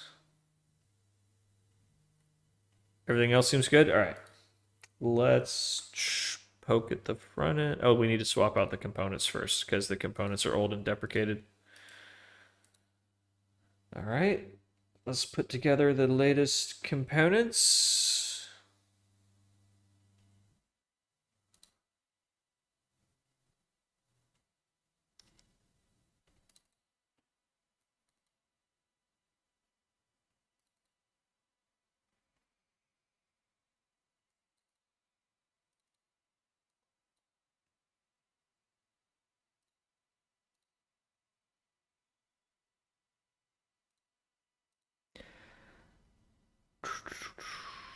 All right, so we basically have to go through all of them and recompile all of them, but that's okay.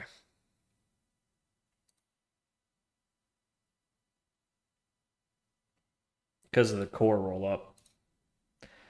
Otherwise, it'll start freaking out. So let's start going through our strategy components, starting with our tight scalping tactic. And yep. Let's get you cleaned and built. Since you've already got the new core in you, 252, yep.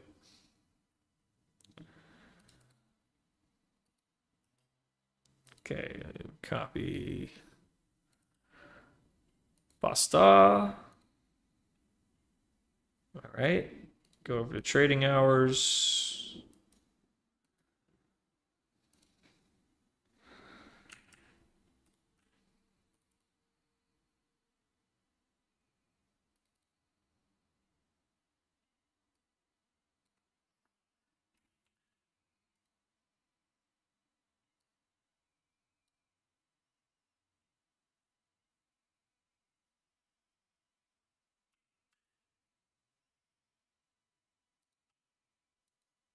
It doesn't have the remote for that. All right, don't worry.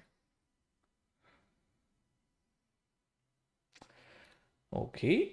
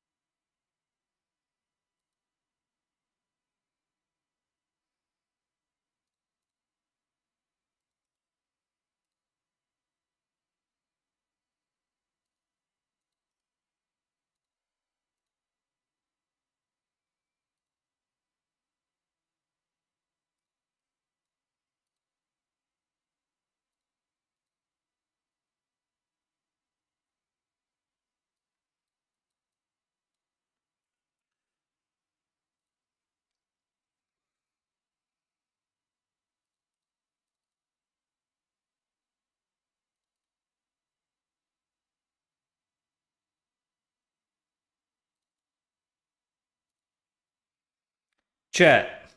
Let's say, like, hypothetically, we were trading in here every day. Like, what would you want to see? You just want to see the thing sit and spin?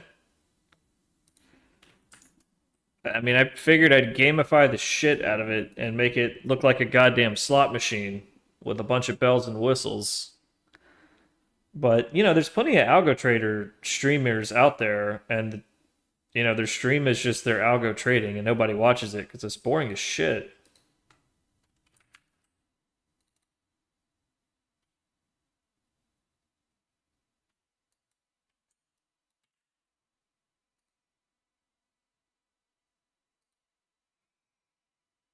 I mean, I figure I'll just be in here kind of chilling.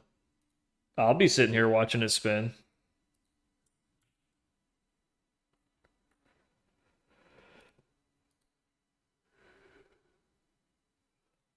Oh, speaking of which. What's up, Jay Arlington and friends? It is I, your boy, A to the B, Twitch TV / Algo Bro, trading software engineer, aspiring hedge fund manager. We are in the process of putting in some upgrades to our trading strategy discovery engine. We found a bug in the back testing engine where it wasn't properly honoring stop orders, virtual order types, you know, stop limit, stop market. Anyhow, found it, fixed it. Now we're rolling up all the strategy component versions, and we're going to rerun our strategy discovery search here in a moment, which should have much better results than this batch of horse shit, because this wasn't properly simulating our tactics, our trading tactics. So, interesting. Hang out for like 2 minutes. We're almost done. Literally 2 minutes, and we should be able to run it. So, all right. So, yeah, come on in, everybody. If you don't know, we do algorithmic trading in here. Well, at the moment, we're doing trading algorithms. The algo trading comes later. We've got a really novel machine learning framework for discovering trading strategies. So all we have to do is come up with little piecemeal strategy components, and our library of strategies grows exponentially. It's pretty cool. And we've already got the means to deploy those strategies in live trading, and we've done that a few times here on stream, but we don't really have any great strategies. So that's what we're focusing on now. High quality strategy components create high quality strategies. Having just fixed this bug, which we're really excited about, we can rerun our strategy discovery search and see if some new stuff pops out that might be a little more exciting than that dog shit we were just looking at.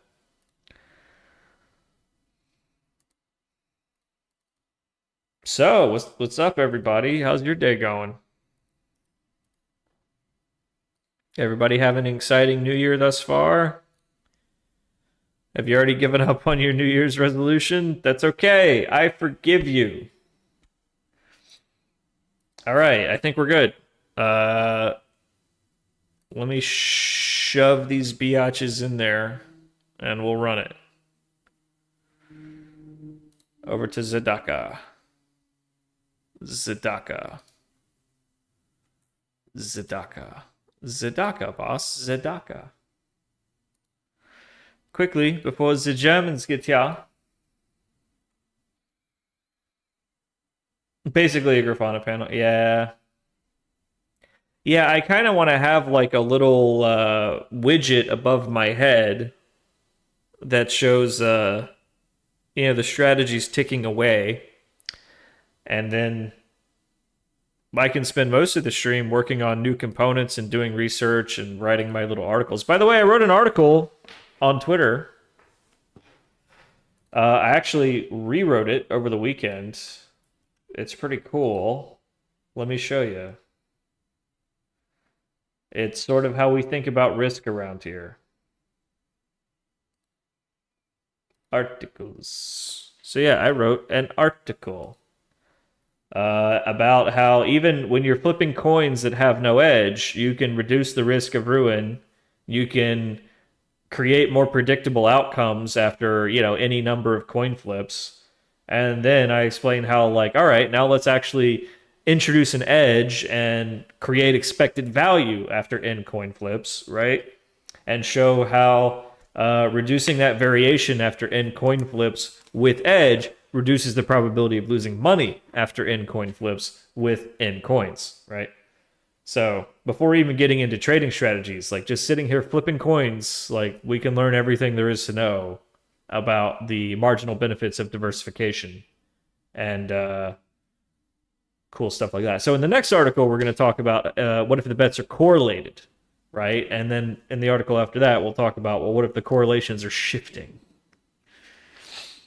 And that should take us all the way up to hierarchical correlation clustering, allocation algorithms, which is basically the cutting edge of machine learning for asset managers.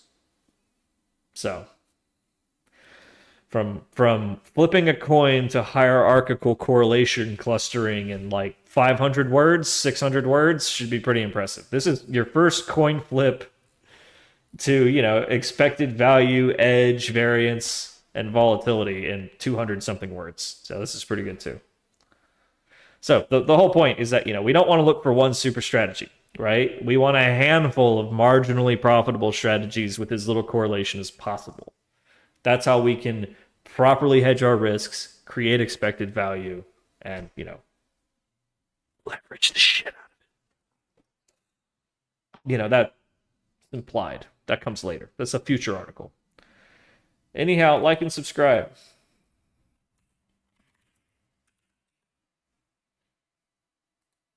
I need to get a certain number of blue check marks to engage with me before they'll let me monetize the bastards.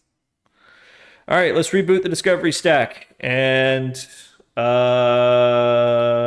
let's make a new space just so it's clean. All right, rebooting. We're rebooting.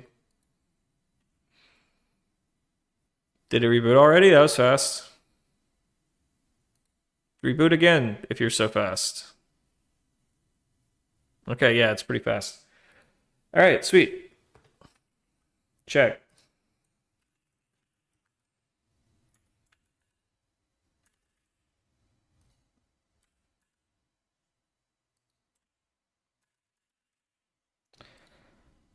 Okay, let's see. Two stonks. Trading schedule. Eye of the open. Ooh, that looks like Eye of the open didn't run properly. Let's try that again. Uh-oh.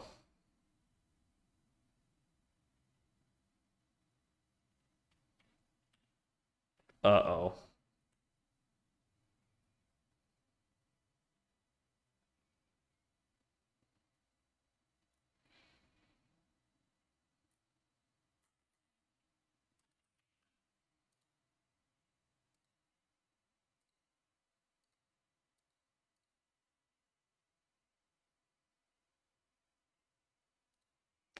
That's not good.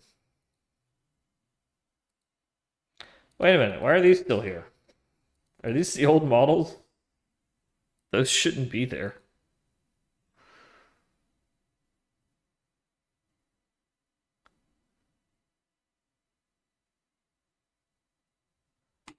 Hold on. Let me check something.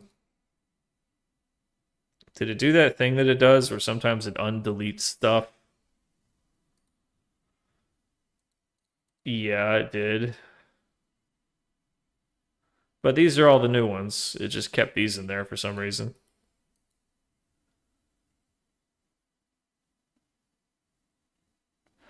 Okay, so how come my Eye of the Open model is broken now?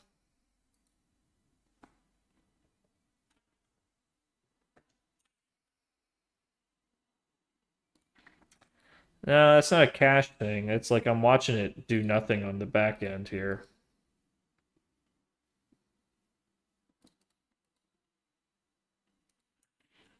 Like, hold on. Let me reboot it.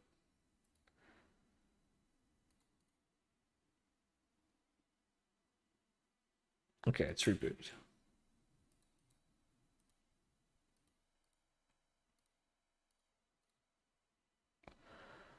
Uh-oh.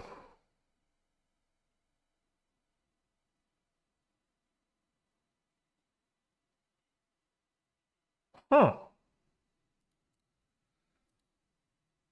Okay, well, let's see what's going on with that. How come our Eye of the Open signal suddenly doesn't want to work?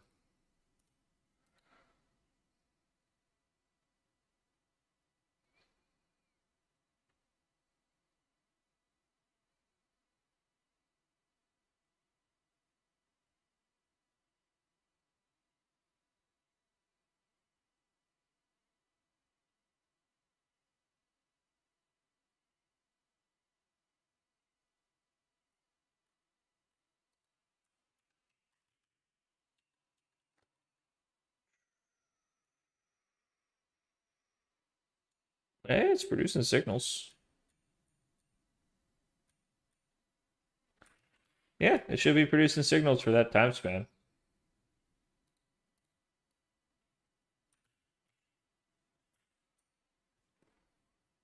At least a couple of them. Productive afternoons. Yeah, we found the one bug we were looking for. I think we just stumbled onto another one, though.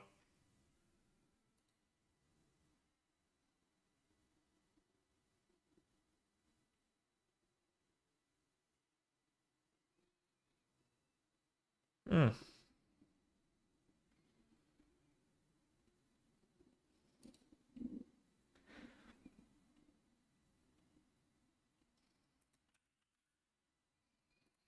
Is this like the same conditions? Did we get our new data source manager in there? I'm pretty sure we did.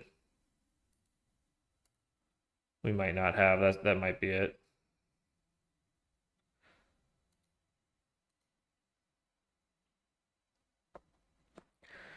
Some Shkreli-esque semi-serious educational stuff. Yeah. Yeah, we'll get to that eventually. I'm starting to put together articles and stuff like that. I just got to sit down and record YouTube versions of it. Okay, so yeah, this has the latest Oh, this has the older data source manager. Okay. Well, let's make sure we've got the latest one on here. And that'll be consistent with our other thing. So we want 1.03.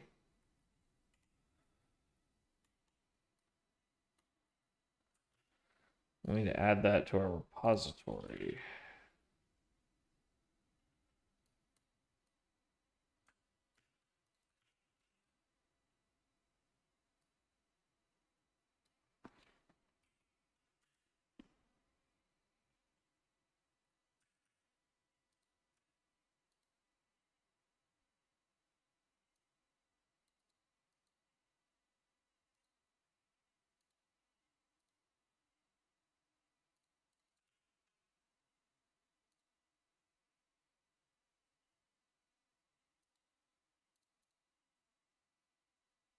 That might be it. All right, try that now. Is there a reason it's Java? Eh.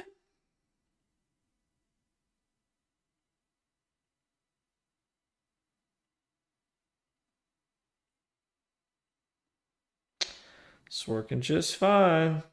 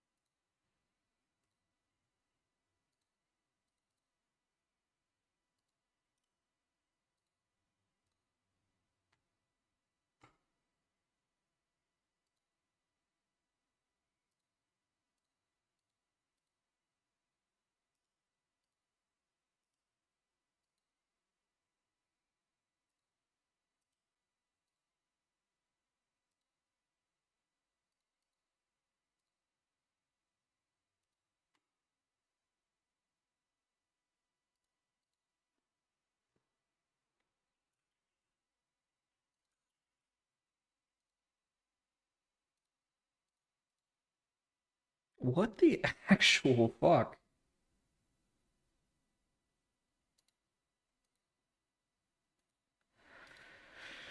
It's always something. It's not throwing any exceptions in the simulator. It's just not doing anything. What am I missing here? All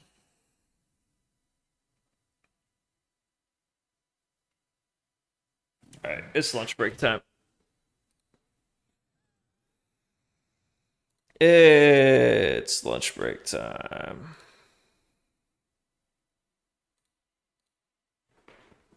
Ah.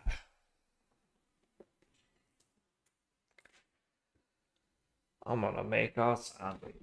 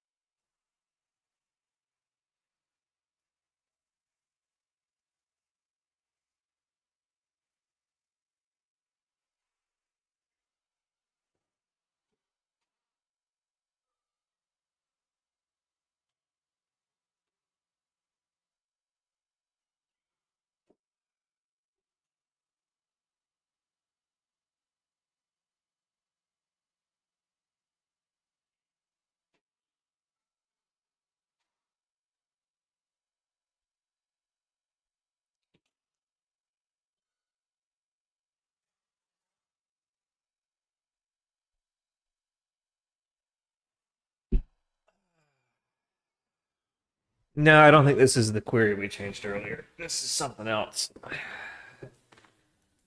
Oh, wrong headphones. I actually ordered a new pair of these today because the grease build up after like 6 or 7 years is so bad that I was like looking at these things up close and I was like, that's fucking disgusting. Anyhow, yeah, check out my my kill count there. If it'll focus on it.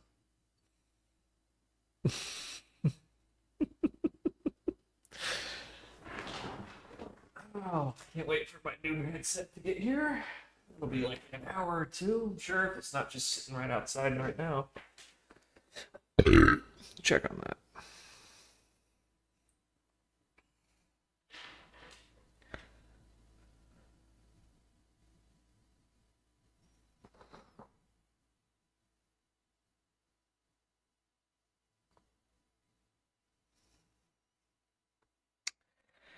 Out for delivery.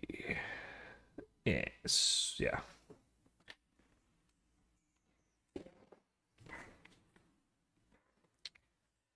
Yeah, I've had my fair share of mental breakdowns, I tell you.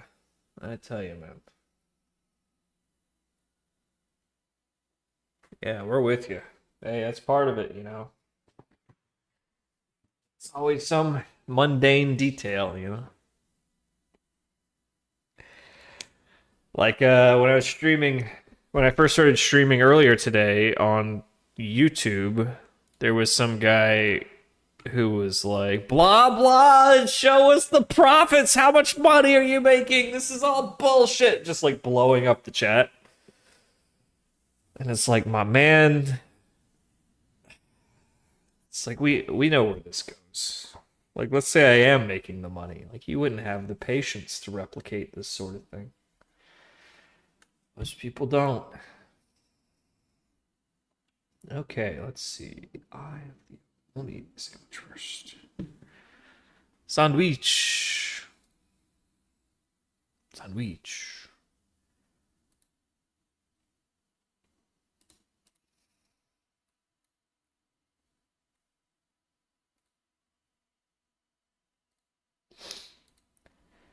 A doop a doop boop boo ba doo ba doop ba doop boop boo.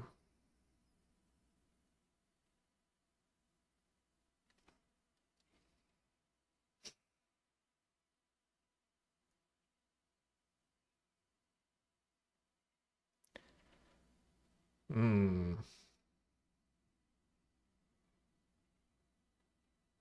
Nothing too exciting. So what's up, chat?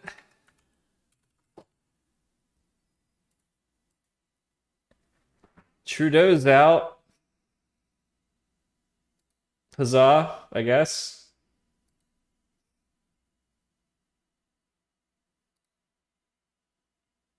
How does everybody feel about that?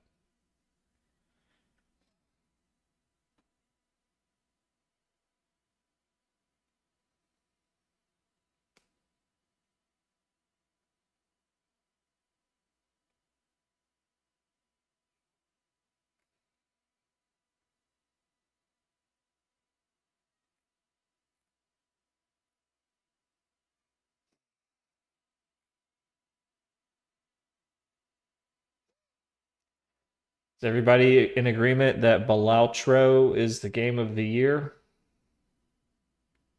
I am not.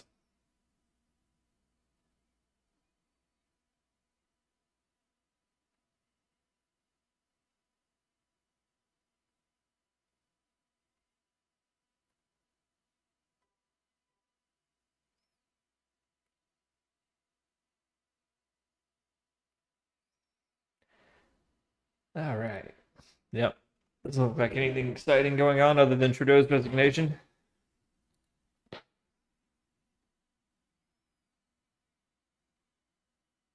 Redesign of frameworks and no new docs. Yeah, that sucks. I need a game, man. Like I need a game that's like fun and not soul draining, grinding microtransactions. Keeping up with like the sweatiest try hard, you know?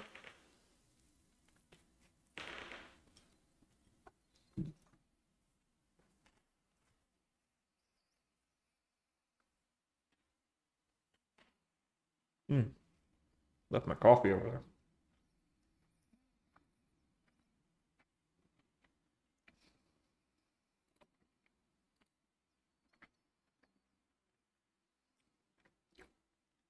Civ? Yeah, that might be fun.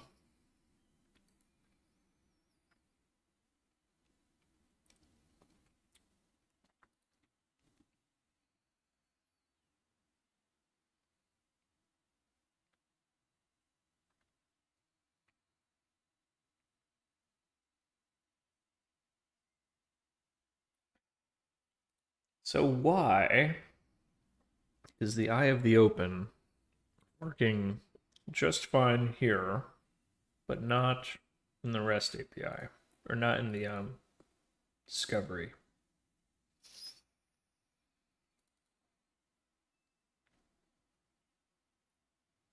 Doesn't have any dependencies other than the core.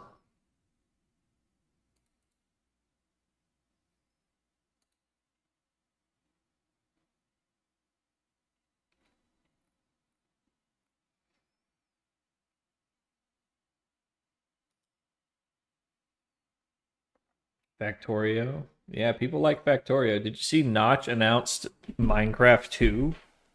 And it's like, can he do that? Is Microsoft gonna sue him?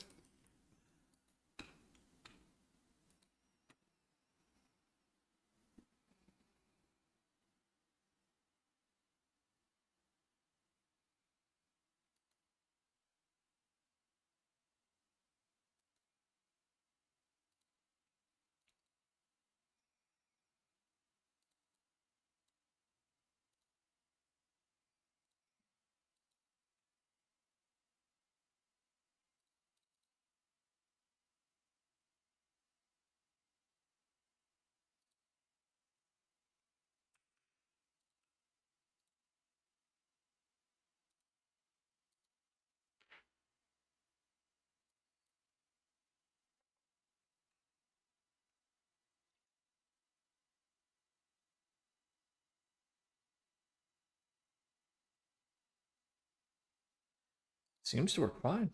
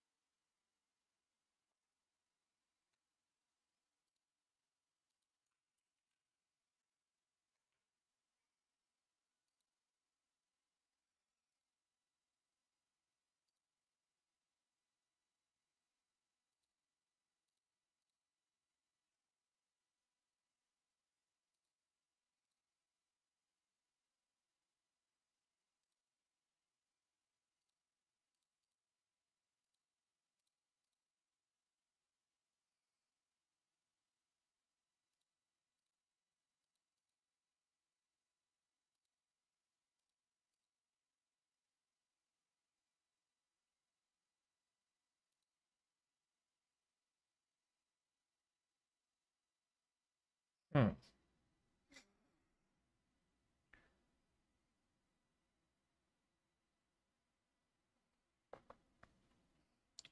Trump stole national documents and gave away state secrets. No, he didn't. He retained a bunch of classified shit because he liked having it. He would allegedly take people into the room and be like, see all that? That's classified. Cool, huh? Classified stuff. And that's it. Did he make it vulnerable so that it could be stolen by spies? Yes, of course. Is literally everyone with top secret clearance doing that? Yes, of course. You want to talk about like selling state secrets to foreign adversaries? Let's talk Clinton Foundation.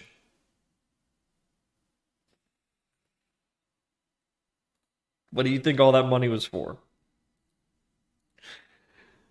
I mean, in a way, they're all doing it, which is sort of the problem. Like, I think we're going to be entering an era where it's like we have to crack down on corruption.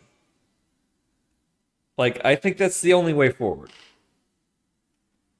I think at all levels, everywhere on the planet, everyone's just kind of sick of it. And it's time to take a no tolerance stance towards corruption when it comes to the public trust.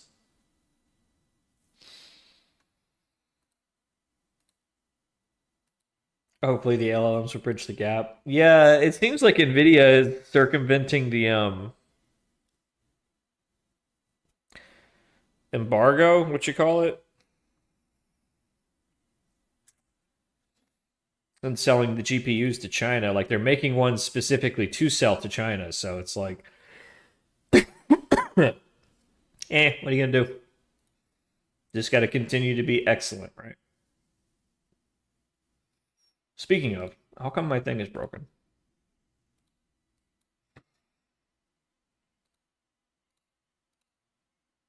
It's not throwing an exception, but it's not producing any results.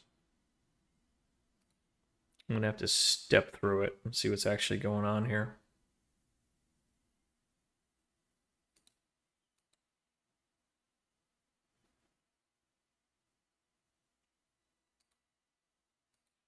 Okay.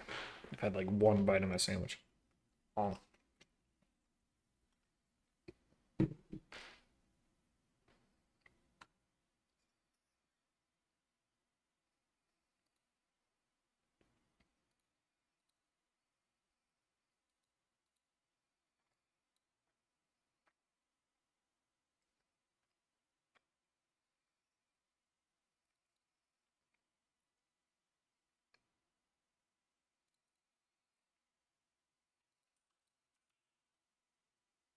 Hmm.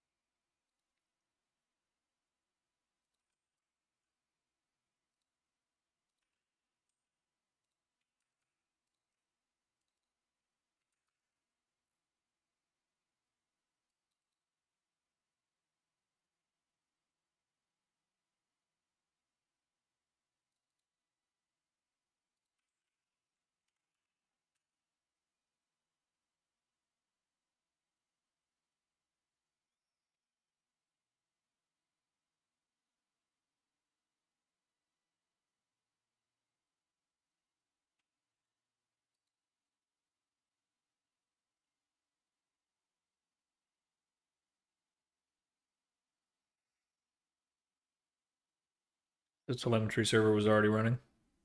Okay. We'll shut it all down. Let's do a full smash clean start.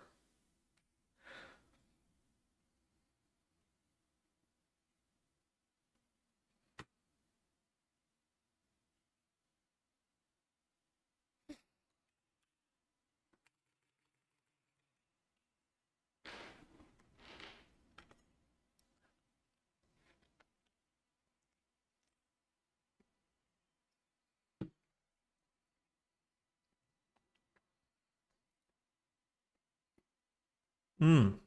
Mm-hmm. Mm-hmm.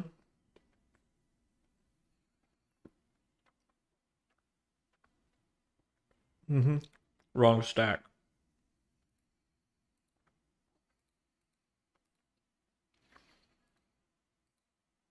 Wrong stack. All right. I think we got it now. Mm-hmm. Where's the wrong front end?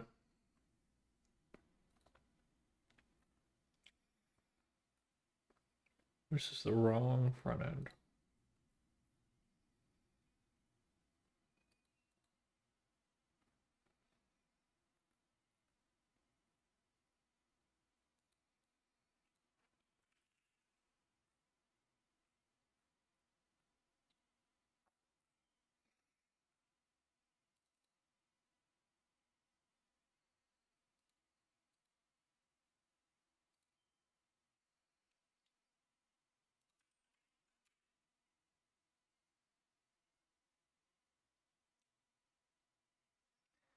What are we doing? Doing a lot.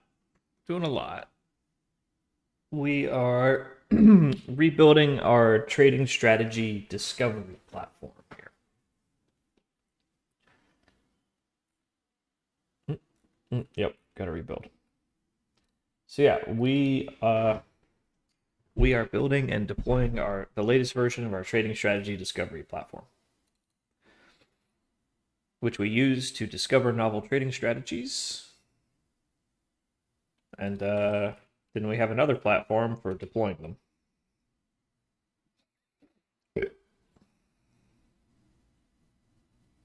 Check, check, check, check, check. Good to go. All right.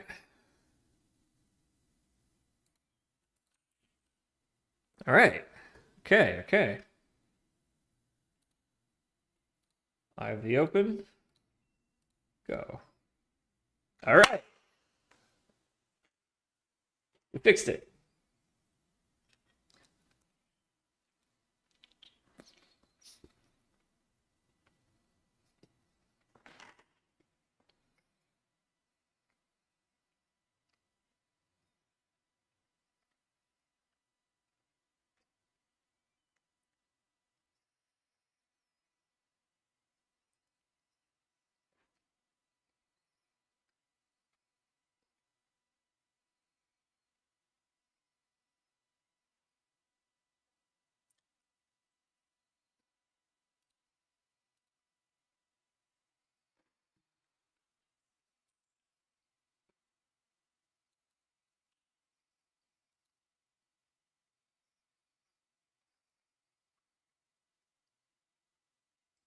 All right, sweet.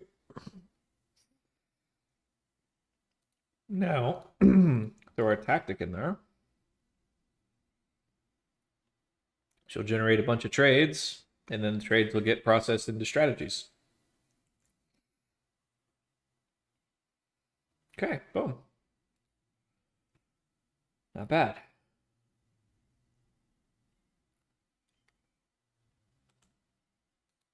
Now, none of the strategies are particularly good, but we didn't promise good strategies. We just promised strategies. Wow, these suck. These make no sense. These are huge. Okay, well, there's clearly something still wrong with our tactic, but we'll fix that. It's probably just oversizing.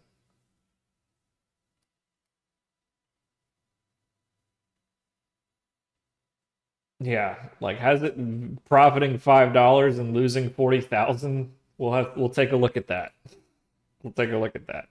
But nonetheless, strategy discovery seems to be working. All right.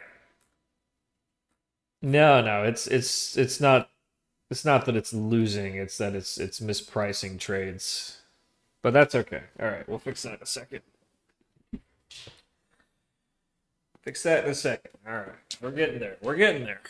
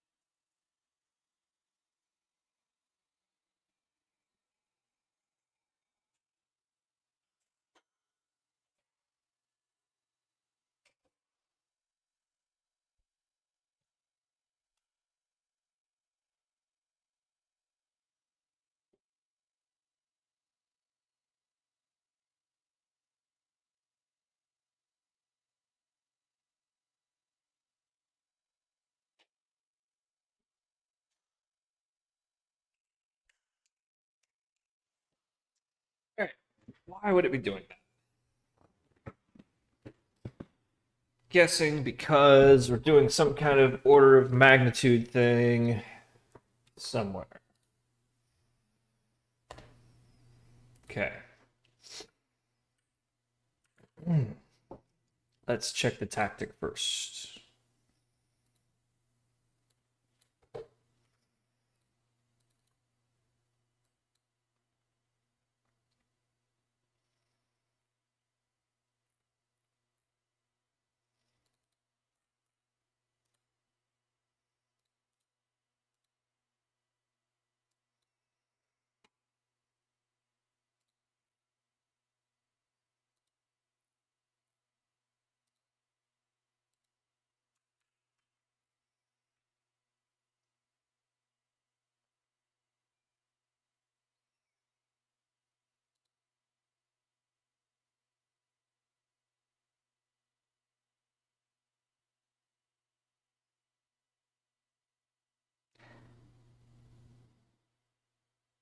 I'll bet that when the stop market order converts,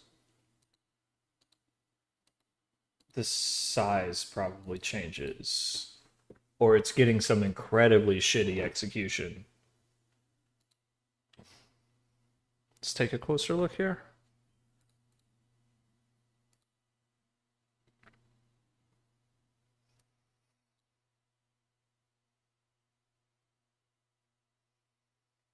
Yeah, given the size of the position, it must be getting a dog shit fill. Oh, I'll bet that's like the total value of the position. Like it thinks it's getting a fill at 0. I'll bet is what's happening. I'll bet that's exactly what's happening. It thinks it's getting a fill at 0.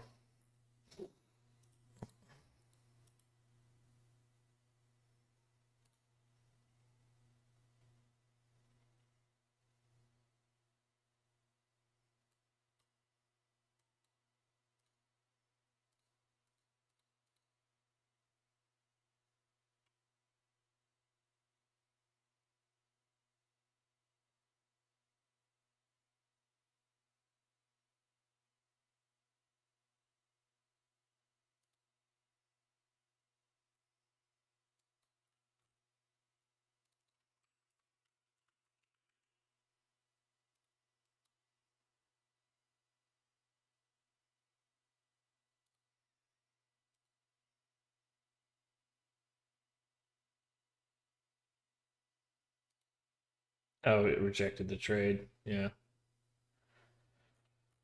Too small.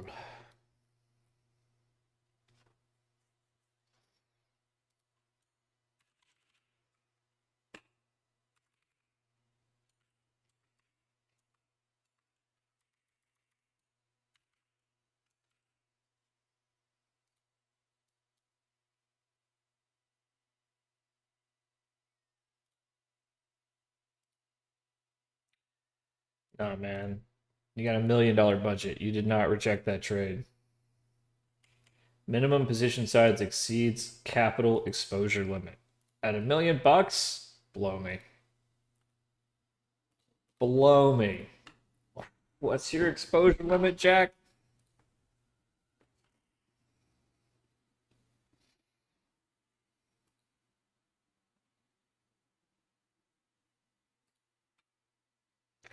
Nah, I want to see that math.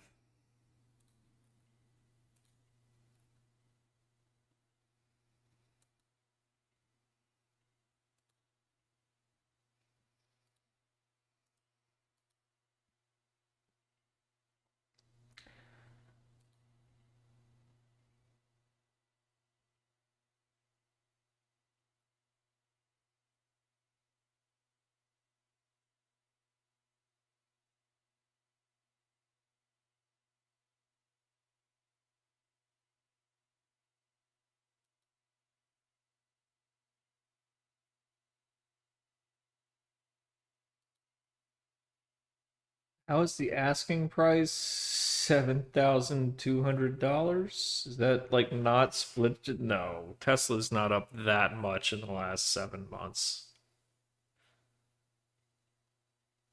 Tesla didn't split in the last 7 months, did it? Then it split like a year ago, right? What? It's a sour quote.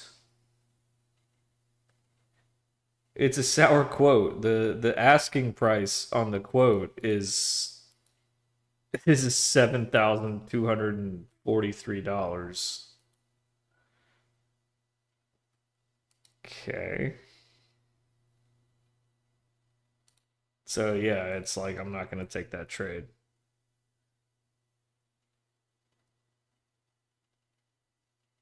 And that just happens to be the most recent quote at that exact time. Oh, that's another edge case in the simulator.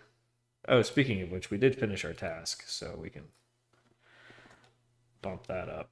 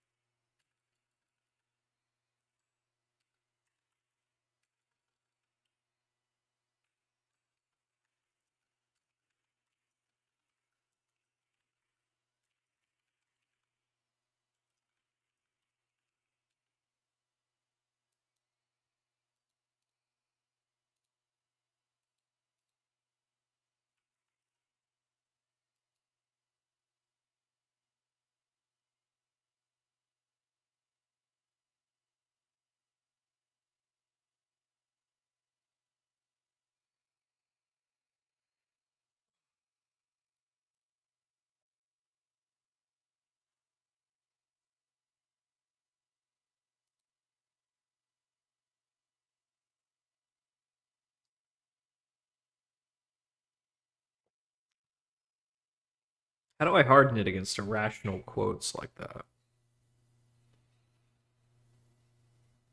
Why would the best bid, best offer be that number?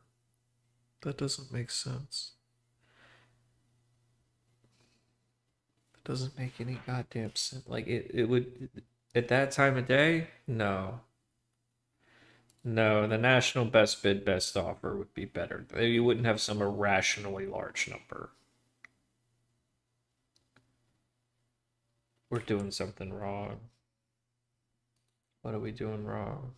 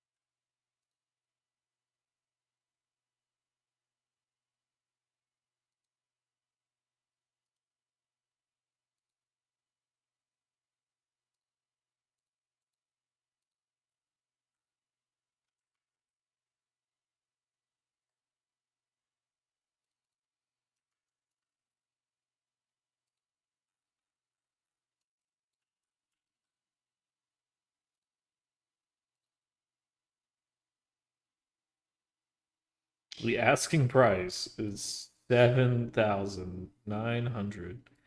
Oh, okay, that's 4 a.m. That's literally the first quote. So that's somebody's arbitrage strategy. That's looking for suckers. Okay.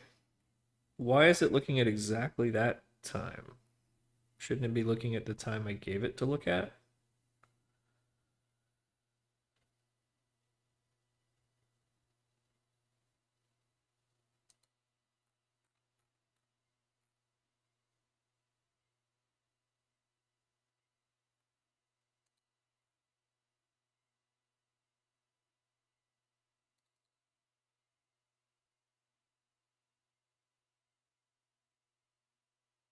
Yeah, that time doesn't make any sense. The signal that we're telling it to simulate is specifically at like 12 in the afternoon that day. So I think our query sucks. Let's see. Get previous quote query.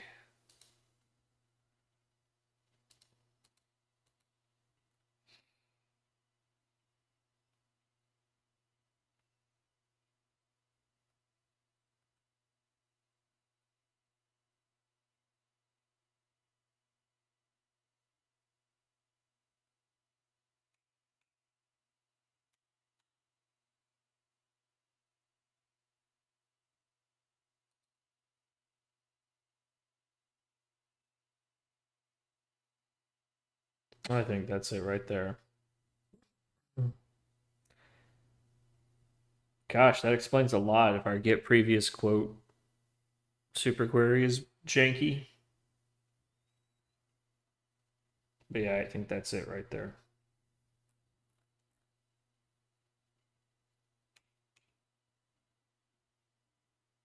We just didn't notice it.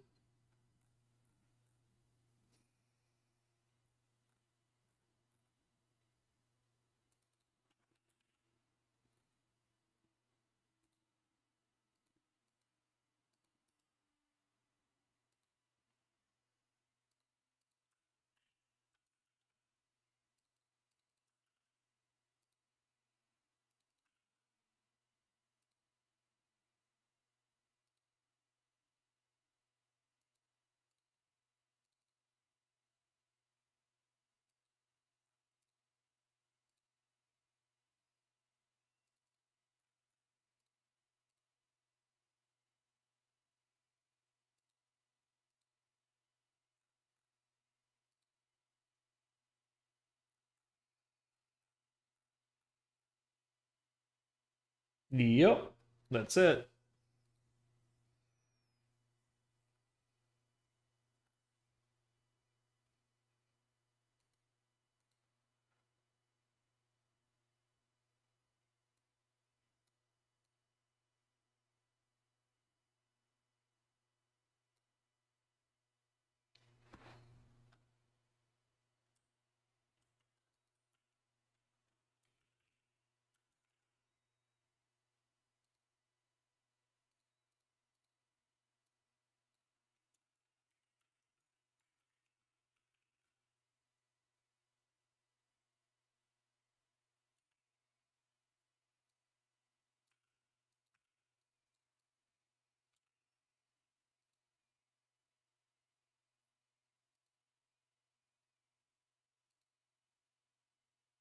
Yeah, that fixes it.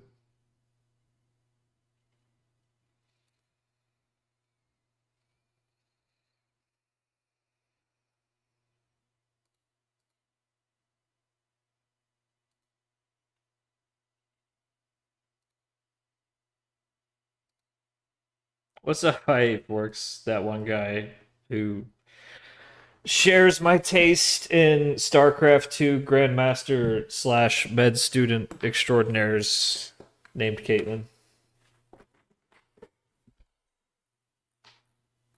I remember the first time I cracked 100 viewers, I was like, ooh, I should raid Caitlin. She'll be so impressed. I was a younger, more naive man at the time.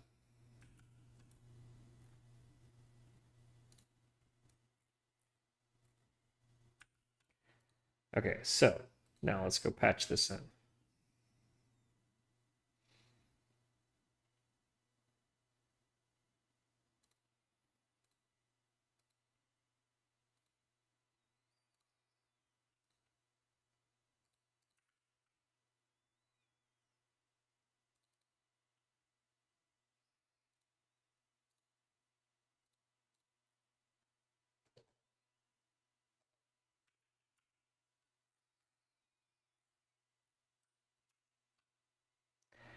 Make date, ticker, sip. I think that's it.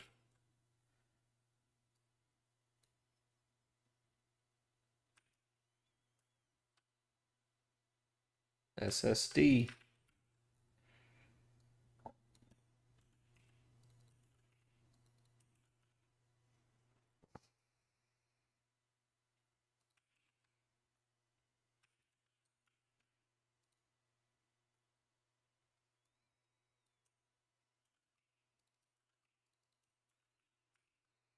Okay. Gosh, it'd be great if I had a test for that. I can install this locally and we'll test it.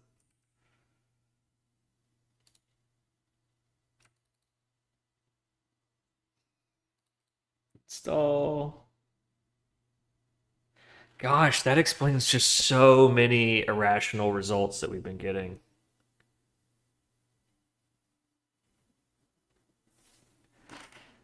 All right, let's see. Let's go over to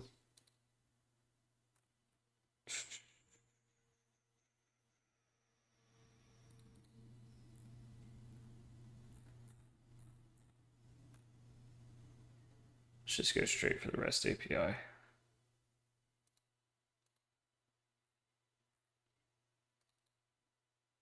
All right, data source 1.03 snapshot. So I guess you're going to be like 1.04 snapshot now. Okay, install. So I'm going to come over to you, do 1.04 snapshot, and then just go ahead and do a clean package rebuild.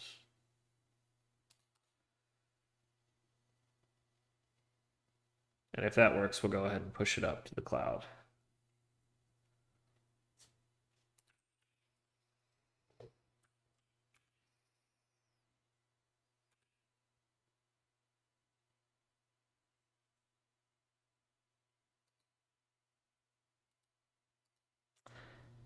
Okay.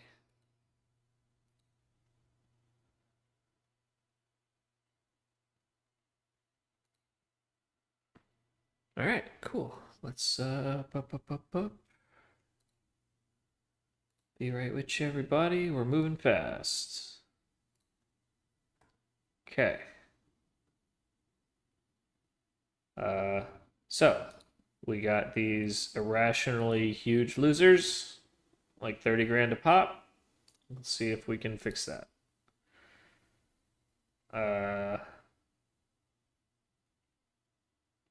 Let's see. Let's remove the tactic. Refresh disco, so should be no strats. Add the tactic back. Should rerun discovery.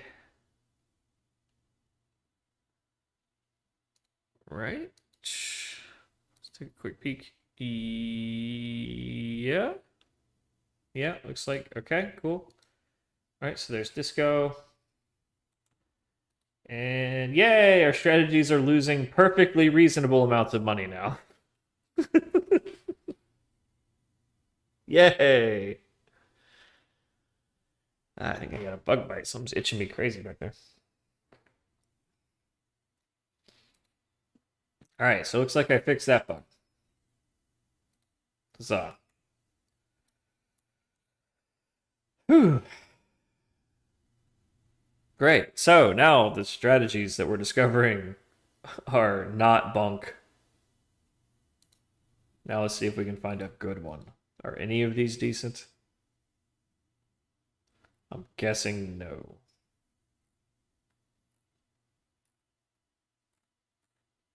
That's okay. We don't really expect them to be. But it would be nice. It would be nice if one of them didn't suck.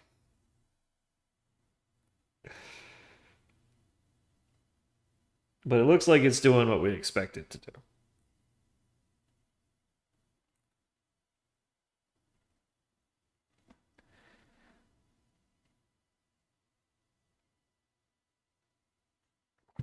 All right, sweet. So let's go ahead and commit up the new REST API and all that, since we fixed that bug.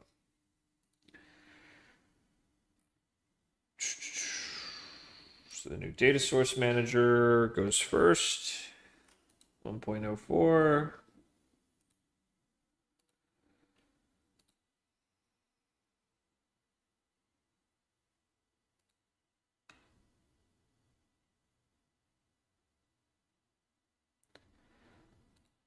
Take mine, thank y'all.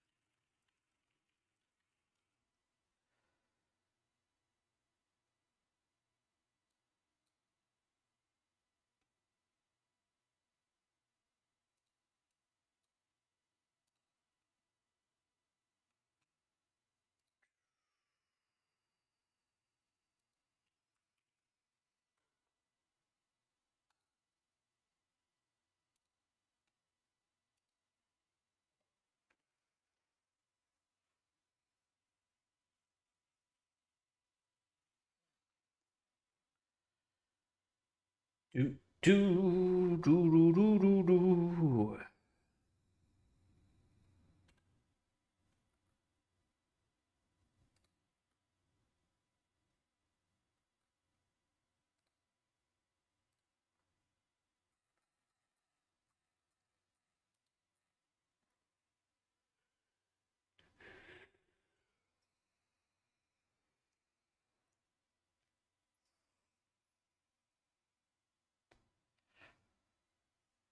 Stop making me scroll. I'm an old man. I can't be scrolling all the time. Auto scroll. My favorite lang for algo trading? You are asking the wrong man. Chat. What is my favorite lang for algo trading? Let me see some algo bravas in the chat. Silent J. You guys suck. Nobody's got my back. Swear to fucking God, man. It's just me against the world, man.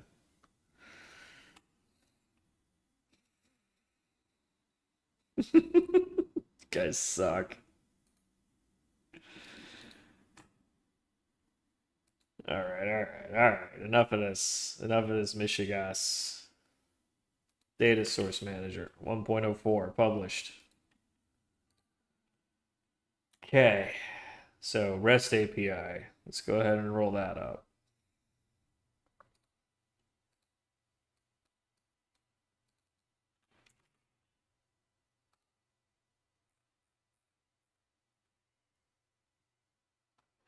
Okay. Burp, burp.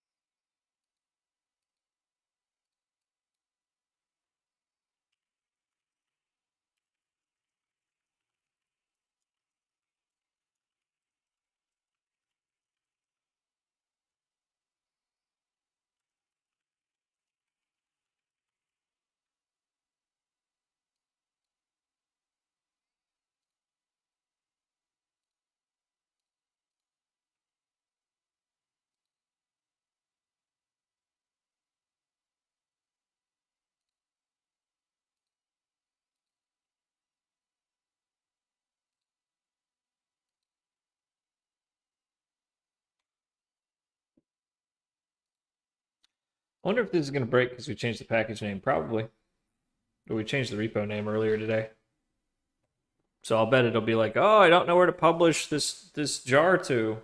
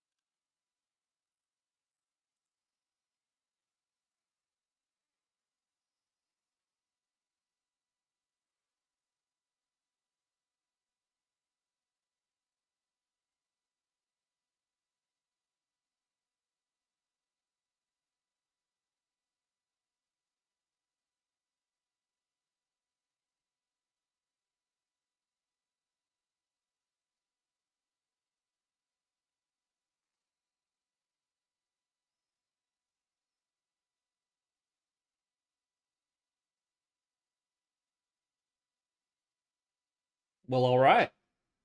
All right, all right, all right. No red, all green. I'm a happy boy.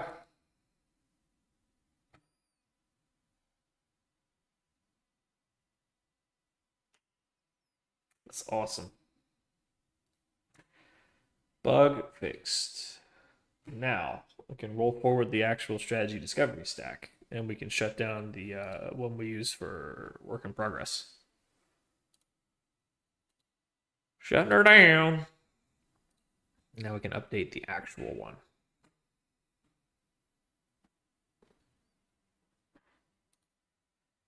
Do strategy discovery stack. Okay. Latest, everything latest.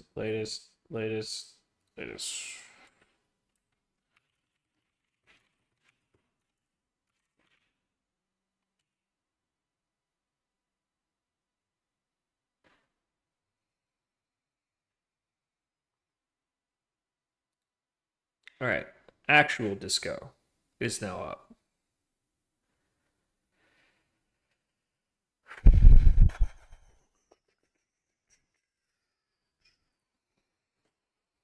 Okay.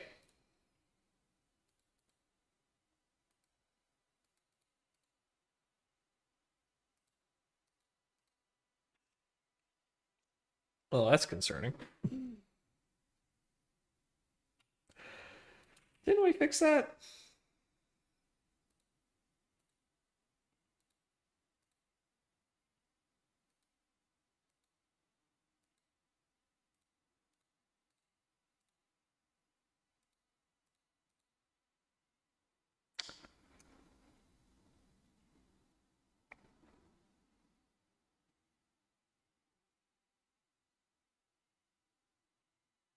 Did it not pull the latest versions?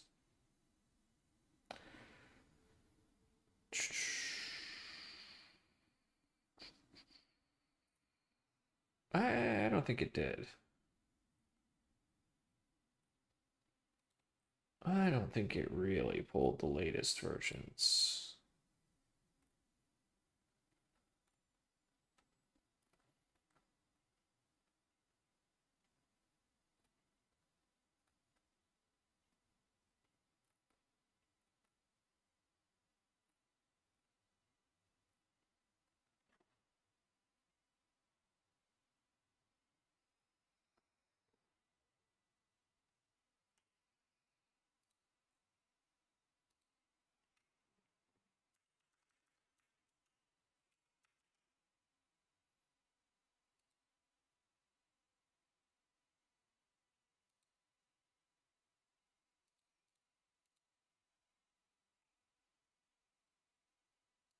No, it's all one word.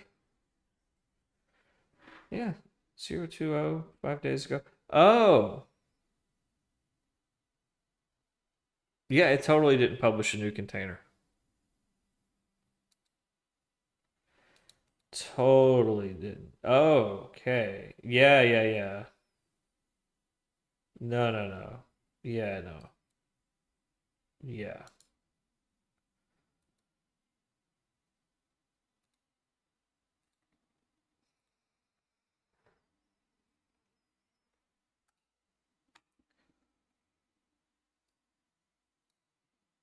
REST API 141 4 minutes ago. All right.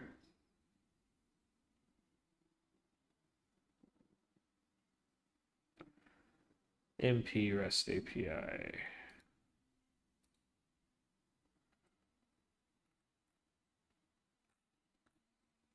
Yeah, okay. So yeah, they did change.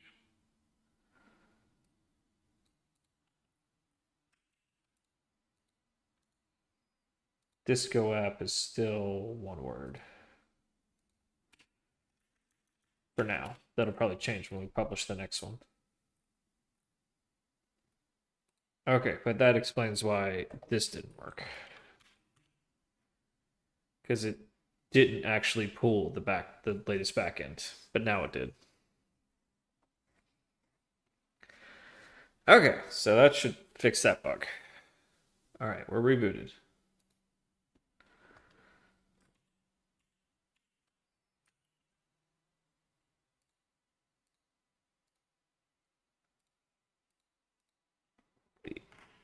Oh, that's concerning.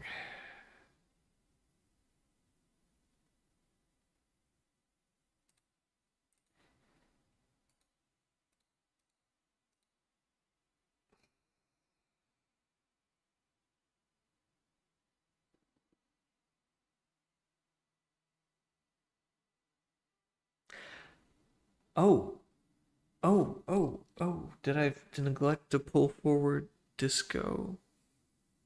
I might have. All right, let's take another look at this.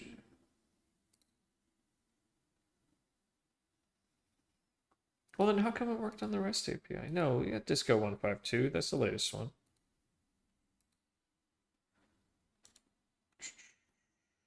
I'll figure this out.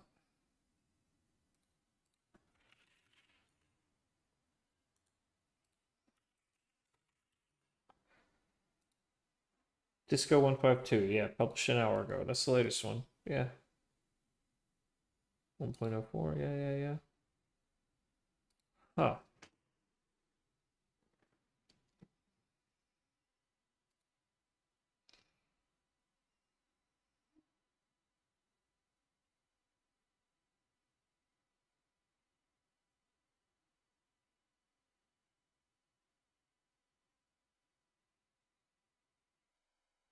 This is the latest version of the REST API, right? Right. And the latest version of the front end, right? Right.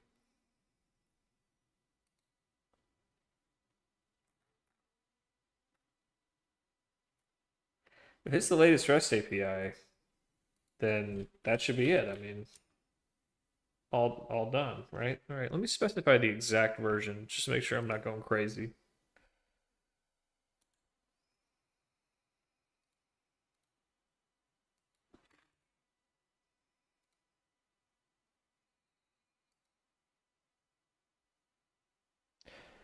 One four one published 8 minutes ago.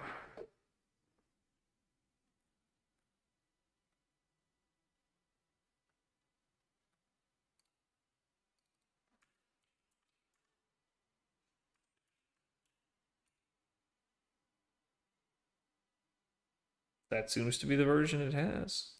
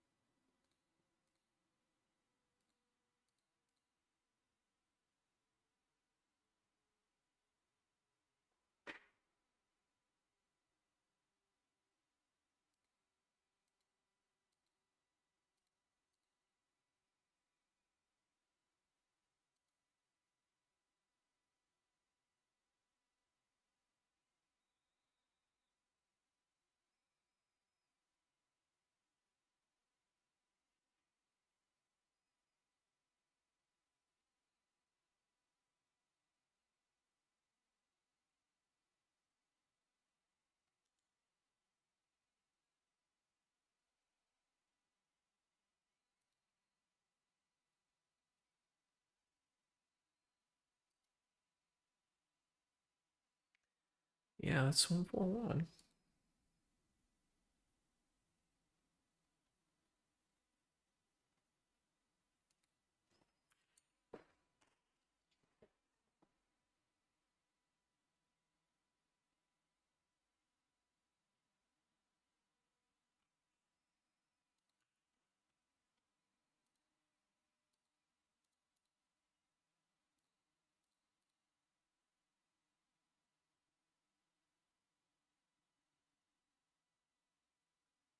I'm so confused. We totally fixed this.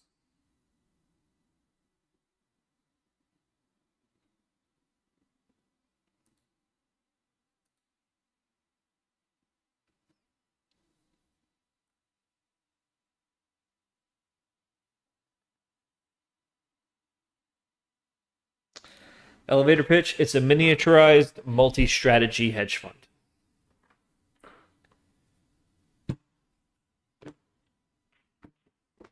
That's basically it. All right, let's see. We totally fixed this bug, so I'm thinking that maybe we didn't properly publish. Let me take a step back here. Get rid of that, get rid of that. It's about the data source manager. That's the thing that changed. That's the thing with all the new goodness in it.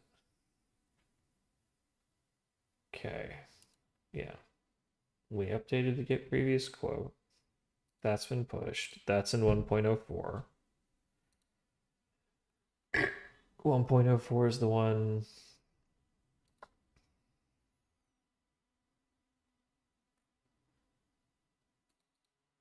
Data Lake REST API, right?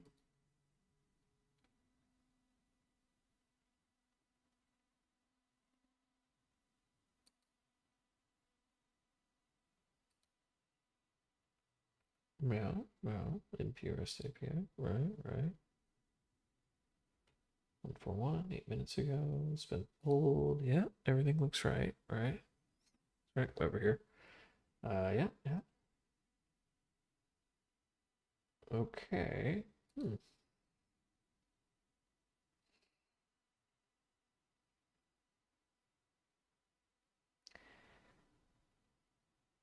So, what's the difference between the test stack in our REST API and the one we actually use in production? Because they should be identical. Both have the latest Disco app. Disco backtest, strategy components, Disco Polygon S3, Polygon REST. Check, check, check. Yeah, everything's identical. See, always.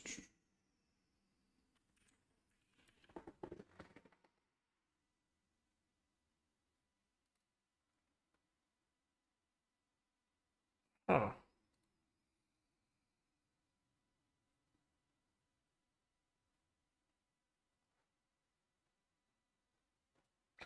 That's so weird.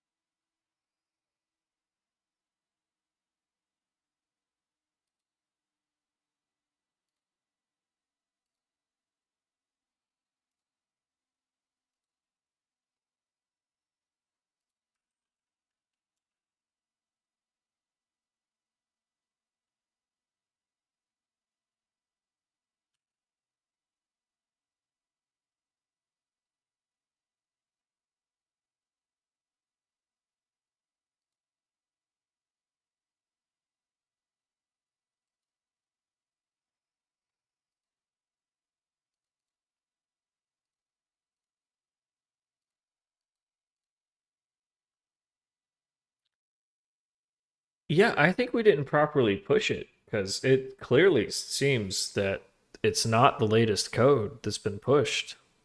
That's so weird. Huh. Anyhow, yeah, so it's a miniaturized multi-strategy hedge fund. It's not a hedge fund though, but it's like a miniaturized multi-strategy hedge fund. Hedge fund is a regulatory vehicle. You know, it's like you gotta check a bunch of boxes, and it's a accounting nightmare. You gotta have lawyers and shit. But yeah, the whole idea is that we're gonna have all the advantages of a multi-strategy fund, but it's gonna be smaller and leaner and meaner. We're not gonna have to have the full-time staff that a multi-strategy fund has to have, and we should hopefully be able to achieve the same economy of scale. So, more competitive fee structure uh, than the established players, hopefully. If nothing else, we'll have something novel.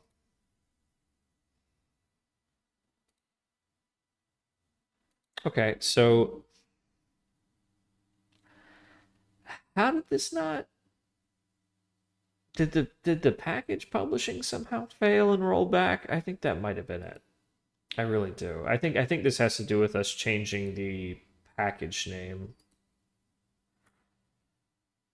or the repository name. So let me go here. I think I know how to fix this.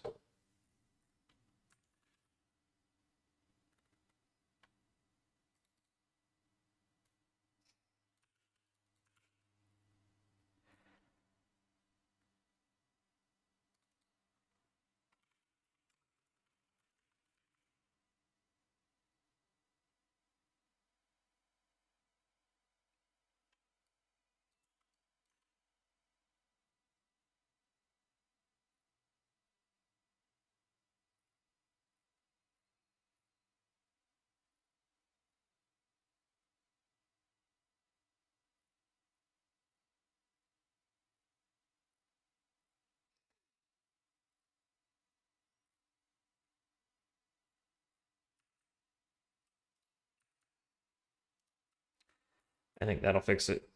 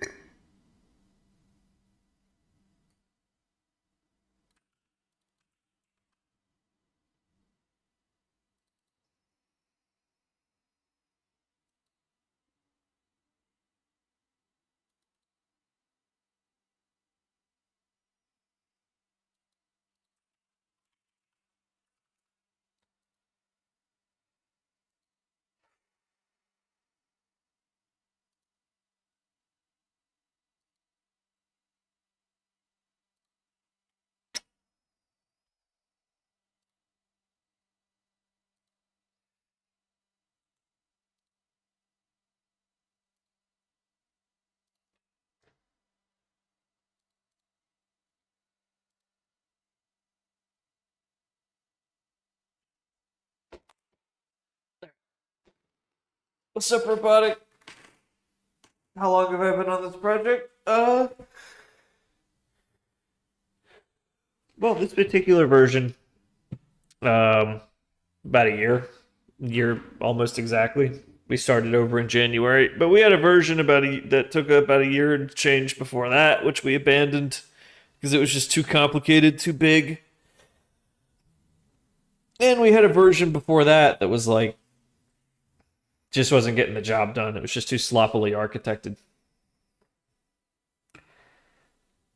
Yeah, I've been burning this thing down and rebuilding it over and over and over again for about 15 years.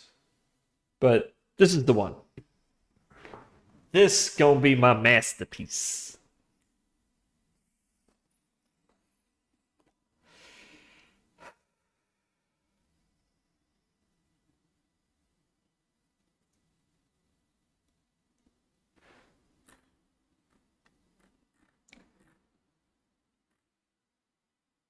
Yeah, I think this is the one, yeah.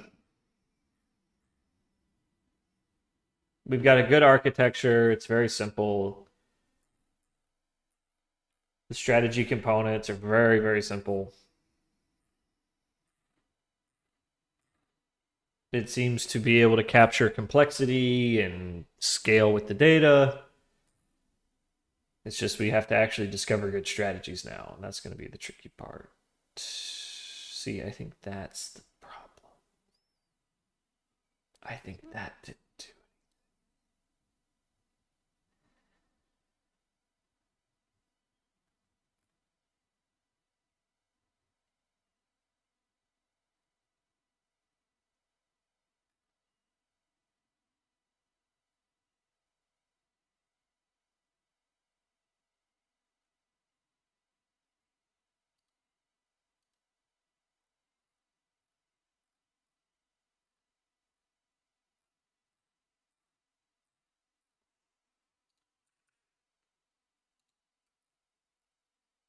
Oh, shit. Yeah, this is my fault. Yup. Yeah, I forgot to update the Docker file. They're with the new name. They're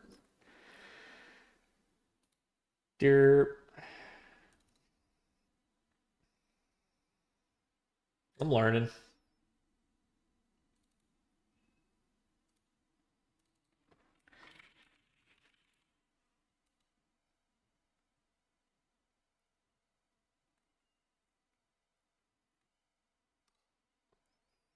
See, that's something so subtle that GitHub Actions didn't pick up on it.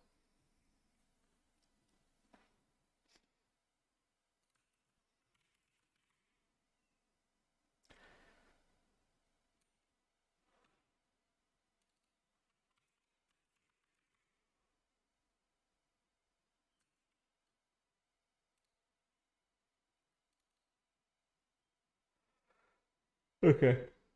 I should do it.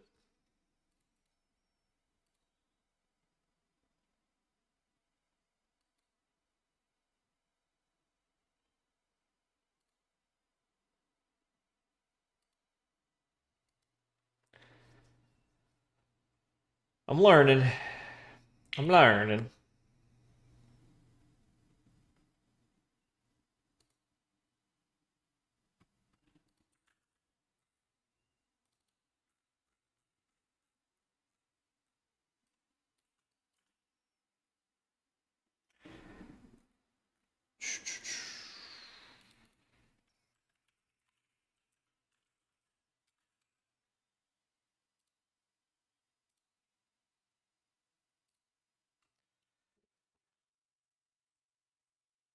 Okay, so yeah, that explains why we didn't have that problem with the packages, because the packages don't have those things, but containers do. So the front end, the back end, yeah, we haven't messed with any other containers today.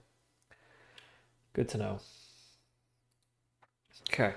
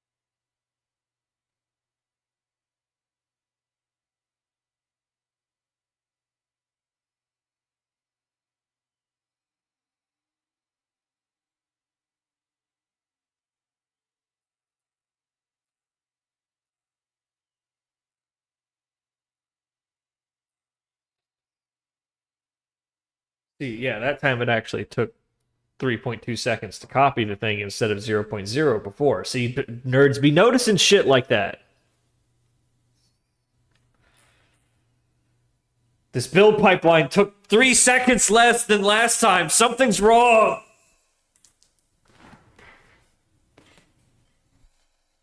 My autism is tingling.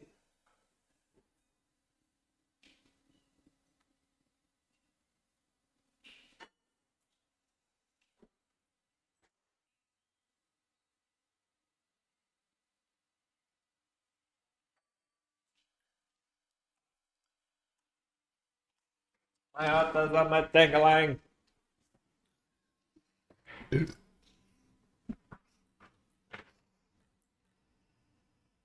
What are you gonna do?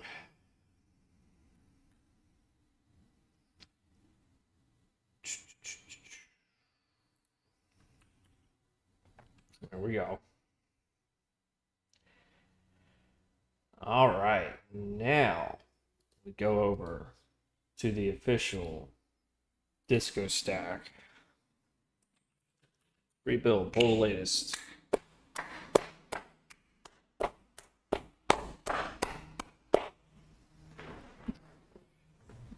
Whoa. Yeah, but it can't boot up because the whip is still on. Let me turn that off. Let me turn them both off. Alright, give it a sec. Still cooling. The telemetry server always takes forever to shut down. There we go. Alright, fire it up. Disco online. Bingo bango. Alright, we're good. Bang on up here.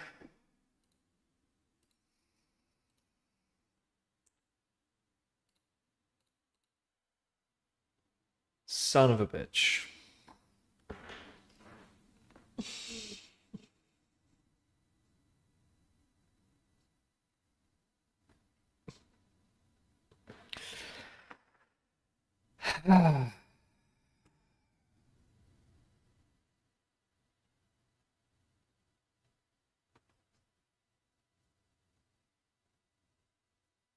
Yeah, you just get stuck on like really dumb things sometimes.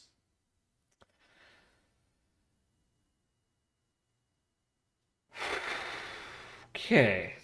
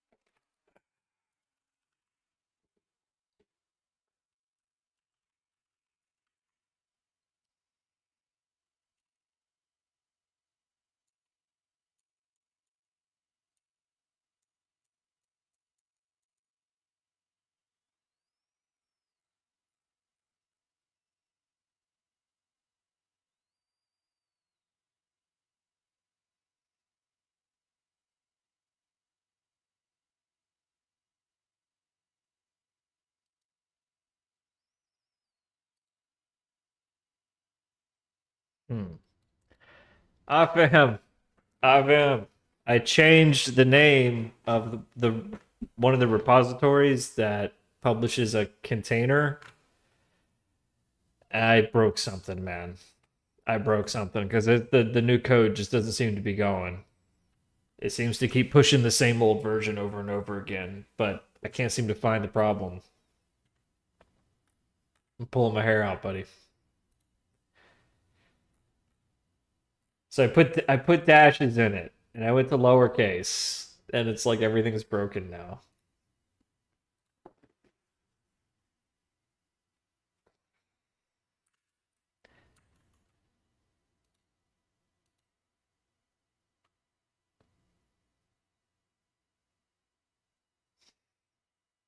Yeah, well, hey, it was overdue, right? It was overdue. We had inconsistent naming scheme. Well, okay, all right. I guess the work in progress one still works, so I can still run it locally. But yeah, I can't seem to publish the latest image. Okay, so it's MP REST API is the priority for now because we just fixed some pretty big bugs in the core and the main data source. Yeah, I think there's like an MP REST API like in camel case reference in there somewhere. I just found one that was lingering in the Docker file because I forgot we do that copy of the jar over for the open telemetry attachment. So that was one. But yeah, it would just keep publishing the old code over and over again. Maybe I screwed it up in one of the dependencies. I don't know. Anyhow, take a look. Take a look. I'm gonna focus on the code because that's frustrating.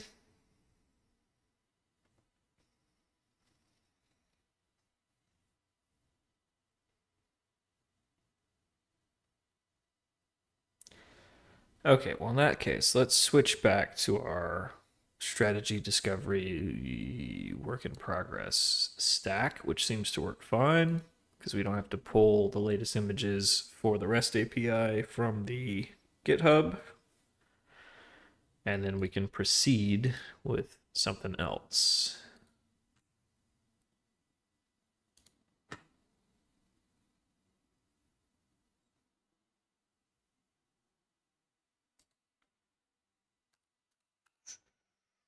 Yeah, something like that.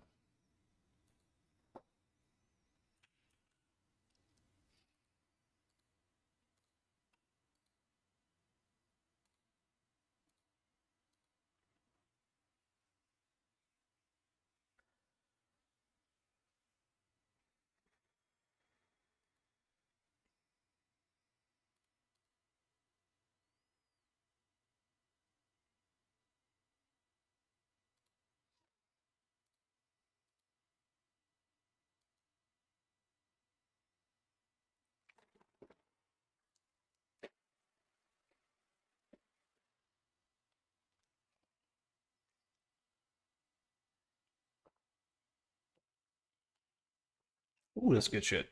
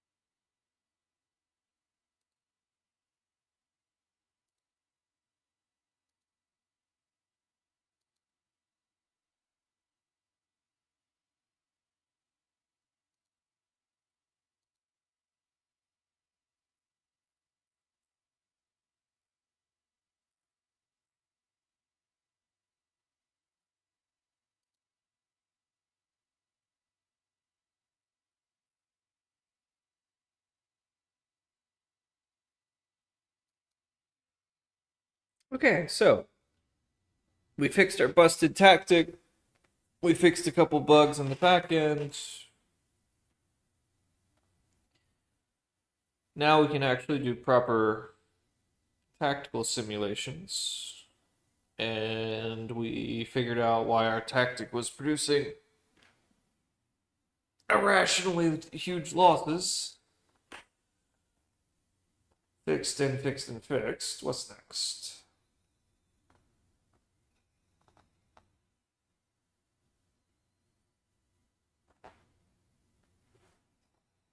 Too late for any live trading.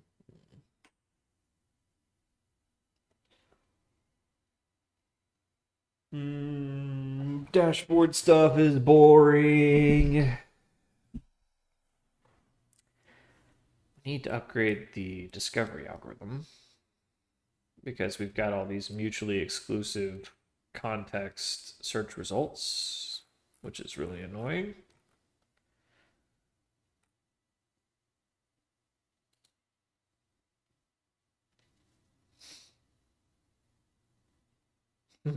That's funny.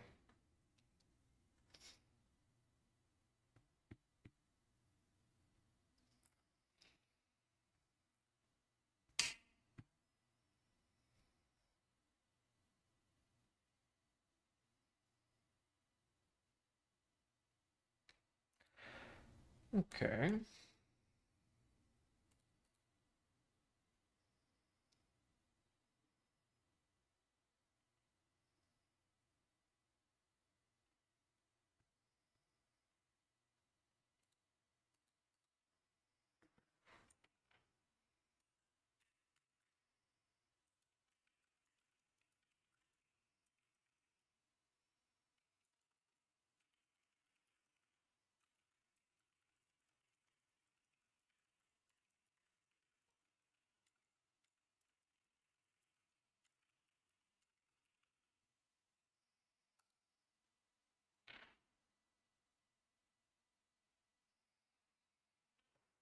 Hmm.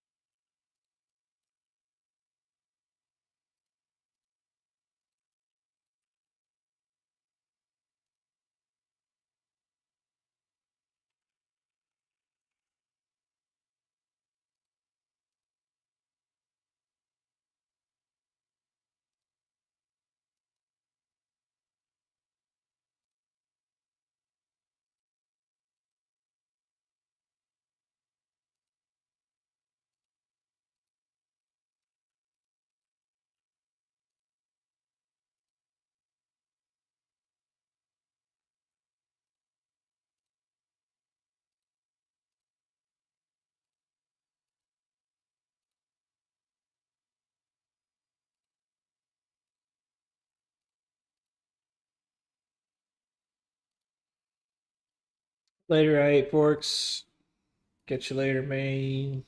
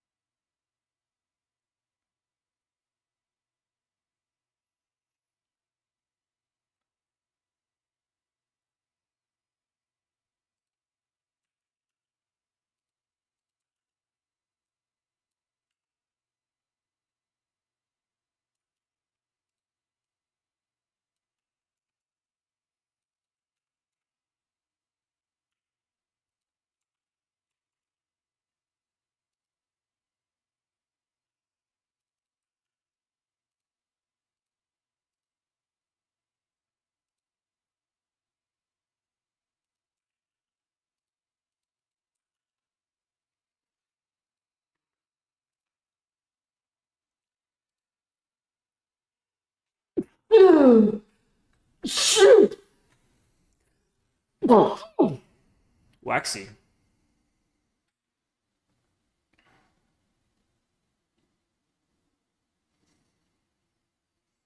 I'm okay. My brain did not explode.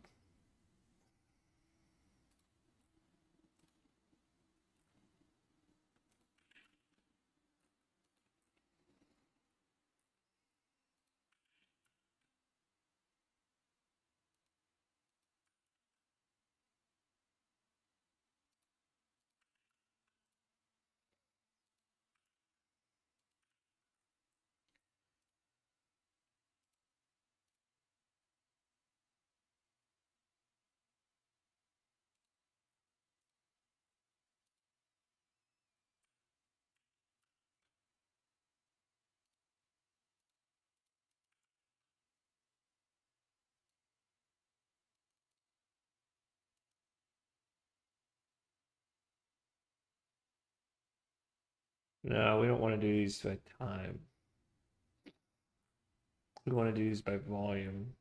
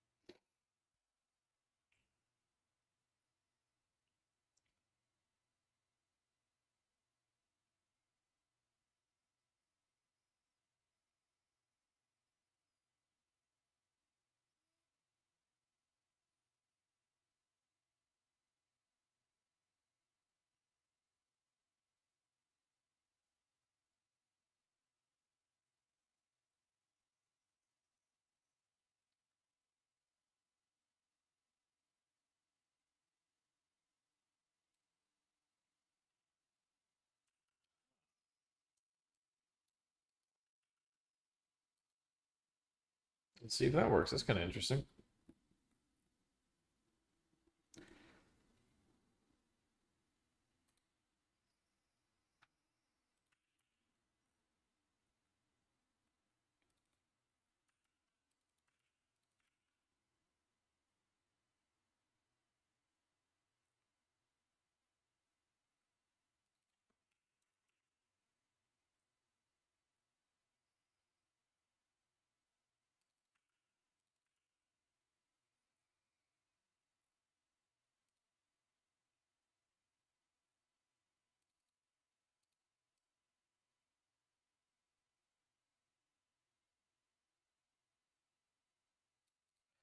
Yeah.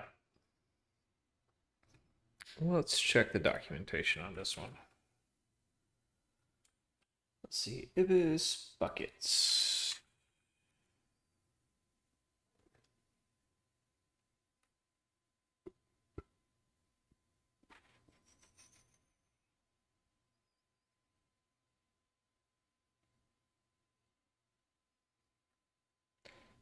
Can it only do time?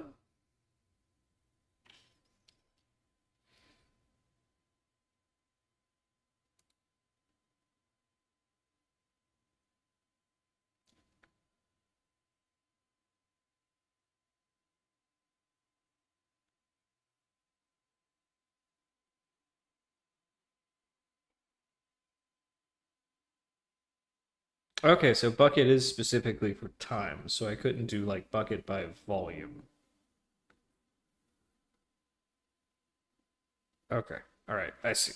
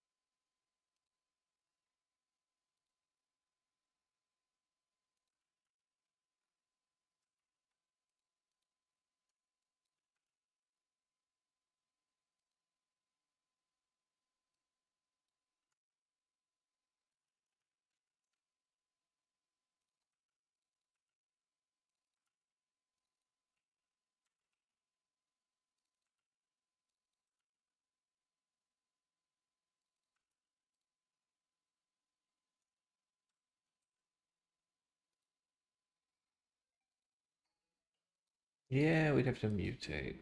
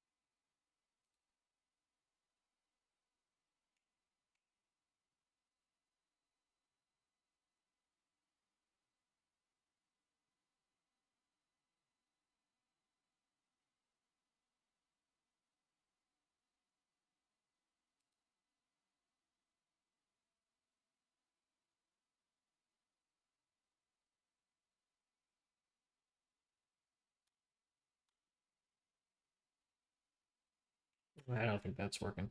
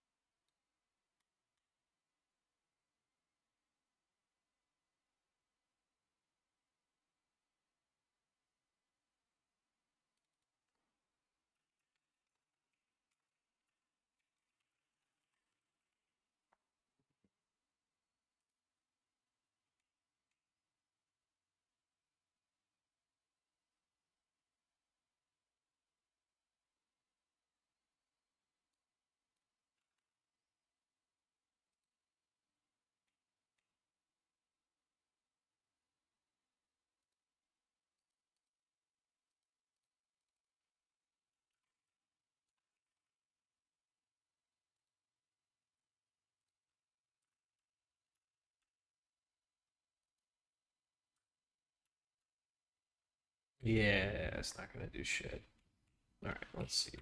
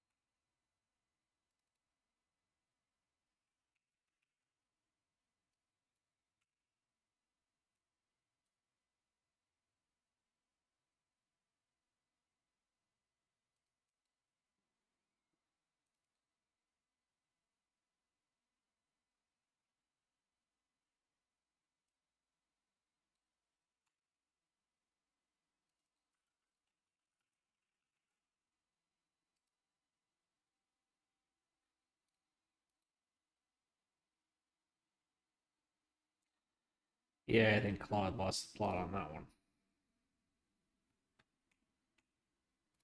because it's totally not aggregating. All right, let's go to the documentation here. Need to aggregate.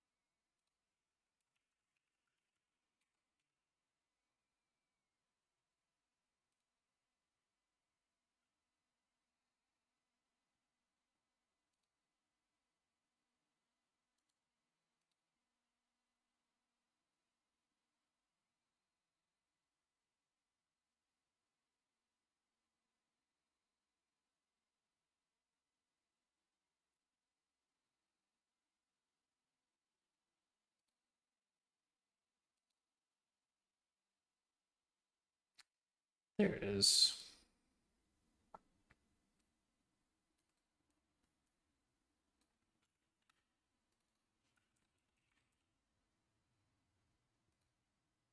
Yep. Okay, now we're getting somewhere.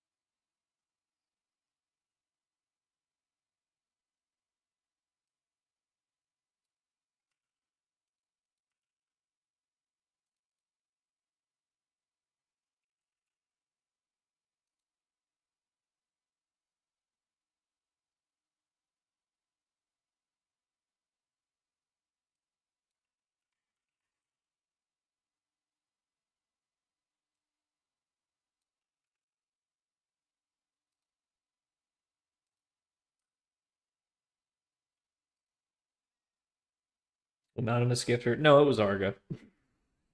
It was Argo all along. I got rid of the scoreboard after the election, and then the anonymous gifting subs stopped. But we're still doing okay. We're maintained at about 75 subs, which, you know, it's not bad. Not bad.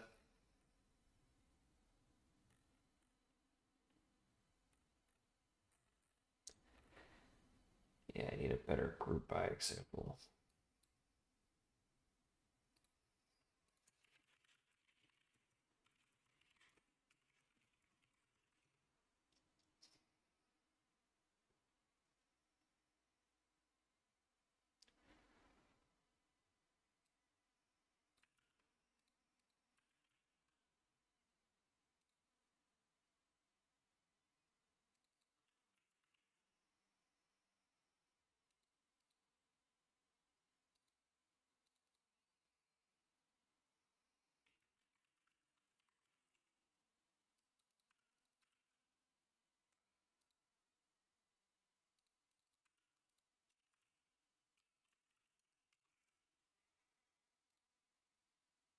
Sweet.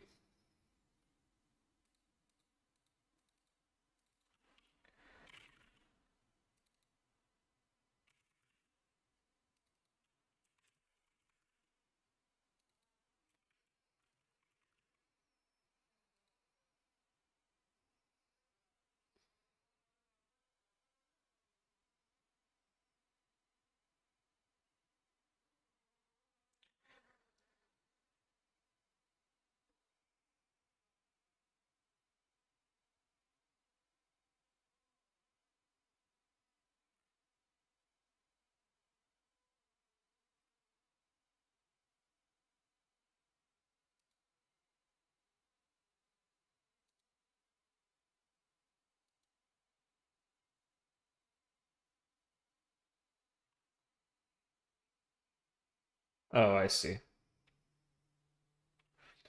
So the first one is 0.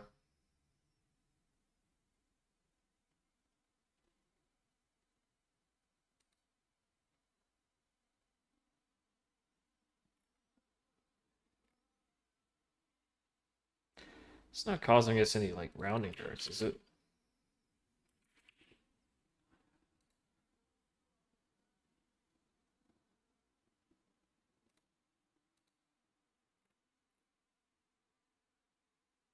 Because, yeah, some of these are rolling over a little uncomfortably.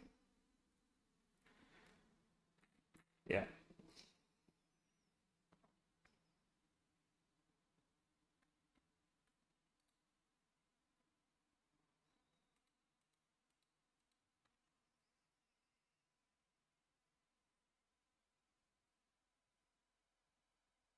I think it's because that come sum can change so fast.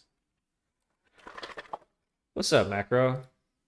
It's coming along pretty good, man. We just fixed a bunch of bugs in our back testing, which was really annoying. So now it's properly simulating stop limit and stop market orders, which is great. We broke our build pipeline by renaming one of the repositories, but our CI/CD guy is on it right now, so we should have a fix for that soon. But yeah, we're doing pretty good. Now we're focusing on coming up with good strategy components so that we can discover good strategies. And right now we're working on elasticity of price. We are bucketing trades by 10,000 shares or so. And then we're measuring the volatility of that bucket of shares, right? That bucket of trades. Sort of the idea being to look for outliers in price elasticity, which might indicate that the market makers have turned off their market making machines if the price gets a little more elastic than we might expect for this time of day. Something like that. Just kind of playing around with the idea for now. Right now I'm kind of struggling to bucket my trades properly. Anyhow, how you doing, Macrovest? Macrovest, everybody. Follow if you're not. Smart fella. Streams only on Saturdays, so I'm told.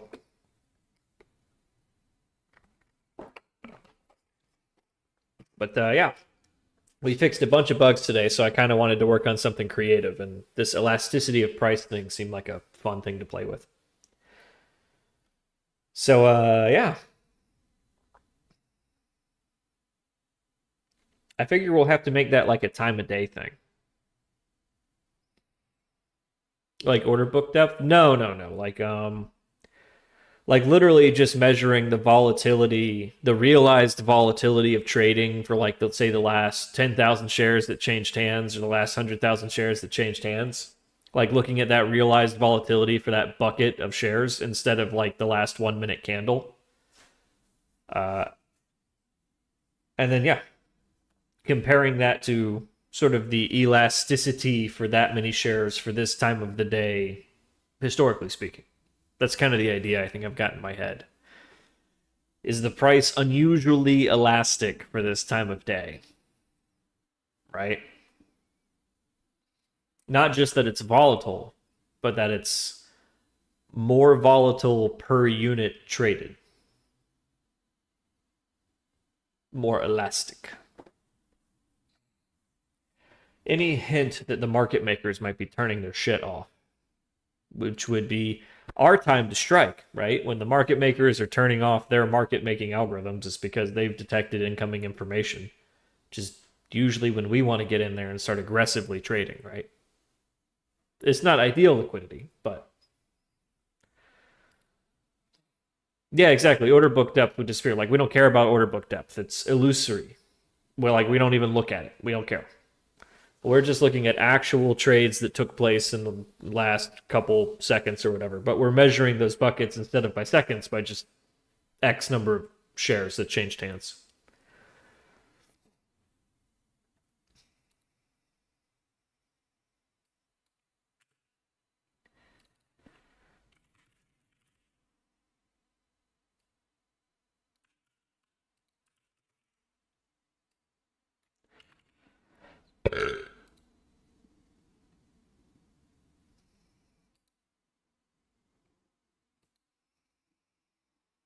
Oh, thank you, Xbite. I appreciate it. Hey, chase your dreams. It's not always going to work out, and it's certainly not going to go the way you think the first time around. But if it's important, keep trying.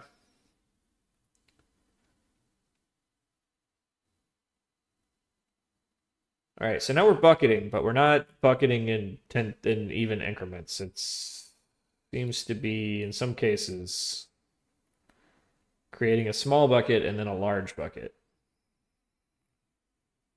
In some cases, like to such an extreme degree. And I think that's because some trades are for pretty big lots, but I can't imagine that's all of them.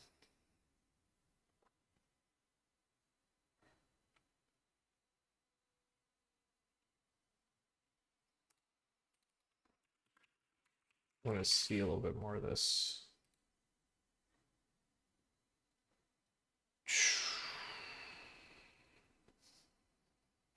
How big are these?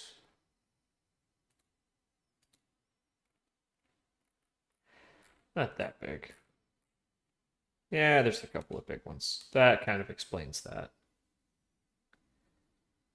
Yeah, when you get an individual tick for that size, what can you really do other than increase the size of your buckets?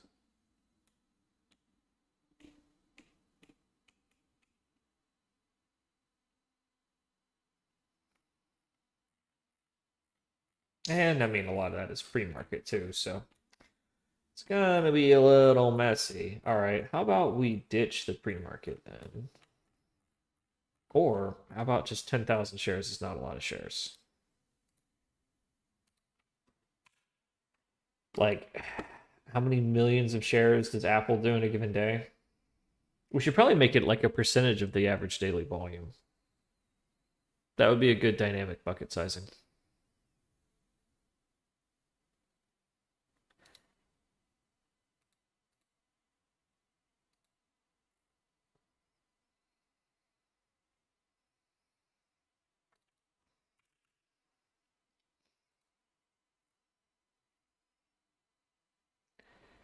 Yeah, this gets you some much neater looking buckets.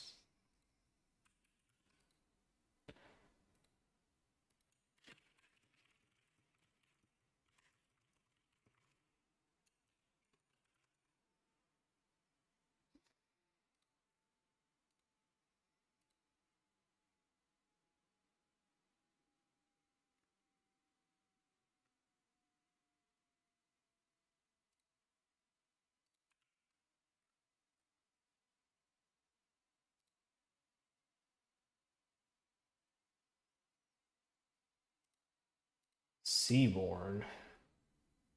The fuck is a Seaborn?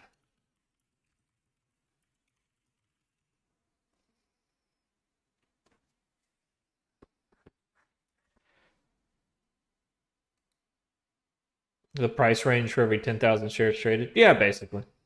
I should have just said that. But we'll say 100,000 because 10,000 is not a lot. Yeah. Just give me the matplotlib, all right? I ain't got time for this bullshit.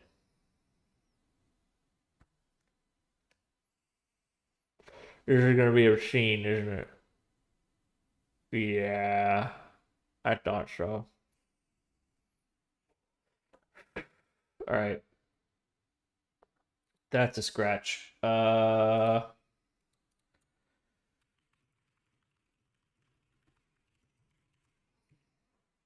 Let's redo that as a scatter plot. Are we using DuckDB? Yeah, we like DuckDB. We stand DuckDB. It's really great for just messing around on Python with our huge data lake. Since it's all like parquet tables and stuff.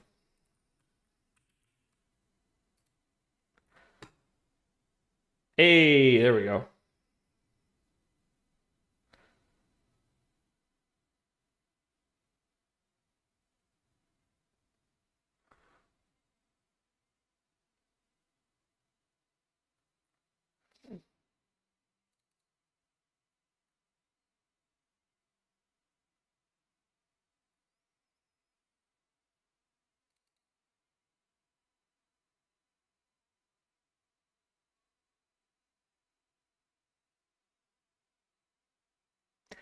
Well, gosh, what would we really be plotting here? Price range versus what?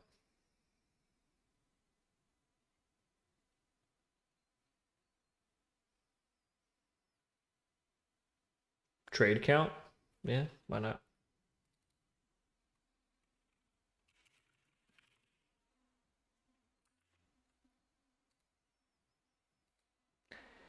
Z-score of price range?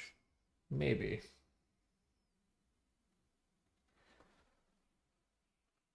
Actually, I just want to see a distribution of the price range values right now. Because this is all from a single day. So it's not going to tell us a whole lot. I just kind of want to see a distribution. Um, let's see.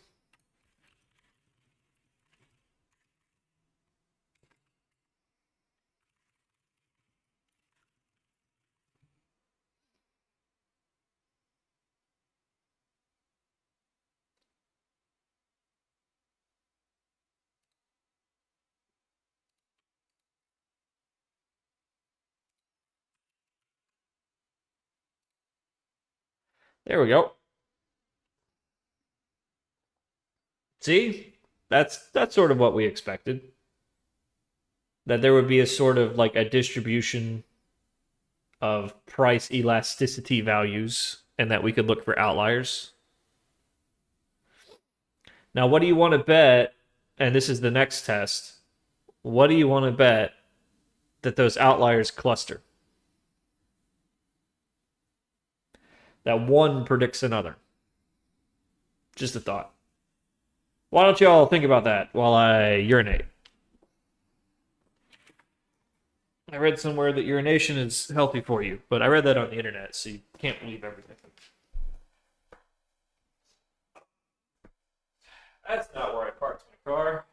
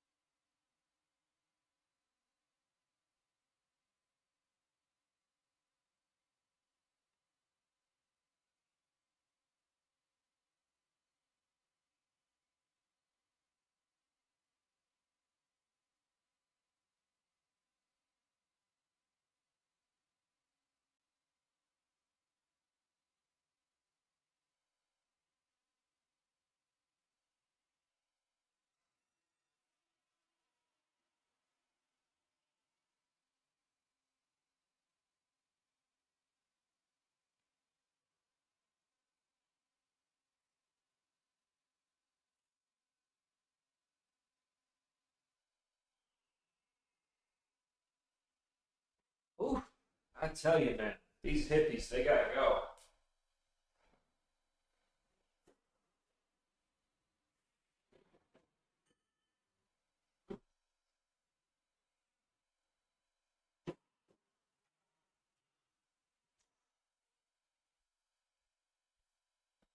Fucking hippies.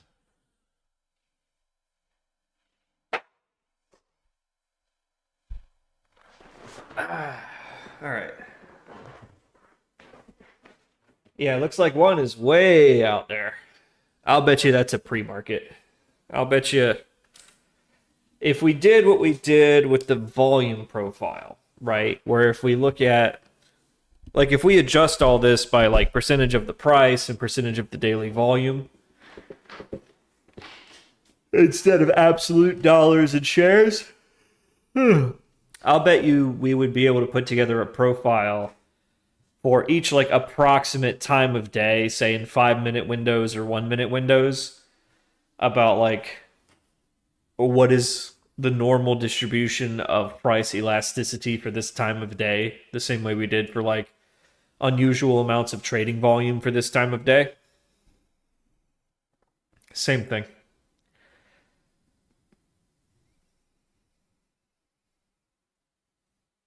Yeah, I think there's definitely something there. All right, so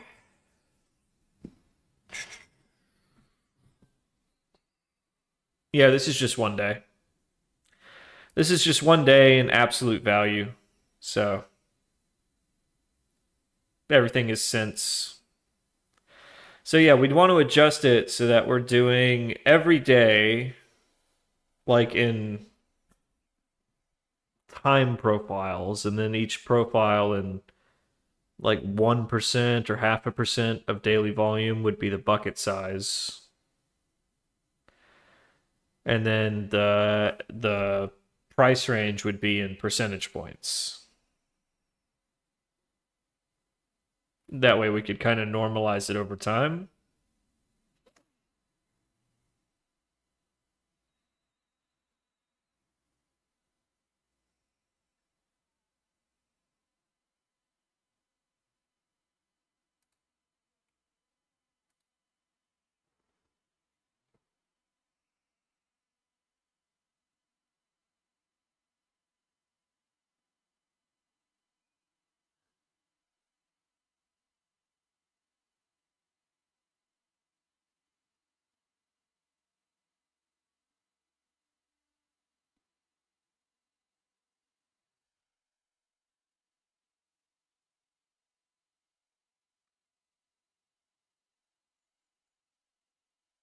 See, yeah, we couldn't do like a flat daily number like that deliverable proposes because it's so sensitive to the time of day, right? Like, well, we don't know that it's sensitive to the time of day.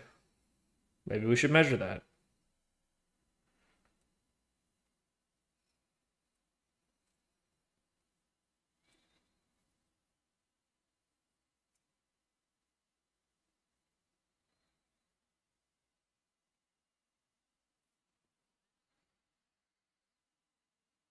Hmm.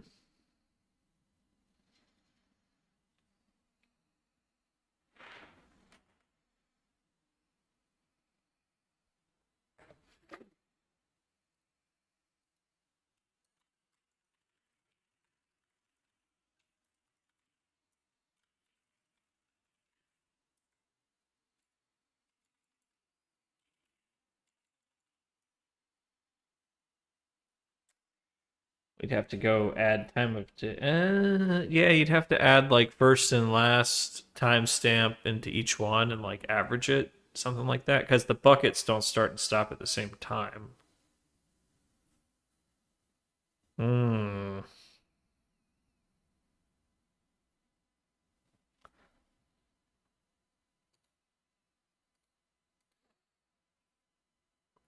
What's up, Barney? Is it true that I own honey? No comment.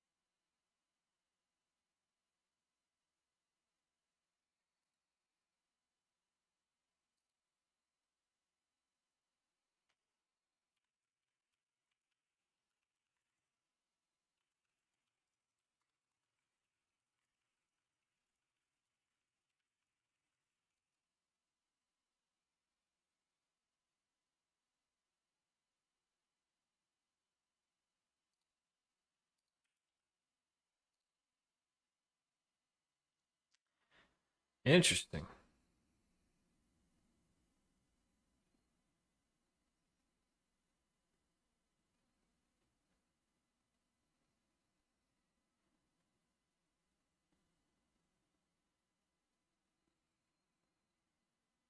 Okay, that kind of tracks that you'd have a higher average in the beginning of the day in the pre-market, right?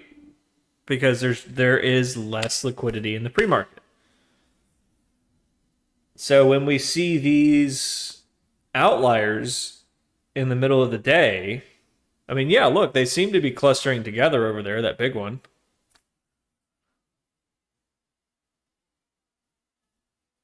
What does that tell us? That's probably the opening bell if I had to guess.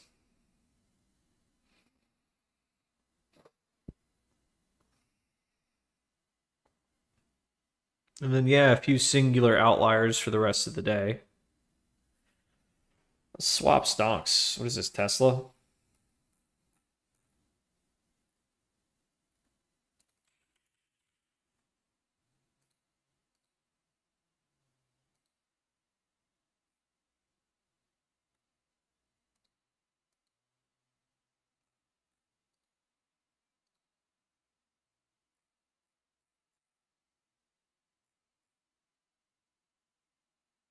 Wow, Apple. How normal.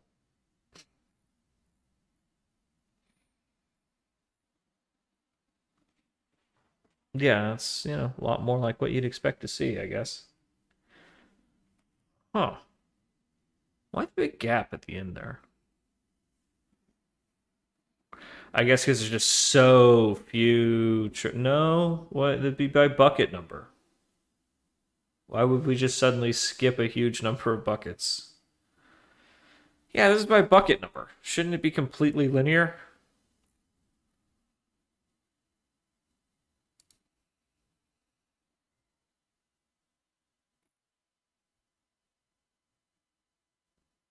Yeah, but I mean, it should be bucket one, bucket two, bucket three, right? So, like, why the gap? The mystery of the missing bucket numbers.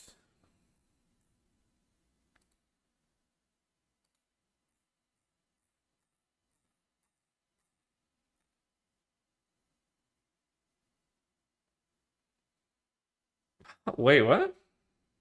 Oh, because we get one trade with so much volume that it occupies like 60 buckets and it just skips us from A to B.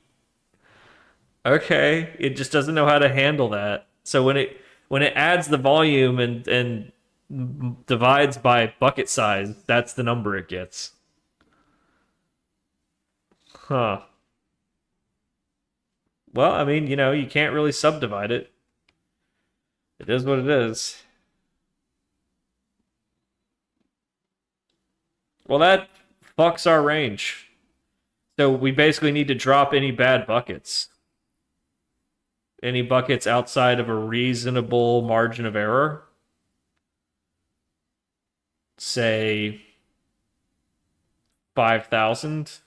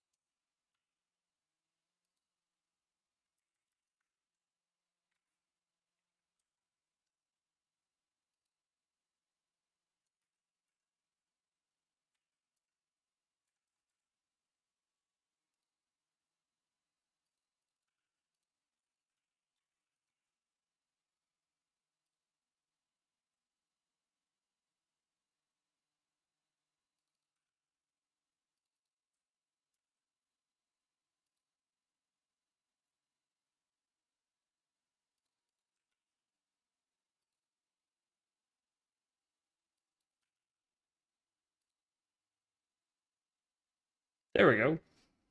We dropped any unusually sized buckets. Yeah, Barney, yeah, we already thought of that. We're only looking at 1 day right now, but yeah, that's the plan. We're gonna do the bucket size as like a percentage of the average daily volume of the last week or something like that. And we're going to be measuring the price difference by percentage points. That way we can normalize it over time and come up with like this time of day type profiles for what price elasticity should be, or what a normal distribution of price elasticity should be for approximately this time of day.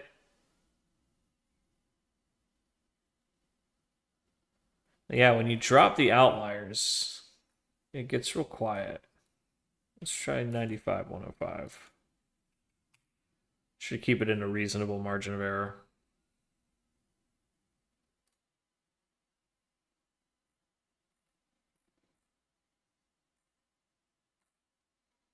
That way we're not cutting out too much data. All right, that's interesting. So let's check out Tesla again. Yeah, no music. Yeah, dude, my numbers are up 30% without music. They're actually up so much that I'm thinking this could be a good partner push.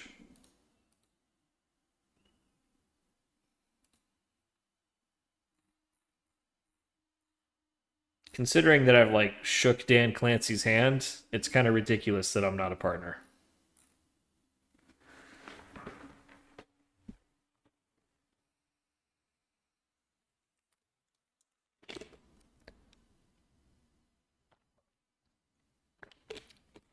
Well, I think we're onto something.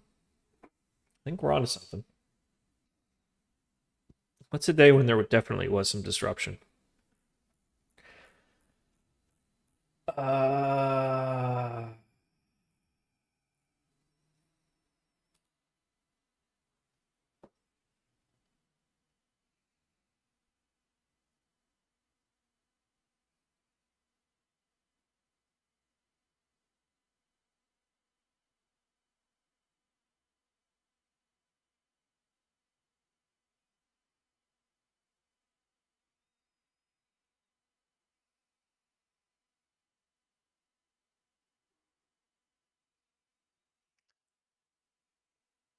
when was the last time a major stock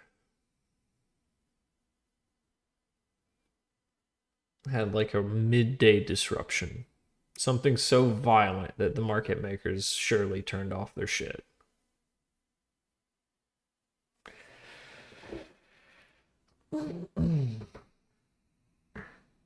Twitch core engineering? No, I would have got a job offer by now.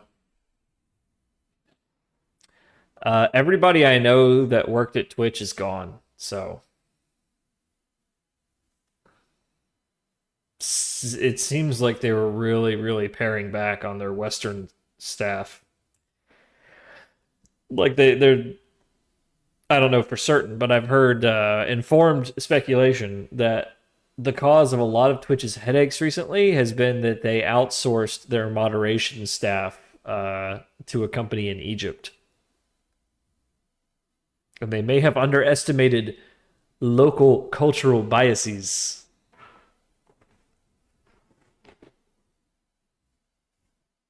That's the accusation. And this kind of tracks because, it used to be like half of the software and game dev category works at Twitch, but like one by one by one, they've all been laid off. So,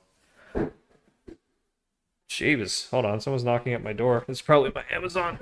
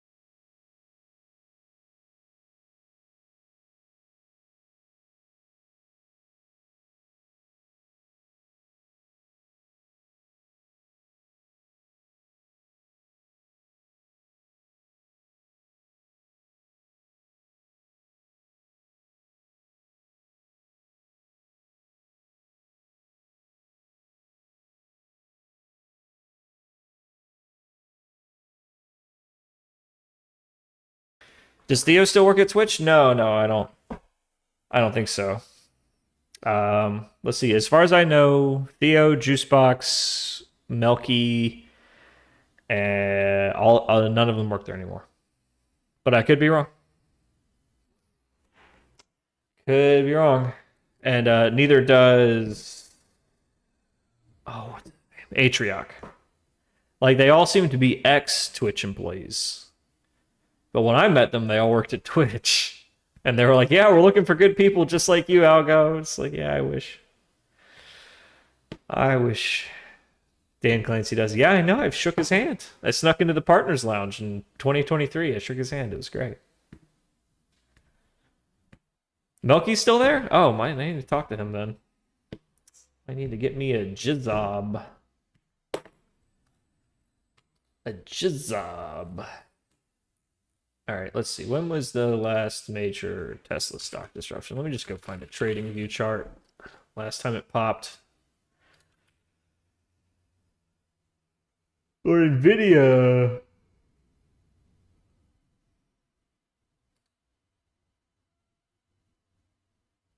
August 12th.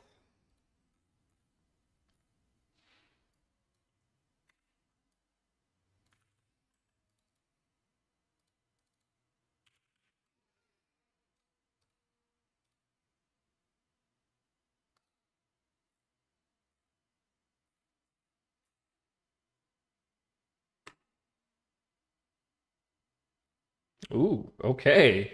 Very interesting.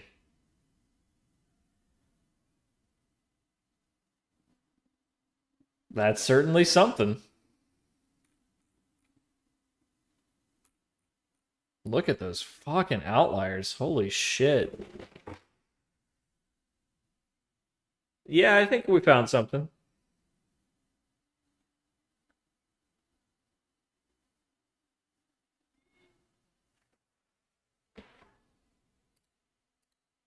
Well, it's saying that on that particular day, Nvidia had a lot of outlier buckets, and that's including like filtering out all of the unusually sized ones.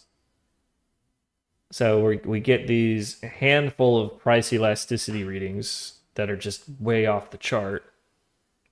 Probably some midday price disruption. I would love to see that plotted on an actual price chart. That'd be great.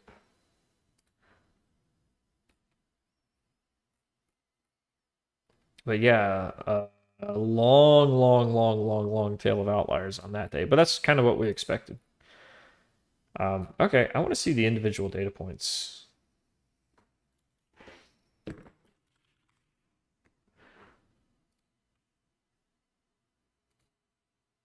How many are there? It's only a couple hundred, right? I want to see these outliers.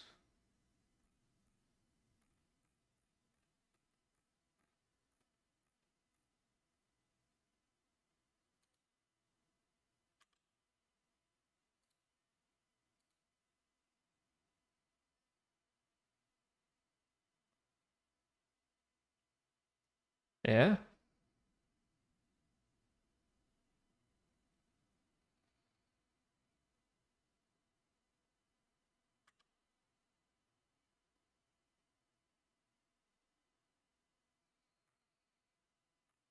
Timestamps.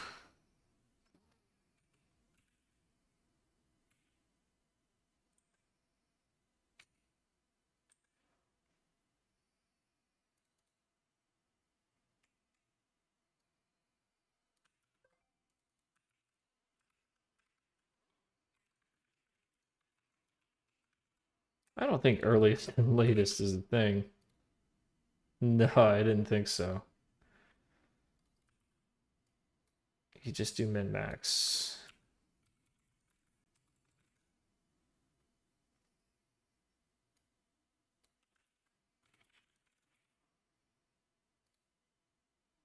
Yeah.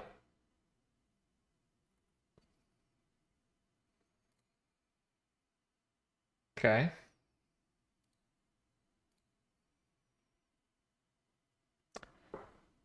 Okay, so one of them's at the open, so that's to be expected, but these others are not. they're clearly after the open. This one's at the end of day, which is kind of expected after the closing bell. But yeah, this one at 11:57 in the morning. Yeah, that was something. That was certainly something.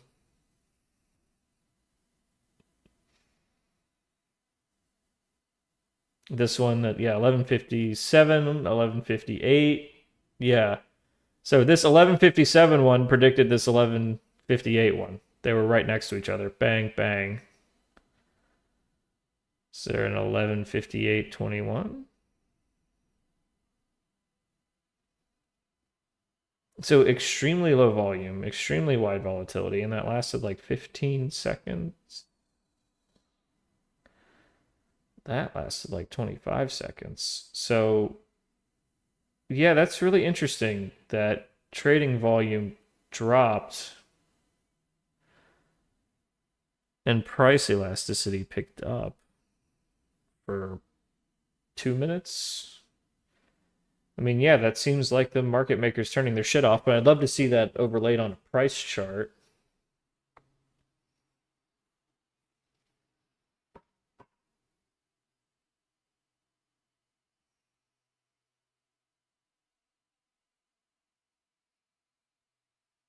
What's up, JJ?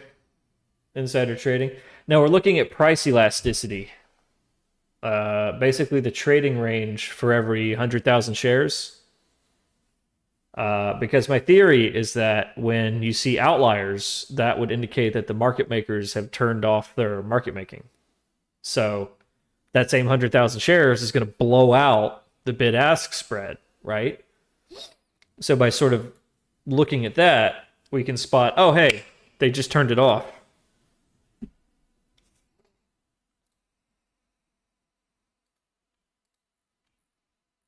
So yeah, what's up with us? Well, we got trading strategy discovery figured out, and we got live trading figured out.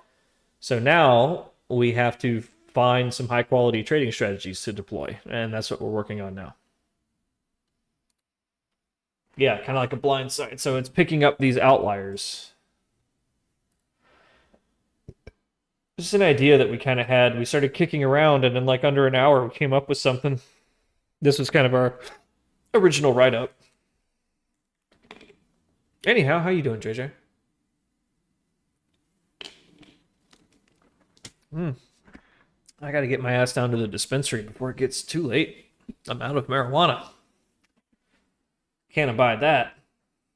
No, sir. That's basically just a ticking clock before I go all Luigi up in this bitch. You know, in Mario.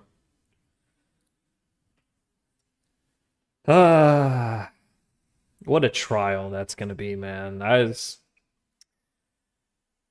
listening to some strategy, some law nerd strategizing on what Luigi's defense is gonna be, and it seems pretty unanimous that they're gonna have to go with an identity defense. Like, hey, that's not me. It's not me, Jack. See the guy? He's wearing a mask. That ain't me. I wasn't wearing a mask that day. I was at home watching Pornhub. You can't prove otherwise. On a stolen laptop, stolen Wi-Fi.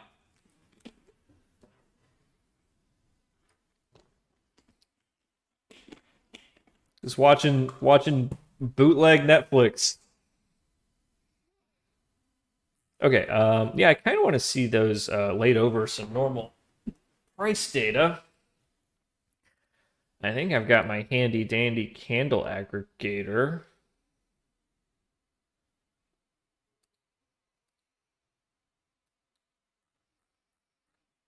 Let's see if we can retask it for that particular day, just to see what it looked like. Let's see, that's NVIDIA 720.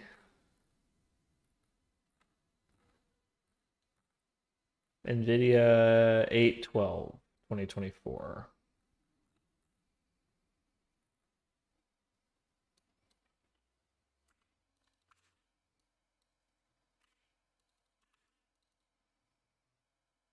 That's not going to work because the timestamps aren't going to match up.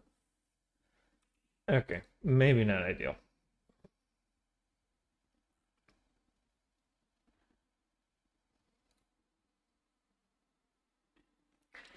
Caffeine is an option. I already had 2 cups of coffee. Trying to cut back on caffeine. Compensating with cannabis, you know.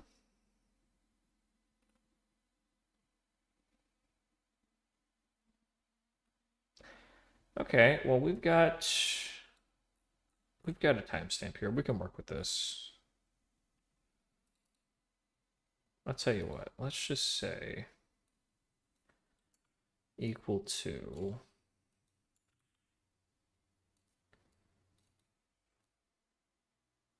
oof. Yeah, wait, what are you doing? Enable version control.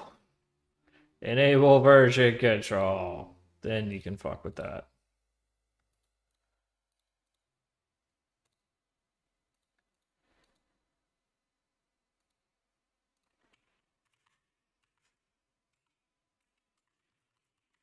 Hey, Vo. Do I take creatine? No. What's wrong, Vo?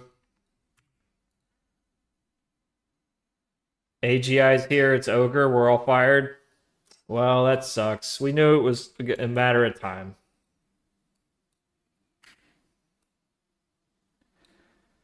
It was a matter of time. Oh well, usher in the New World Order. I guess we're all going to be cast out of the corporate arcologies to fight for scraps of meat in the streets until we starve to death. All the while, you know. All the while, Elon and his comrades can sip champagne from our skulls or something.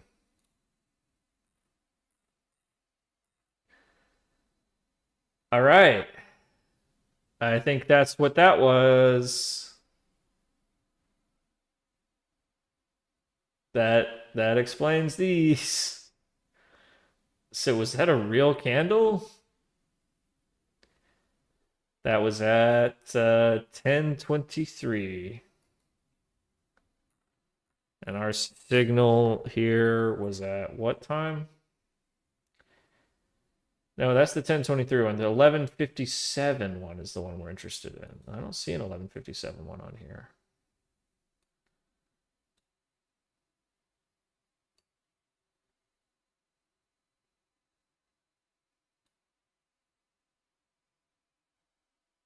Yeah, 11:57 looks perfectly normal on the chart that I'm seeing here. So did we improperly filter our ticks? Is that what we did wrong?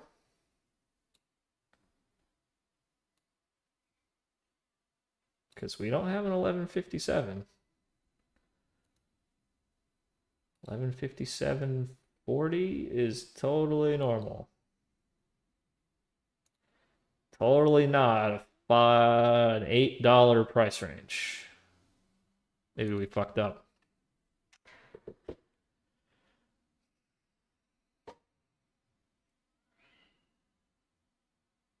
That's why they're hiring 150 engineers? Yeah, because they cracked AGI. Yeah. Why would market makers turn off?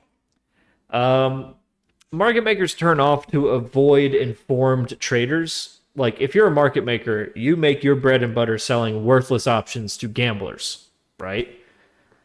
You don't want to sell the winning lottery ticket to the gambling addict. So when you see an unusual amount of trading activity or your, bleeding edge, faster than light, news monitoring supercomputers figure out something's coming down the wire, you want to go flat. You want to turn off all of your market making algorithms and you want to liquidate as much as you can and you want to cover as much risk as possible until the storm blows over and we can assess how prices have changed in the presence of this new information. You don't want to sell the winning lottery ticket. Now, they are the early bird. They get the worm. But we are the second mouse. We get the cheese. Do they sweat people figuring this out? Not really. I mean, they publish papers about it. That's how we know about it. We read the Marcus Lopez de Prado paper where he talked about like training their algorithms to turn off in the presence of seemingly informed traders through a very simple or similar sampling technique. Where they're, yeah, instead of looking for the price range, instead of looking for the elasticity of price, they're sort of looking for an unusual amount of traders for that time of day. And we already replicated that analysis, and we've already got that. Okay, so yeah, I think we're improperly filtering our order types here.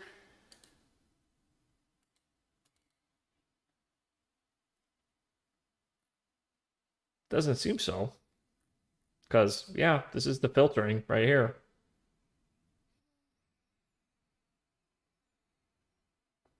Making sure that we don't have any of these undesirable order types.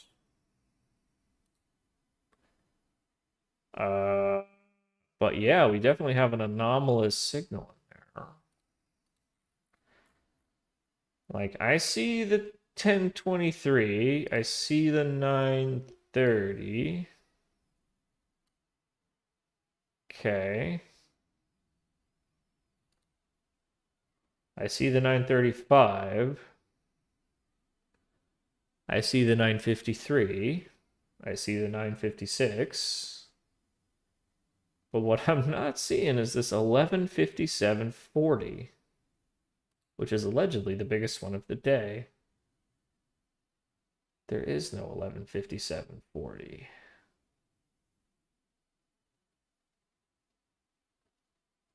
Huh. Smart money detection? Yeah, basically.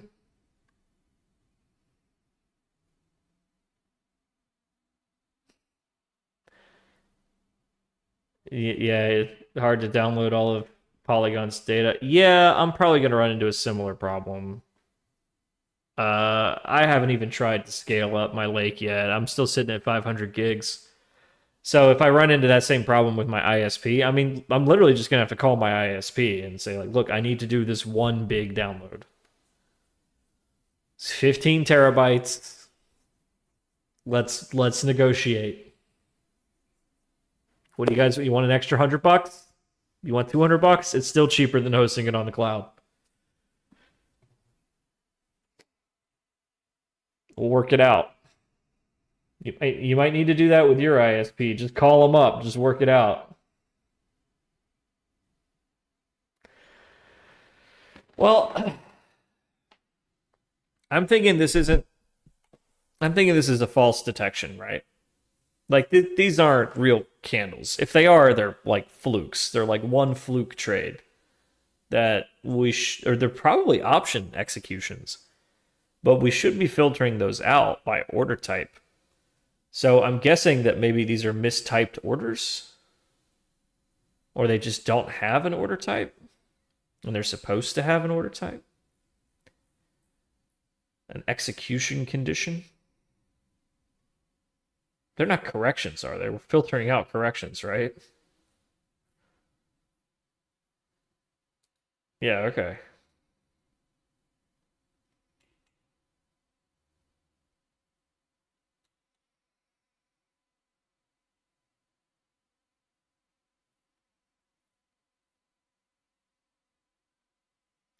Yeah, I'm confused.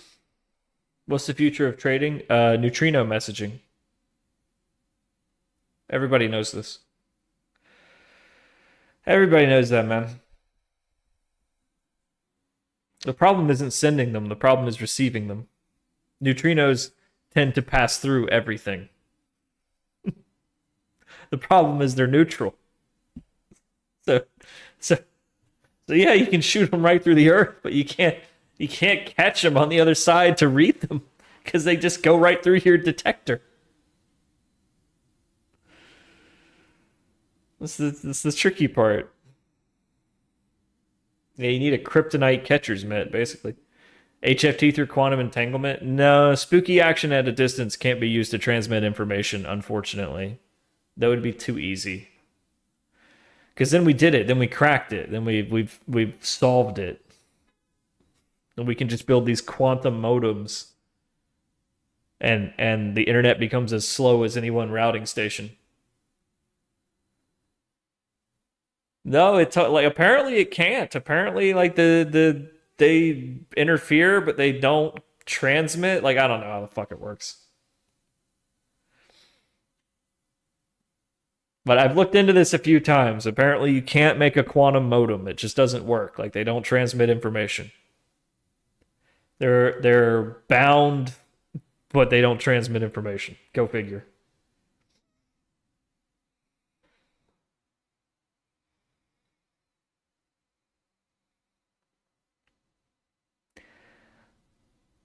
Oh, Peercoin. Yeah, they're probably trying to catch, yeah, neutrinos or gamma rays or something. Some deep space stuff. Yeah, isn't that the one where they took like the lead from a ancient Roman shipwreck because like the old refined lead had time to like for some impurity to come out of it? I don't know. But apparently they had to use a very, very, very precious archaeological find to build that sensor because something about the old lead. Didn't the Chinese build a quantum community? Dude, you can't believe any of this shit that they say.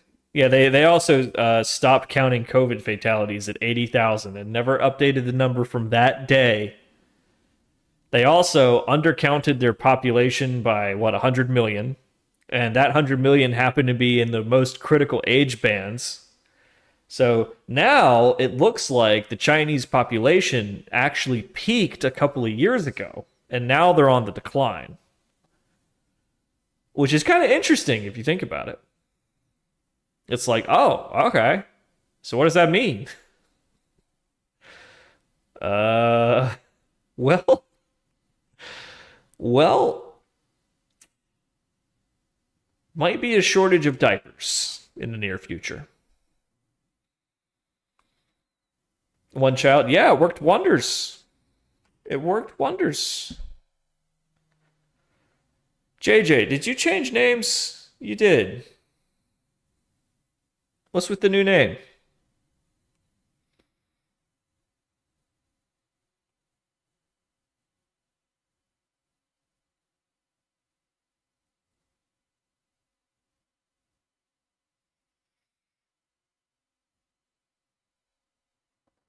People don't want kids anymore. Yeah, yeah. I mean, it's kind of like here, but a lot worse. So, yeah, I think we're not properly filtering out our trade conditions, or the trade conditions that remain are improperly labeled. I thought you were J. Jared.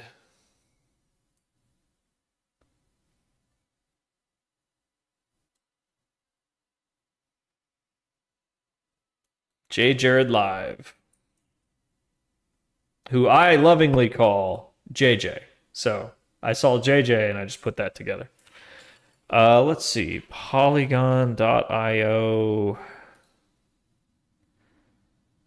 Trade conditions.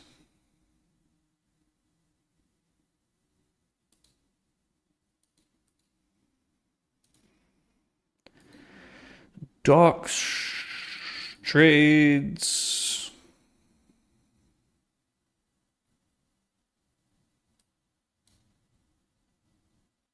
Conditions.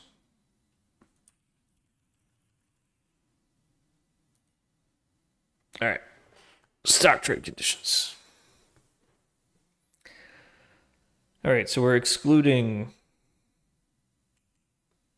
average trade price, cash sale, extended trading hours, market center official close. You know what? I'll bet those are intermarket sweeps. I'll bet they are.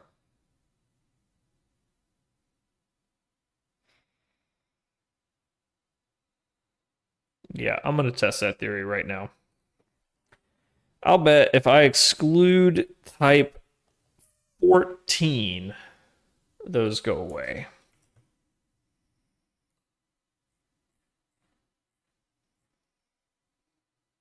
Nope, they're still there. Okay, so they're not intermarket sweeps. That's good to know.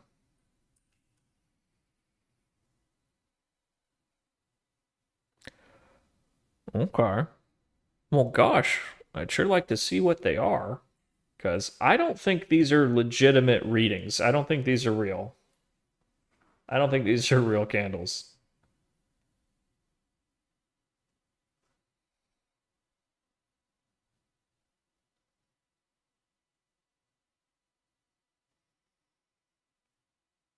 Make babies or go to jail. Well, they tried a bunch of stuff like tax credits and like home buyer credits and stuff, but the Chinese real estate market is in deep shit.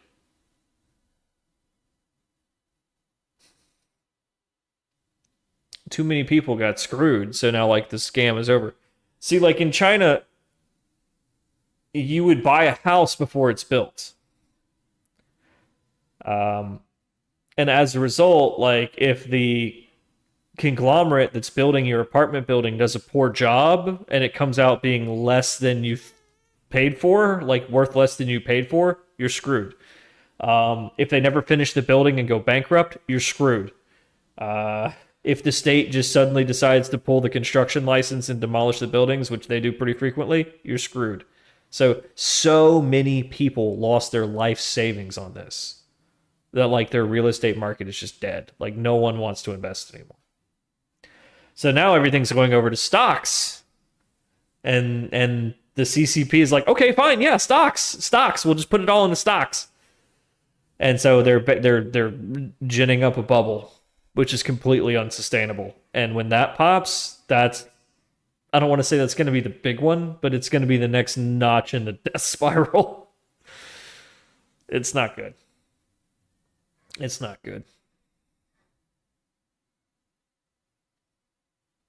Okay. So yeah, I'm not sure what's going on here, but we're gonna need to get to the bottom of that to get this elasticity metric to mean something. Because like with those kinds of big fat candles, they're gonna kill the reading. We're gonna get so many false positives. So okay, let's dig into one specifically. How about you? 1023. Yeah, they're in the same spot because they're probably options executing at the opening price. Open at 106.32, 106.39, 106.30, 106.30, 106.30, 106.30, 106.30. Yep.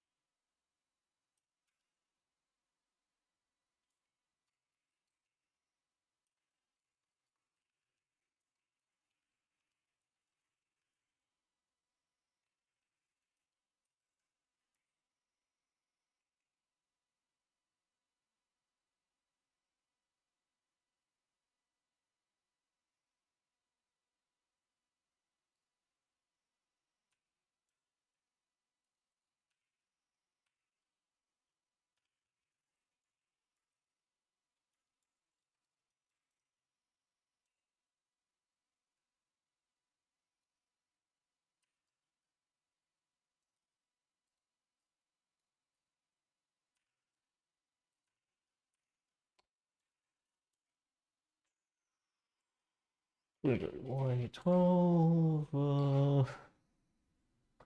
What was that? 10:30 something. 10:23.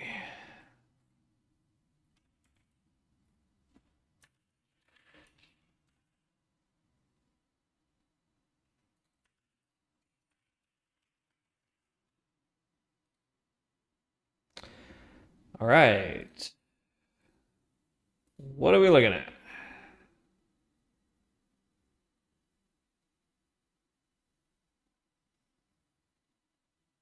You guys aren't afraid of some spreadsheets, right?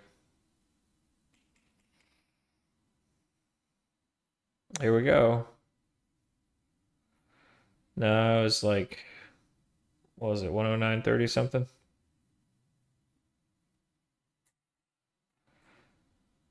Uh, 106.30. Okay.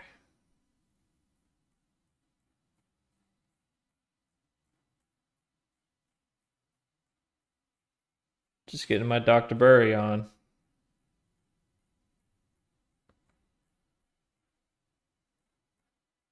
I read them.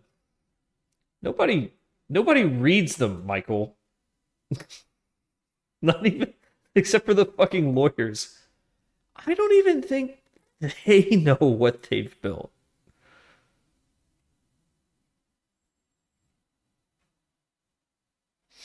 This is just what I hear in my head idly. There's just a copy of The Big Short playing at all times. Yeah, I got scroll wheel. I'm looking for that 103.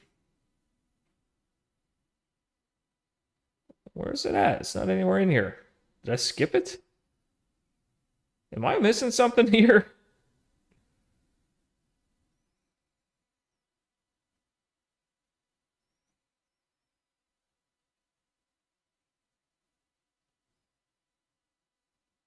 There is not a 103 in this spreadsheet.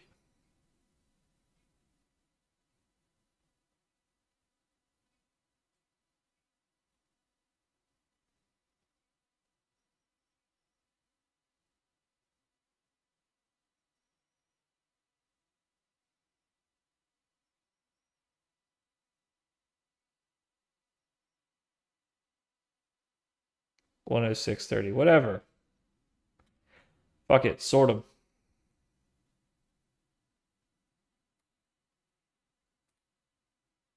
There it is. One single tick. Yeah. Okay. That's trade condition 32. Sold last. No, that's not. There is no trade condition 32. There's no trade condition 32. There is no trade condition 32.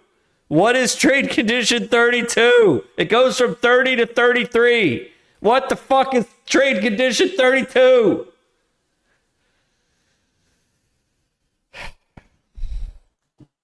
I'm gonna have to hold on.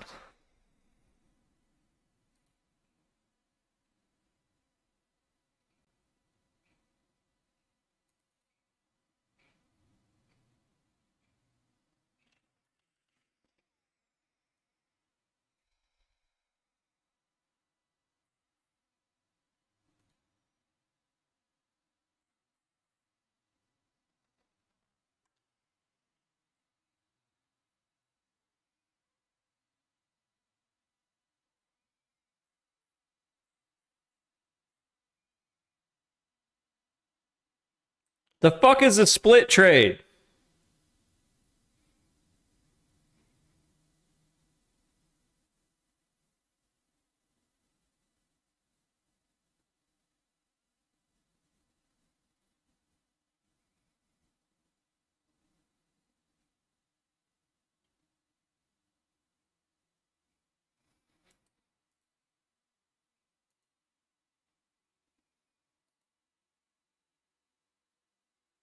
It says it's supposed to update the high and the low. Wait, no, hold on. That's wrong. That's ID 34, 33, 32. Sold out of sequence. Okay. Yeah, thanks, Zach. I got that. Okay, so that's a problem. Why would sold out of sequence update the high and the low? Oh god, that just hurts my brain. That's just it's like that's bad.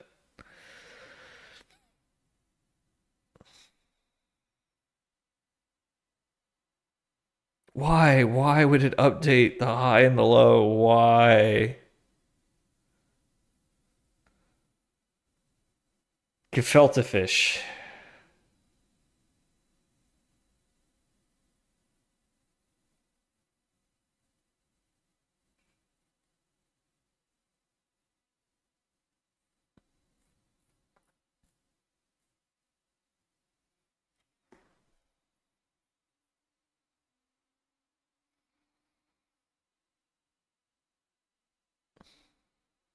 Okay, so what I'm seeing here is that we need to update our list of conditions to exclude. And that should certainly include 32.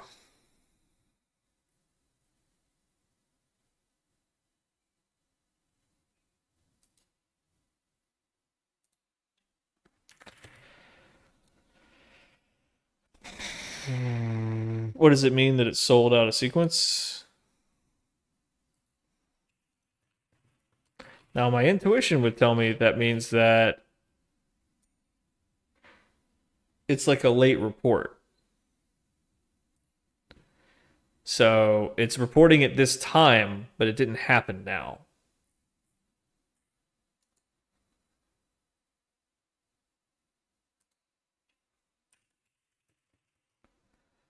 So let's see. In accordance with Amex Rule 109, a stopped stock transaction may occur under several circumstances, including when an Amex specialist executes market at the close orders, where the specialist is holding simultaneously both buy and sell, blah, blah, blah, blah, blah, blah, blah, blah, blah, blah, blah, blah, blah. I don't think that's what we're looking for. Extended trading hours? What? Okay, interactive brokers sold out of sequence. Yeah, they say it just means extended trading hours, but we're getting it at like 11 in the morning.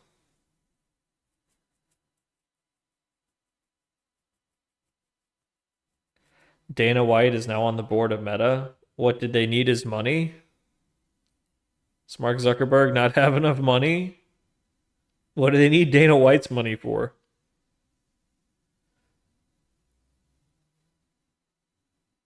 Okay, so 32, 33. Gotta go.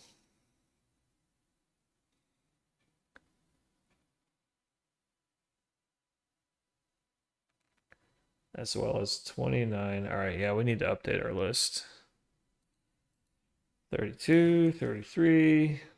So wait, is the condition list I have just complete bullshit? Like, is this just complete bullshit?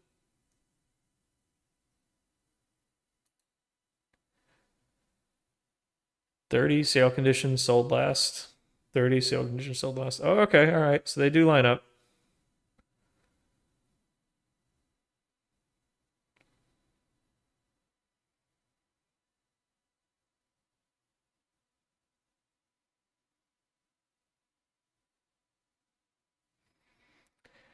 All right, so let's run that.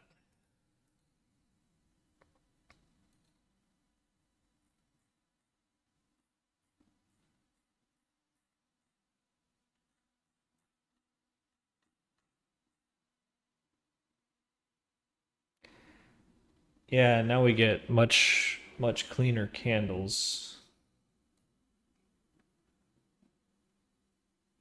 We've still got something happening at 9:35.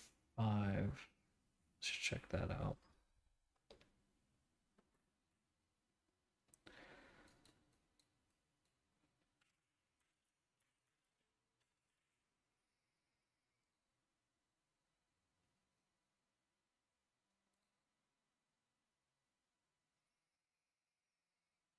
$29.41.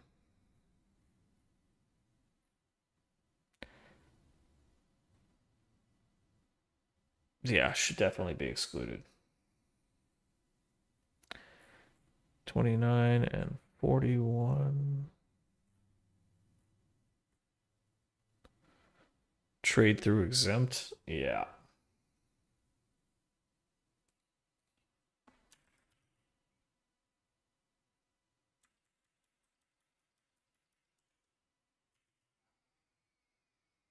All right, I'm just going to take it from the top and make sure I'm excluding all the right ones so we don't do this piecemeal. All right, 2 excluded. 3 is good. 4 is good. 5 is iffy. It says update the high and low, not the open and the close. I hate it when it does that.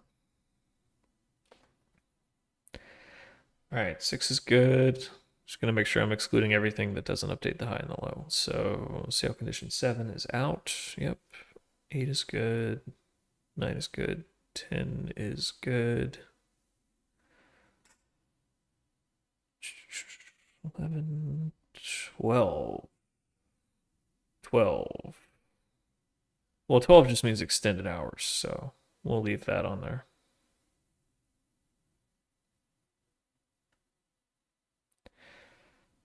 13 gotta go. It's extended hours out of sequence.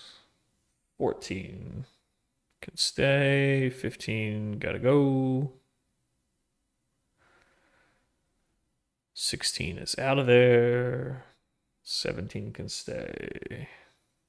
18, 19, 20 gotta go. 21 gotta go. 22 can stay. Eh. Why not?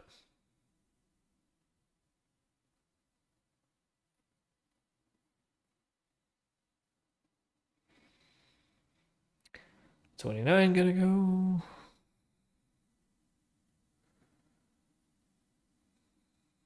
$32 gotta go.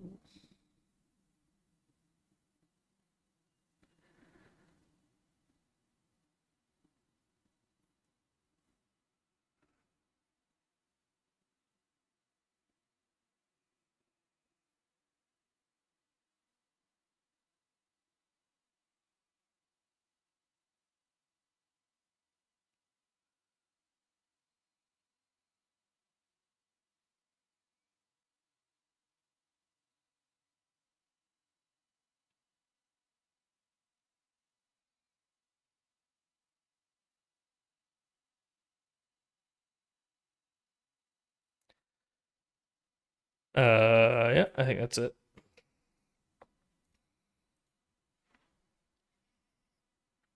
Oh, the gotta go? Yeah, I was just looking at this. Did like a curl request on the trade conditions endpoint just to go over it manually. Okay, so now we've got our updated filter, which we'll have to pass that back into our analysis. So now we've got our filter types.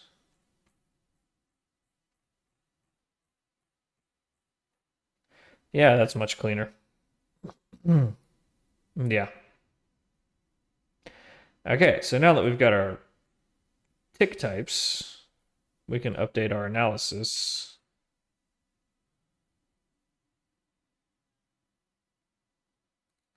For price elasticity and see what we overlooked here.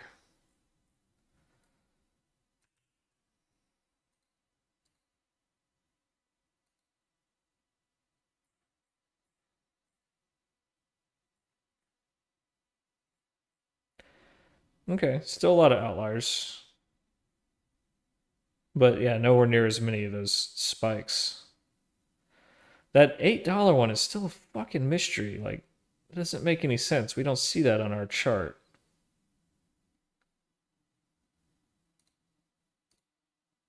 This one, this 1157 one, doesn't make any sense.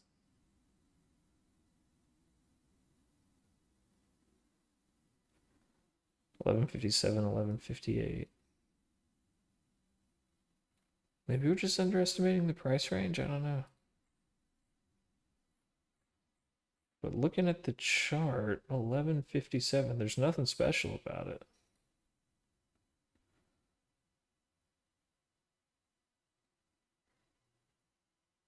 Yeah, and between the two, the price range is like minuscule. It's not $8, so there's still something wrong with the data.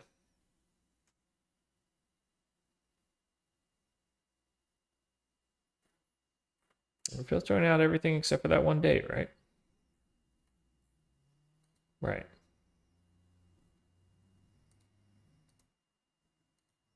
That's so weird.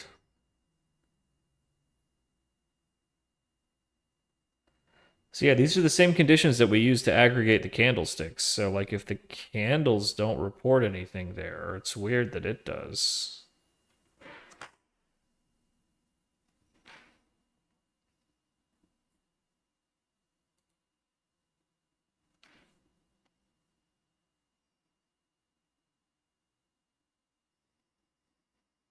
Hmm.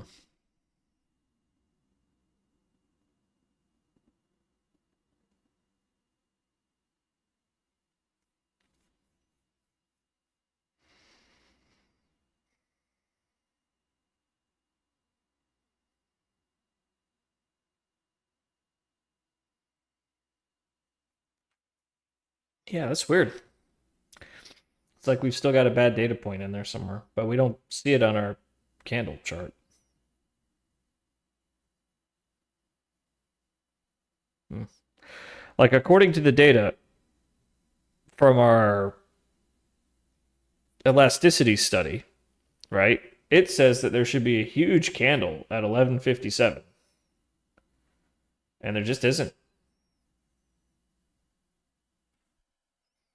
And it's the same ticks that we use to aggregate this. So I don't know what the hell's going on there. Maybe a ghost in the machine, something like that.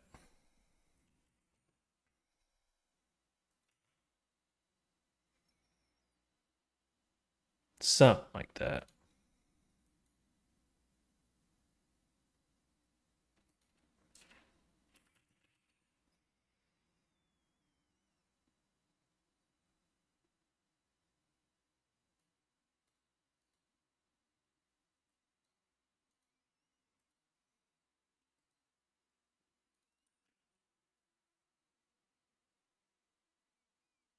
Hmm.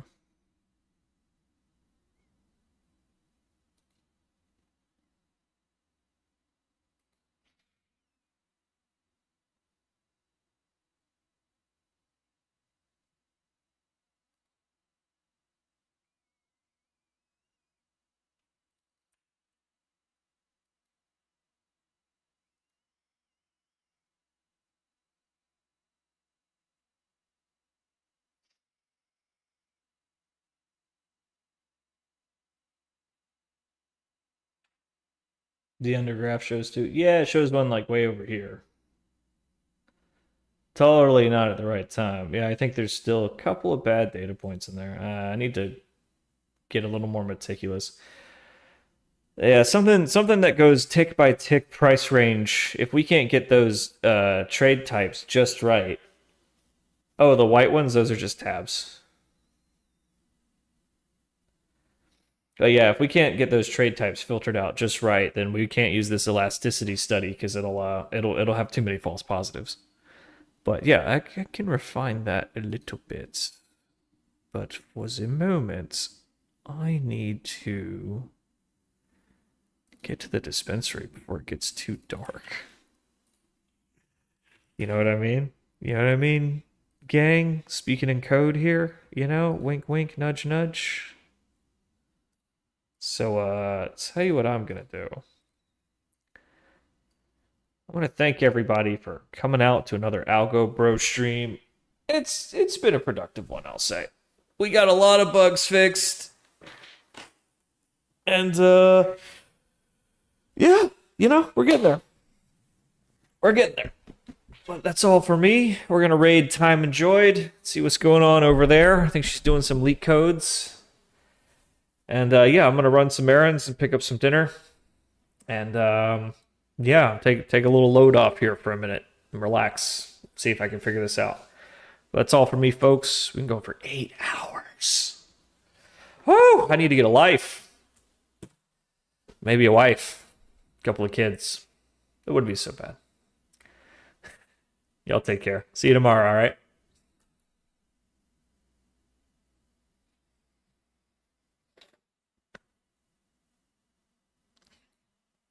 84. Holy shit.